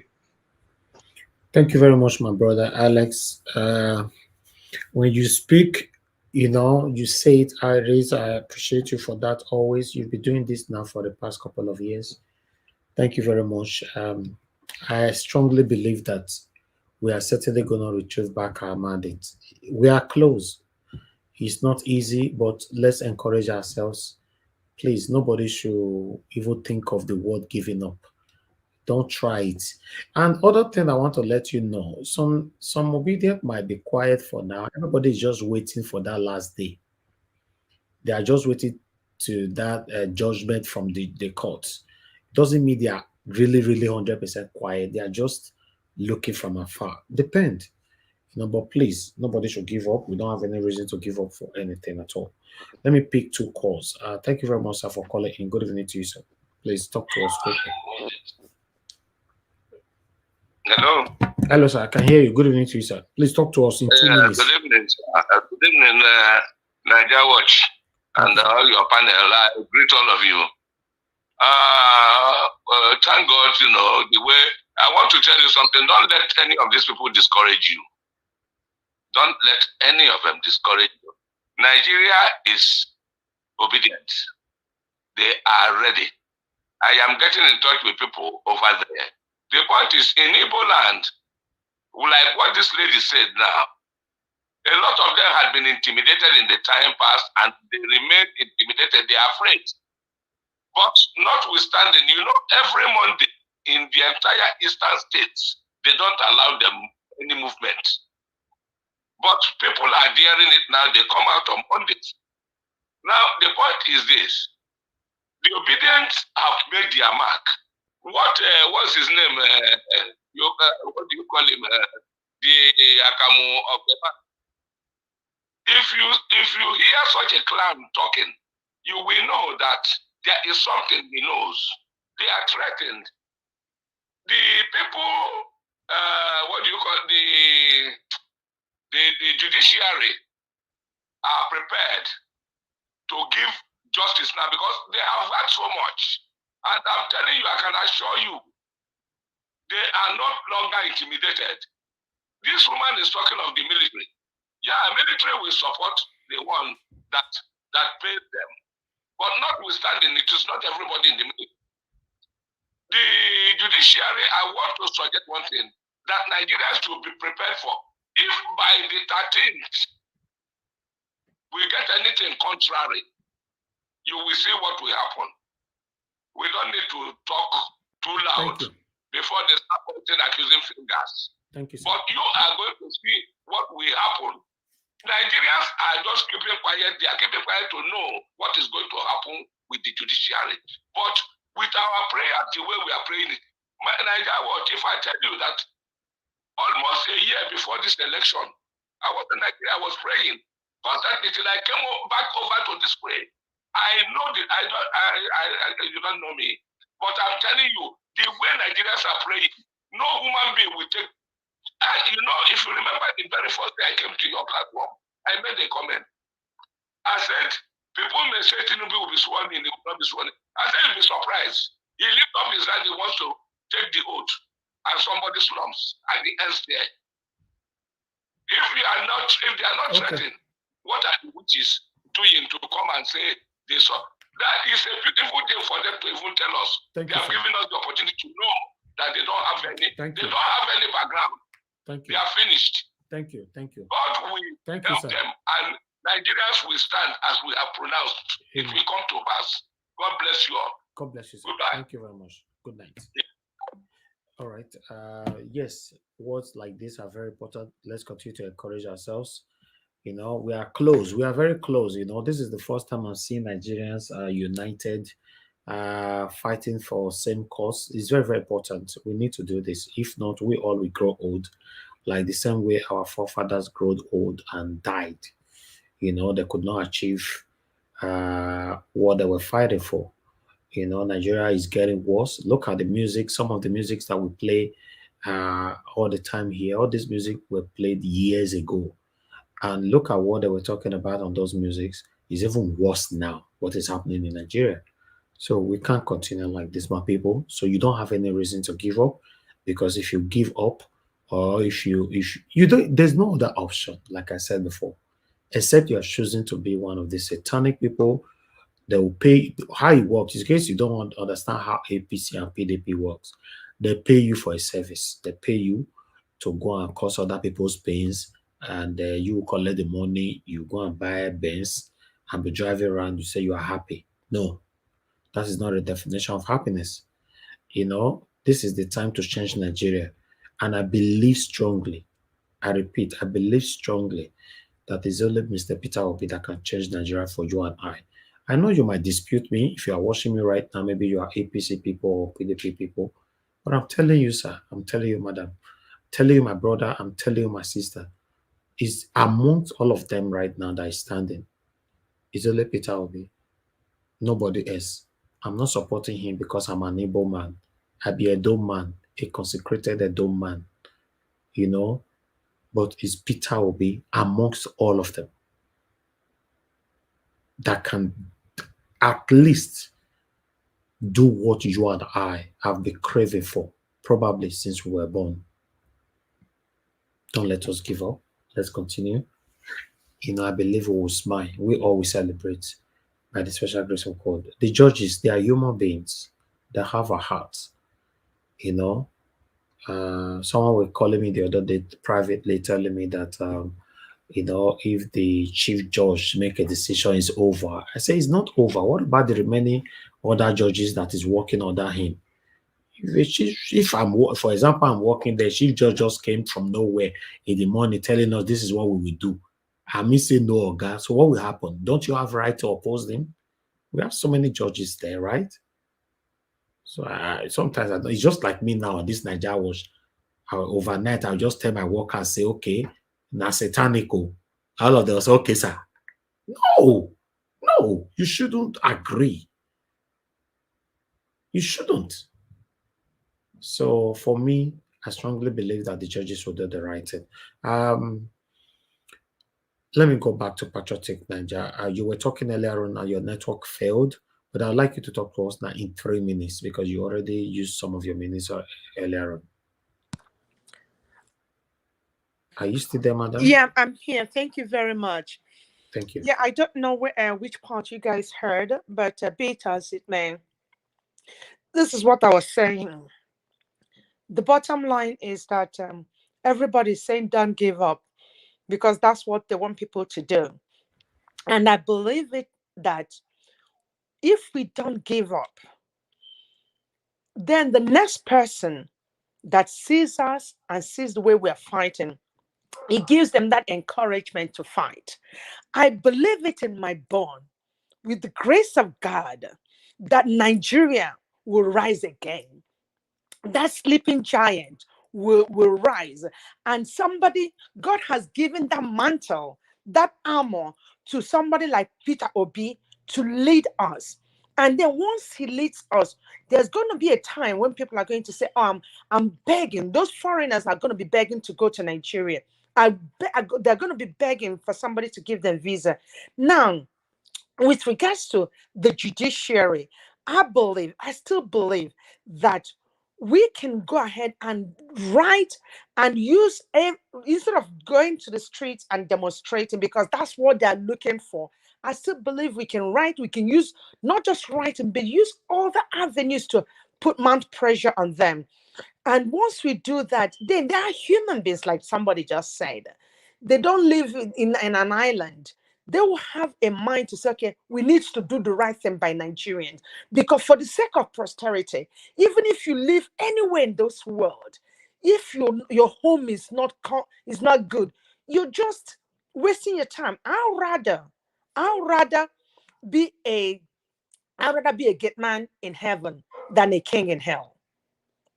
So for now, that's what I have to say. I'd rather be a king, a gate man in heaven than a king in hell, because most of us that's outside of the country, we're just living in exile. Thank you. Thank you very much, madam. I really do appreciate you. All right. I would like to go to the comment section. Excuse me, before I leave, can I ask you a question? If somebody wants to donate to Niger TV, yeah, please, how do you do it though? We have 3 ways of doing this. Either you support us through Super Chat, or you support us through PayPal, or through Nigeria account. You know, so can you post the Nigerian account if you don't mind, please? Okay, it's on the screen right now. Okay, I'll take a screenshot. Yeah, it's on the thank screen. you. Thank you very much, madam. God bless you. Thank you. Yeah. All right. I want to quickly go to the comment section. Freedom Simple. You're saying that why lead people to their death with false hope? Why not just try something new? Okay, please tell us what's the something new, because I don't understand what you stand for, what you're trying to say, who you belong to.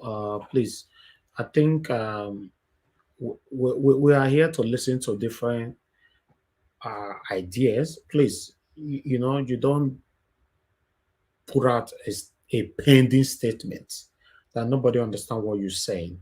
So please use the same platform, write it there.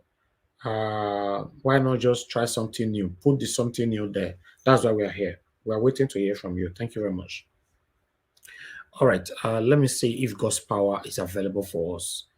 God's power, are you there? You need to talk to us. Yeah. Thank you very much. Good evening to you. Please talk to us in 5 minutes. Thank you. Okay. Good evening, Mr. Hervis, and good evening, fellow well-meaning Nigerians, the obedient family, the people that will mean well for their countries. I pray that the good Lord that makes us to be a Nigerians will continue to be strengthening us and make us to continue to be believing on the cause that we are fighting for.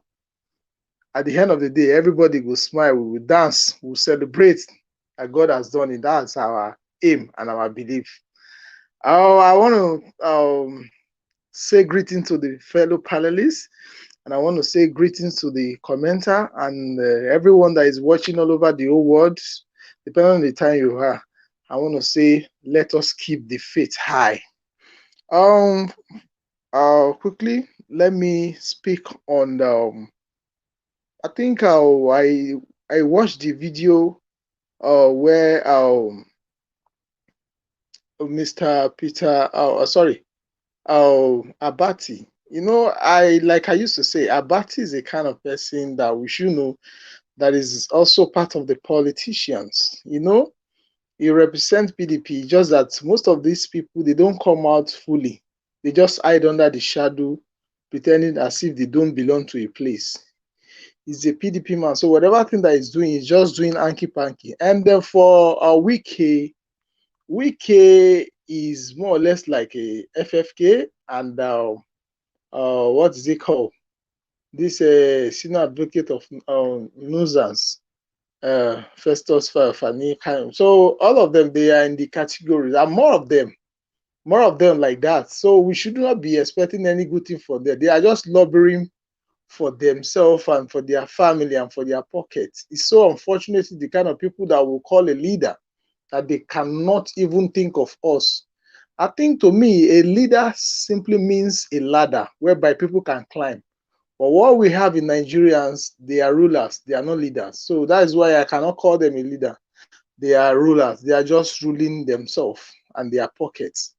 Going forward, concerning the property that was being, seen that Tinubu's sons owns, I will not be surprised that if I thought maybe the property might be Tinubu's owns. These people, the politicians, that's how they do their things. They can use their family, their relatives' name to get properties indirectly. But most of us will be thinking maybe it belongs to their relative, their family. It might be his own. And like I always said, I don't know, I always said these things that this man called Tinubu, I keep saying it, that every one of us should keep searching on a daily basis on God. I'm still here to see who Tinubu affiliated to, which background, what is his background as a Nigerian, because up to now, I'm just such, I've never seen where they say Tinubu belong to a particular, family, what is it called? Where is air from that related to Nigeria? I've never seen. So it will be unfortunately for somebody that says a which good for our dear nation Nigerian to still believe that these satanic people mean well for our country. Mr. Heavy, if you check it very well, most of the people that cause us pain in this Nigerian, that they have ruled Nigerian before. If you check them very well, most of them are not really from Nigeria, and that's why they said that it's only a bastard that will use a wrong arm to to point out where he come from. I mean, it's his or her lineage. So if you check it very well, most of them have come and gone. So it will not be surprised tomorrow at the end of the day, we'll now find the real truth that this guy is not a Nigerian. So it's not going to be a surprise thing. And like we used to say here, that whatever anywhere they might plant, because we know that there's some people that they are planting up and down all the whole platform, just to do what, just to distract us. But I have this message for them. Whatever that send you, whatever that plant you, whatever that send you to come and distract us on this our Nigeria watch, you people are just wasting your time, because this is something, we are a moving train. We are not looking back. I've never seen whereby a train reverse. I don't know. Train always go forward. So we are moving trains. So whatever, what is it called? Damage control that you've been sent to come and do it and distract us and tell us that this is not going to work. You are just wasting your time. So I just want to encourage every one of us to keep the faith and the hope alive, and to make sure that this cost of our, justice will be gotten. And I want to use this advantage to speak to the judiciary. I'm not begging you guys, because you guys are being paid as a lawyer.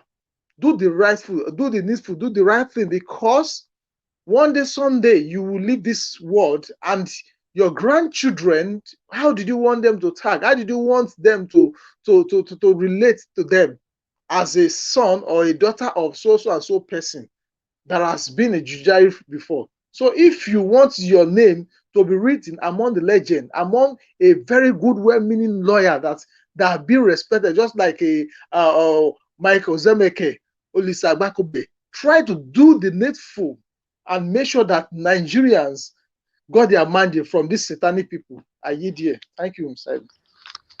Thank you, God God's power. Your network good today. Kai, that's what we'll celebrate. Thank you so much for your submission. Thank you. God bless you, sir. Thank you. All right. I guess everybody on the panel have contributed. So it's time for us to round up right now. But I can give, since Alex just joining us, I'll give Alex another 3 minutes, give to Naja 2 minutes. And if any other person needs 2 minutes, you can give round as well. But I just want to mention these two. Mr. Alex, please use 3 minutes to quickly round up the issue. For the sake, let me paraphrase, or let me make more expository expose on what we were saying before. Minutes not finish. That was that's the wrong logomaki. Let me do my logomaki peacefully without interruption, extempo and impromptu from you. Anyways, let me give you a full picture of who we really are. We are not Ghanaians. We are not Nigerians. We are not Cameroonians. We are not. These things were given to us by these white people abroad. I have no problem with them. They love their people. They feed their country. That's good. Let us stop assimilating everything they tell us. We are Africans. We are Africans. And the sooner we realize that we are doing ourselves damages by running abroad with our stolen words from our people. Because some of you are going to be governors from this platform. You are going to be senators. You are going to be presidents. Who knows? Life is very funny. I'm talking to you in terms of the future. This is what Kwame of Ghana spoke about. Sankara spoke of it. Nyerere of Tanzania spoke of this. Is what Pierre Lumumba is advocating. We should stop taking our resources abroad. Stop, looking for something that is not there abroad. We should build our land. It's possible. It's doable. Singaporeans have done it. Malaysians have done it. Chinese have done it. Saudis have done it. Qatarians have those in Qatar, Qatarians, they've done it. We can do it. No African country have done it, apart from some part of South Africa because of Nelson Mandela. And if you watch it, it's the white influence. So we are not cursed. We should think of our heritage. We should think of our identity. This is where Peter Obi said, I will live here and fight for my mandate. He said, if there's war in Nigeria, if I'm anywhere around the world, I'll come back home and fight. I will return to the country. We are Africans. We are Africans. We should take care of our identity. We should love ourselves. We should think of how we can help this kidnapped territory. It's been kidnapped by bad politicians. So as we continue to educate people, as we continue to come here to fight for our mandate and continue to have this rapport or this colloquy or this sensitization amongst ourselves, your eyes are beginning to open. Those things they give you, they call it resident permit, passport. It's just to take you away further from home. It's very good to navigate around the world, but that is not who you really are. You are from Africa. Bob Marley says, so long you are black, you are from Africa. That's very powerful. So our governors are short-sighted. They are parochial, in spite of the numerous degrees they have. You saw the Professor Mohammed, is it Yakubu Ahmed, that's rig elections, a whole professor. That should tell you the kind of person they have. The governors are like that. So most of the governors are like that. Look at what Wiki is doing. Once again, my sincere apologia, over my emotional support. Wiki deceived me. He played emotional intelligence politics on me. I was cajoled and I was bamboozled with the political embellishment that he did in Rivers State. So now his true colors came out. Immediately I said, Kabutu detrimental to Wiki. Wiki should be investigated. Wiki should be arrested once his tenure is over because of the reckless abandon, the impunity at which is displaying the governorship power, the bravado at which is abusing power, declaring a state of holiday or stopping economic activities because of one person. For me, that is a big slap on the citizen's face. He has made himself a political demigod and is not acceptable. So we should think of building our society, giving ourselves electricity, giving ourselves technology, giving ourselves proper education, giving ourselves shelter, giving ourselves agriculture, giving ourselves security, investing in our lands, not taking money back to your slave masters. These guys were colonialists. They brought about, if you know about the scramble and partition for Africa, the Berlin Conference of 1884 to 1885, Africa was shared like a piece of meat. So they created those boundaries. They call it Togo, Benin, Ghana, Nigeria, Zimbabwe. Those things never existed. It was kingdoms and city-states. So let us start getting the real awareness that they don't want us to know. And the education they give us in Africa from these people is not the same as the one they give their children abroad.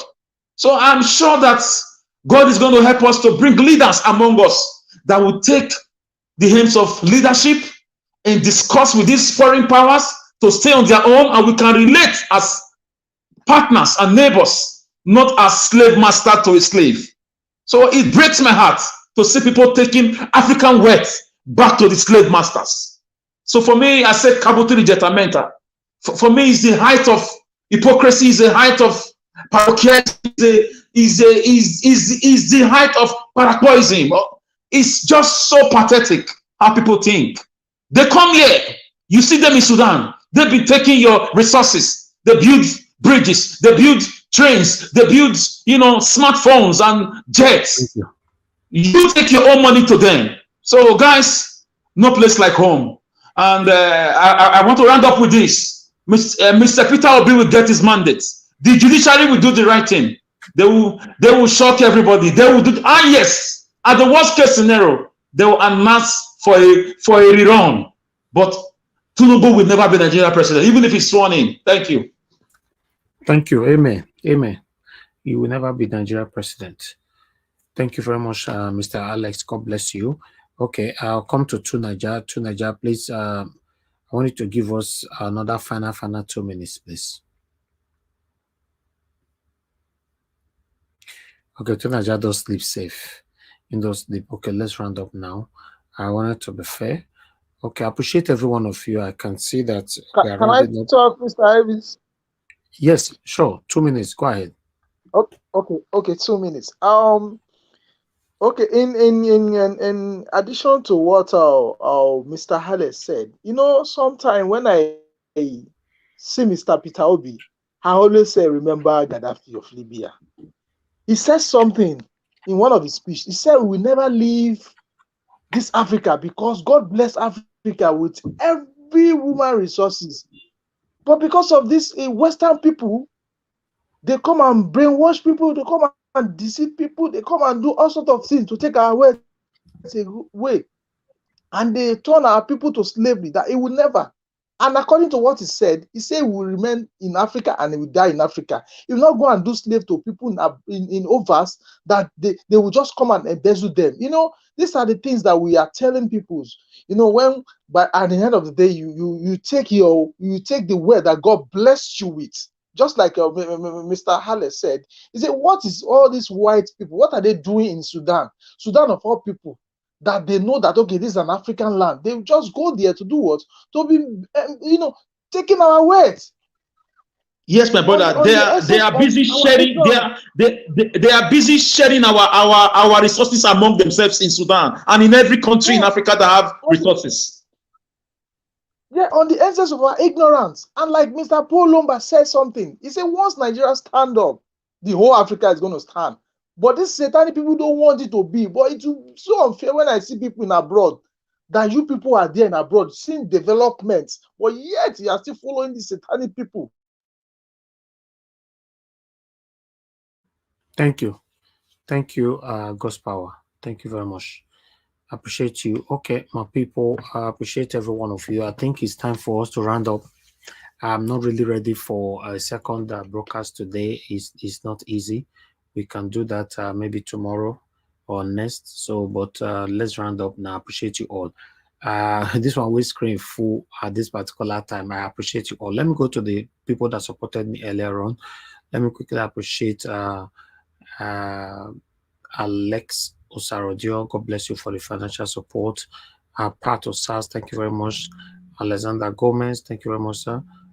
Chris, thank you very much. Gabriel J. Iken, thank you. Lady P, thank you very much. I appreciate you all. I want to be Ferdinand, thank you very much, sir. I appreciate you. I'm Bright, thank you very much. Thank you. May God bless every one of you. Okay, I have a caller. Let me quickly take this call. Mr. Chris, we are rounding up now, sir. Please, we are rounding up. Hello. Hello, Mr. Chris. I can hear you. Go ahead, sir. We are rounding up now. Be quick. Yeah, sorry. I hope I'm not breaking the rules for calling again the second time. No. You are not. Go ahead. Okay. Thank you very much. I was just listening to our eloquent Alex speak, and God's power that called in. But I think like for the first time, I want to differ from the viewpoint of Mr. Alex and God's power. You see, I think we Africans, we really have to speak to ourselves first. It kind of breaks my heart for we to be complaining as if we are children. We'll just be complaining that the white people, they are the one doing this, they are the one doing that. But we forgot that we Africans, we don't seem to love ourselves enough. Okay, can you just take, for example, our president went to the white man's land to go and stay for 6 months, and he was treated. And the president came back. Till today, he didn't tell us what he was treated for. And he could not even build a hospital to take care of that illness in case other people have that kind of illness in future. Like God's power said, our leaders, they go to these Western countries every now and then. They see the way things work there. Why are they not replicating the same thing in Africa? Why are they not doing that? Is it the white men that's also stopping them? Nigeria, please, I have a question for him. I cannot see anywhere where any white man wrote to Mahmoud Jega to rig our election for us. I didn't see anywhere. It is we are the one that is our own problem. Just take, for example, in Ghana now, just like you have the EU, European Union, if you have a passport from the Netherlands, you can go to any other EU country and start living and enjoy every right as if that's your country. But look at what Ghanaians are doing to Nigerians. It started again just 2-3 days ago. They are chasing Nigeria's traders up and down. The reason why is because the reason why they are doing that, because we are about to have a drug baron as president. So the whole Africa country, they are going to pursue all Nigerians away. Watch out. You see, please, I have a question for him. Okay. The action of our own personal action, because we rig election against ourselves as black people. So what the white people does, it's not as if I'm saying that they are perfect or whatever. They are bad, but they cannot do anything without we opening our doors to them. Exactly. If we love ourselves and we do what is right, they can never come in. They only feed on our greed. If you look at what's happening in Sudan, it's the same story. The greed is there. So these people, they just take opportunities of what we fail to do. And they keep throwing things. They throw corn at Mr. us, Alex and want to ask. That's our problem. Okay, Mr. Alex want to ask you a question, I guess. Go ahead, Mr. Yes. Thank you, my brother. Thank you. I perfectly understand you.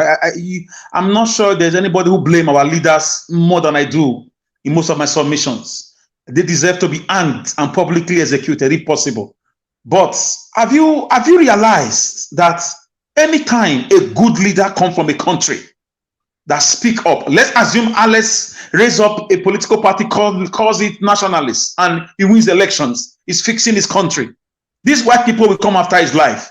They did it, first of all, to Patrice Emery Lumumba of Zaire when he wanted to change that country. They did it to Thomas Sankara of Burkina Faso. They assassinate these people. And the ones that they want... Please. Okay, Alex, sorry. Please. Sorry. I take that statement. They take out these people. The ones that they want to rule, they open their hospitals for them. They always bank their monies for them. There is what we call neo-colonialistic tendencies. What do you think about that? These imperialistic tendencies. Okay, have you finished? Okay, let him answer you. Go ahead, sir. Quickly. Yeah, okay, Alex. Coincidentally, Thomas and brother Obi already answering you now. Okay. Okay, I just wanted to add this to it. Okay, add It's this. Go okay. ahead. And do you think it was a coincidence that somebody can duplicate British visa on obese passport without British officials' collaboration and Nigerian government official collaboration? Answer that. Okay, my brother Alex, like I said I've always agreed with you on all your submission. And coincidentally, Thomas Sankara, the boy soldier, he has a hostel named after him at Ambusali University in Ekpoma. Now, you also failed to mention Blaise Campori. If you look at all these people that Blaise Campori of old Ouagadougou, Burkina Faso. Now, if you look at the history of all these people that you talked about, they are being taken out. There is always a black man that these white people work with to get these people. Yes. Now wait. Now let's just come back home now. You are talking about Peter Obi. Do you think the British people will go ahead to do that? If not that, they have seen that the Nigerian government do not want Peter Obi. They are simply working with the government, with your fellow black people. They have seen that the establishment in the country is against the emergence of Peter Obi. So that is exactly what they are capitalizing on. When you say your brothers You also failed to mention Congo. This man in Congo, the president in Congo, the one they took to Congo and they took from Congo, the former Belgian colony, you know, he was also betrayed by his people. So all these leaders you mentioned, if you look back at their history, all of them, they were all betrayed by fellow black person like you and I. The question is that why is it not the same people that colonized us, that colonized Singapore, Malaysia, India, Pakistan, Bangladesh, and all these other people?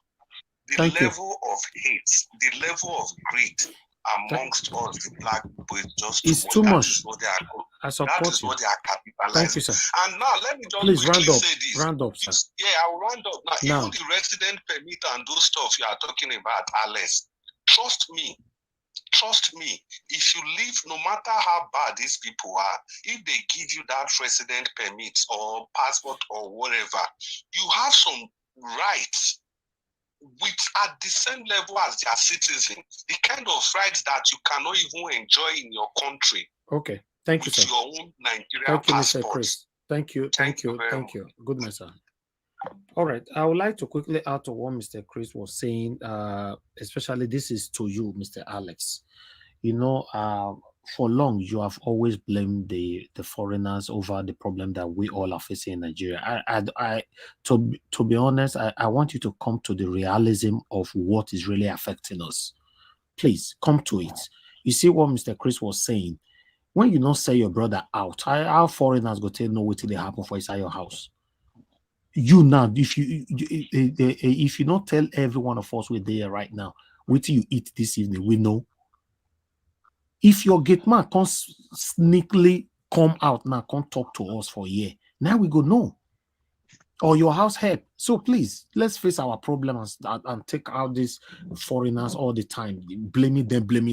Nigeria, since we got our independence, you know, 60 years, if I'm not mistaken, we are still blaming the white people. When other countries, all of them are doing excellently well, we are still blaming the white people. Mr. Elvis. Yes, sir. Sorry for my interjection. You see, you know, I made mention of this evening, you know, but because it was local, it seems as if it's different thing we are talking about. It's not a different thing. You can't. I'm not going to entirely disagree with Mr. Alex, okay? Because what is happening in Nigeria today is exactly what is happening between Nigeria and the rest of the world. You see, the southern politicians, I made mention of Wiki, how they keep selling out the south, right? It's exactly the same thing. And you and I have no power to stop these people. That is the problem. That is the problem. You see, Alice, you said that Paul Kagame is what language did you use again? It's a dictator. It's a dictator. I'm gonna disagree with you. The same thing that makes him look so hard, and that's why we cannot build institutions in Africa. And these people know what they are doing, because if you go there, the highest achievement you can get is to be a strong man. He's not a dictator. He's just being a strong man, because he knows if he gives them 1 second chance, he's gone. Not just gone and they are calling him names. taking him out of the office, but entirely. So and they are blaming him. The problem. That is the problem. I don't see him as a dictator. Because if he gives them chance, one of his brother, they will use one of his brother to finish him. Thank you. Najawash. Yes. Just 10 seconds. Why is it that anybody that tells them is enough, their country start developing? When Gaddafi said is enough to the whole America and Europe, I'm not blaming them for our problem. I'm just telling you the neo-colonial politics and the imperialistic politics, the interference through loans. When Gaddafi said it's enough, his country grew in less than 40 years. It became a first world country. His currency was more than the dollar. Now, Rwanda currency is also striving, and the countries. Mr. Alex, please, the sooner you start focusing and directing our problem to us, will be better, to be honest. We can't sit here and fold our arms. Mr. Chris have said it all. These people are capitalizing on our stupidity. Sorry that I have to use that word. They are capitalizing on the loopholes that we have. They are using us to fight us. So that's what they are doing. So what are you talking about? Is it not the same Nigerians that is working with them? Yeah. We have Mr. CM calling in. CM, thank you very much. We want to round up now, CM. Go ahead, talk to us. Sorry. Good evening, Niger Watch and everybody. I'm so sorry today. I don't know what really my schedule was quite too heavy and tight. I couldn't make it. I tried, but anyway, what I don't want to encourage anybody. I didn't listen to most of the things, but I know that the mood is just like mood swing. People should not lose hope, because the person we are following is a diehard, is a battle-tested general unquote. We shouldn't lose hope. If we remember, what I want people to take their mind back was, if we remember that night, 25th February night, when they were casting the ballot, when in the night, there was a video, this short video clip you showed, Niger Watch, I watched it here, when P2B was going to Abuja. Somebody told him he's needed at Abuja. As he was going to the tarmac to take a waiting helicopter, I don't know what. Remember that video? There was something he said in Igbo to the person following him. Yes. He said it's not easy to change a very decayed system. I'm translating it. He said it's not easy to change, but don't worry, we are going. So he told everybody to be calm. Exactly. So that moment, I remember, if you saw those that are all these people that read the Bible very well, when Christ, the disciples were asking him, Master, we used to hear people say, who are you? Who are you? Who are you? Who are you? We don't even know. It was Peter that asked him, Master, who are you? He now turned back and said, who do you people think I am? Peter said, you are Christ, the Son of God. He said, do not tell it to anybody. So that is the true confession. That day, what that thing Peter B said is he knows more than we do. He said it's not easy. He knows what he's doing. And one thing is that, to me, that this might be why God brought out Peter B. I'm still saying this because there is no other person around that has not been tainted by the politics of the past, except P2B. Let us remember, this is a man that said, if you find anything incriminating about me, go and verify, I stop campaigning. Even the politicians, nobody from PDP could bring anything, APC. So what does that tell you? We should not lose hope. Sometimes when we are this critical, just keep watching P2B's body language. Look at the interview he granted. Look at the interview he granted. Nigerians were able to, APC can do anything. Imagine saying that P2B went to see Tinubu. He said nothing like that happened. and that ends it. Asare Dokubo said he had a double citizenship just to balance up with Tinubu. He said nothing like that happened. What allegation have they not given him? What allegation? So please, I prefer, like Thomas Jefferson said, I prefer the dreams of the future better than the history of the past. Let us look for, we've got to a critical point. This thing, something must surely happen. God cannot bring P2B out for nothing. That is my own. Abraham Lincoln became the president of the United States at the age of 60 in 1861. He said God brought him into this world for a purpose. And he failed the election several times until he got that. Today, he's one of the best. He defined democracy. I don't need to say much. So let us not lose hope. Forget about all this propaganda they are doing. We can go here, all this. They are not sure of themselves. They know that P2B is coming for the people of Makoko in Lagos, those people living in dirty water, the downtrodden. These are the type of people that P2B is coming for. Not even for me and you that are abroad that you can say we can eat. He's coming for somebody who spent his Christmas with people in the refugee camp. Has it happened before in Nigeria? Somebody who spent his Christmas day. He said, because you people are here, if you people are not here, I would have been in my house. But because you people are here, I have to be here. It's just that people, sometimes if they don't want to know what to do, they use say it's an Igbo. The hatred Nigerians have from the Igbo to cover him up.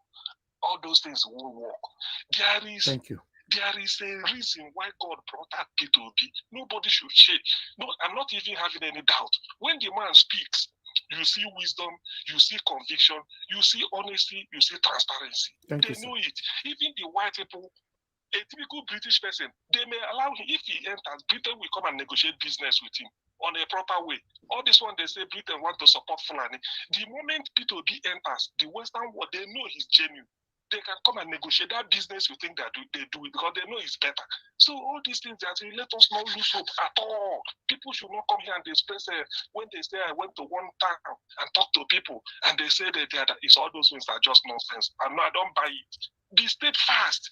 There is nothing God can give you if you did not work hard for it. Especially when you see that you are working hard.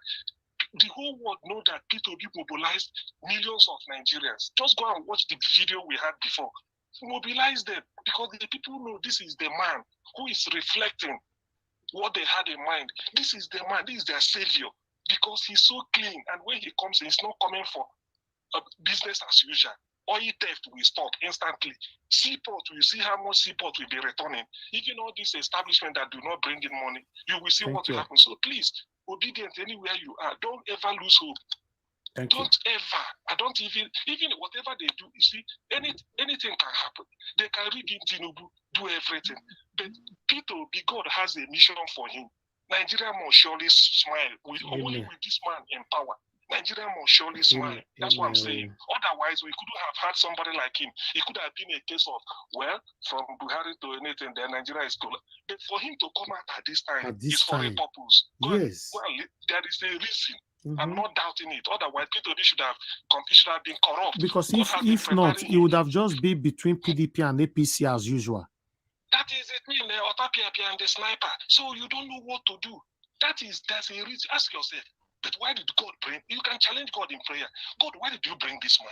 What are you trying to tell us? And immediately he talks, people follow him. Do you know all it will take now is for P2B to say he want to see people in the stadium? Do you know that stadium will be filled up to the brim even before he arrives till today? So that's what it means. There is a reason why God brought him. Nigerians must have prayed in their mosques, prayed in the churches, cried, wept, died, shed tears, even express despondency openly. God now said, out of among you people, I will raise a leader. Augustine, try and join us tomorrow. Try and join us tomorrow. I will try. Yes, if you have the time. I will try. Yeah, because we'd like to listen to you. Thank you, sir. Good night, sir. Thank you. Yes, sir. All right, my people, I appreciate you all. Thank you. Now, God bless you. Now, Mother Victoria, thank you very much, and thank you yesterday. God's power, thank you very much. Patriotic Niger, thank you very much. Oga Prince Akwashi, thank you very much. Mr. Felix, thank you very much. Mr. Alex, thank you very much. Mr. Chooks, thank you very much. Mother Nena, thank you. Mother Patricia, thank you very much. And Oga to Niger, thank you so much. I know say to Niger don't sleep since tele. But meanwhile, we're rounding I up right still now. here. What are you going on about? I dropped off for a bit. Sorry. I know that I will take call you, answer now. All right.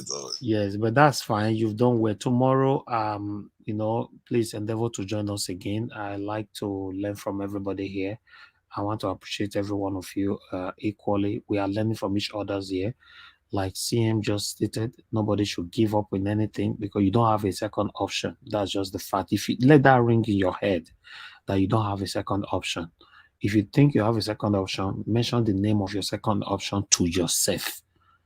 Then you figure it out. That's it. As for Mr. Alex, please let's face our problem and sort our problem out and leave the Westerners out of it. The Westerners are only capitalizing on our stupidity and greediness. That's what they're capitalizing. Yes, you're right. They should also leave us alone in any way, but you're right. Thank you. No, not them. They didn't hold you. It's you that carry us. Go sell for them. Now we like, as you be now, go give your name to them, do anything. And the first thing they want to ask me, what is their gain from this business? It's a negotiation. No. So but you can't blame them, my brother. That's why their country is better. That's why you see that people like us and many others are running to their country to give birth to our children. Because they build their country. We can build our own country. Let's leave them away. They leave them out of this. These people don't go for holiday and come to our country. We come to their country for holiday. Any white man that is living in Nigeria today, they are working with oil. That's why they are there. So we should get this right. Let's face our problem, and this is it.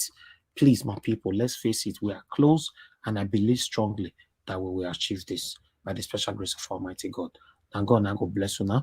On the comment section, mother of all, Mommy Diaspora, thank you very much, Mommy, for all you do for us here. We appreciate you always. I want to appreciate Freedom Sipo right there with us. Willie, Destiny Available. Thank you, my good people. Mr. Tony, Africa, thank you very much, sir. I appreciate every one of you. Bless the Chukuka. Thank you very much earlier on for this support through paper. God bless every one of you. Thank you. Now go draw the curtain. It's been a long day. Kingsley Ogera here once again. Thank you. Please help us to press on the like button before you leave, and also help us to copy the link and take with you, to the other platforms where you belong to. Thank you. And God will bless you now. Together we stand. I appreciate you all. Take care and bye for now. I know they do competition with anybody. If I offend you, forgive me. Show me love. Go there, biza. Kama bara wa lo ninu ife kan akanbi. I know they do competition with anybody. If I offend you, forgive me. Show me love. I go show you love. Kama bara wa lo ninu ife kan. But I know they do competition with anybody.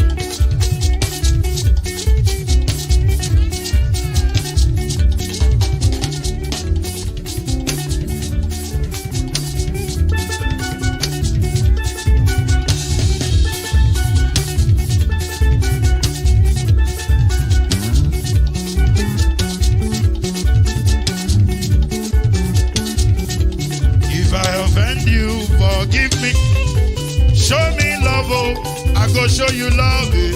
Kama bara wa lo ninu ife kan. I know they do competition with anybody. If I offend you, forgive me. Show me love, I go show you love. Kama bara wa lo ninu ife kan.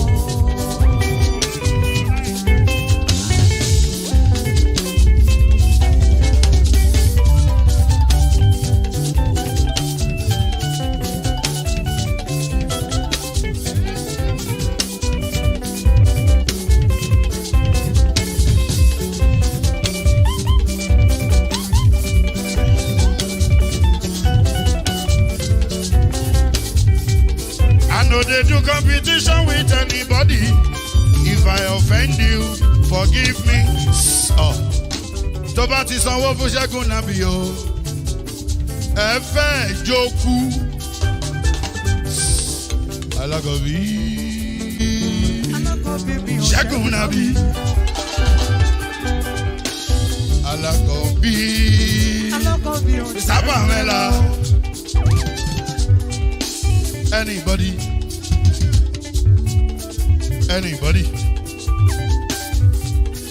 Any bobo bobo bobo bobo. Anybody? Mo ló ń folú, ó gbà mí bó ṣe rí mi láti finishi. Délé mo ló ń folú, ẹ jẹ́ ń sọ̀rọ̀. Délé o,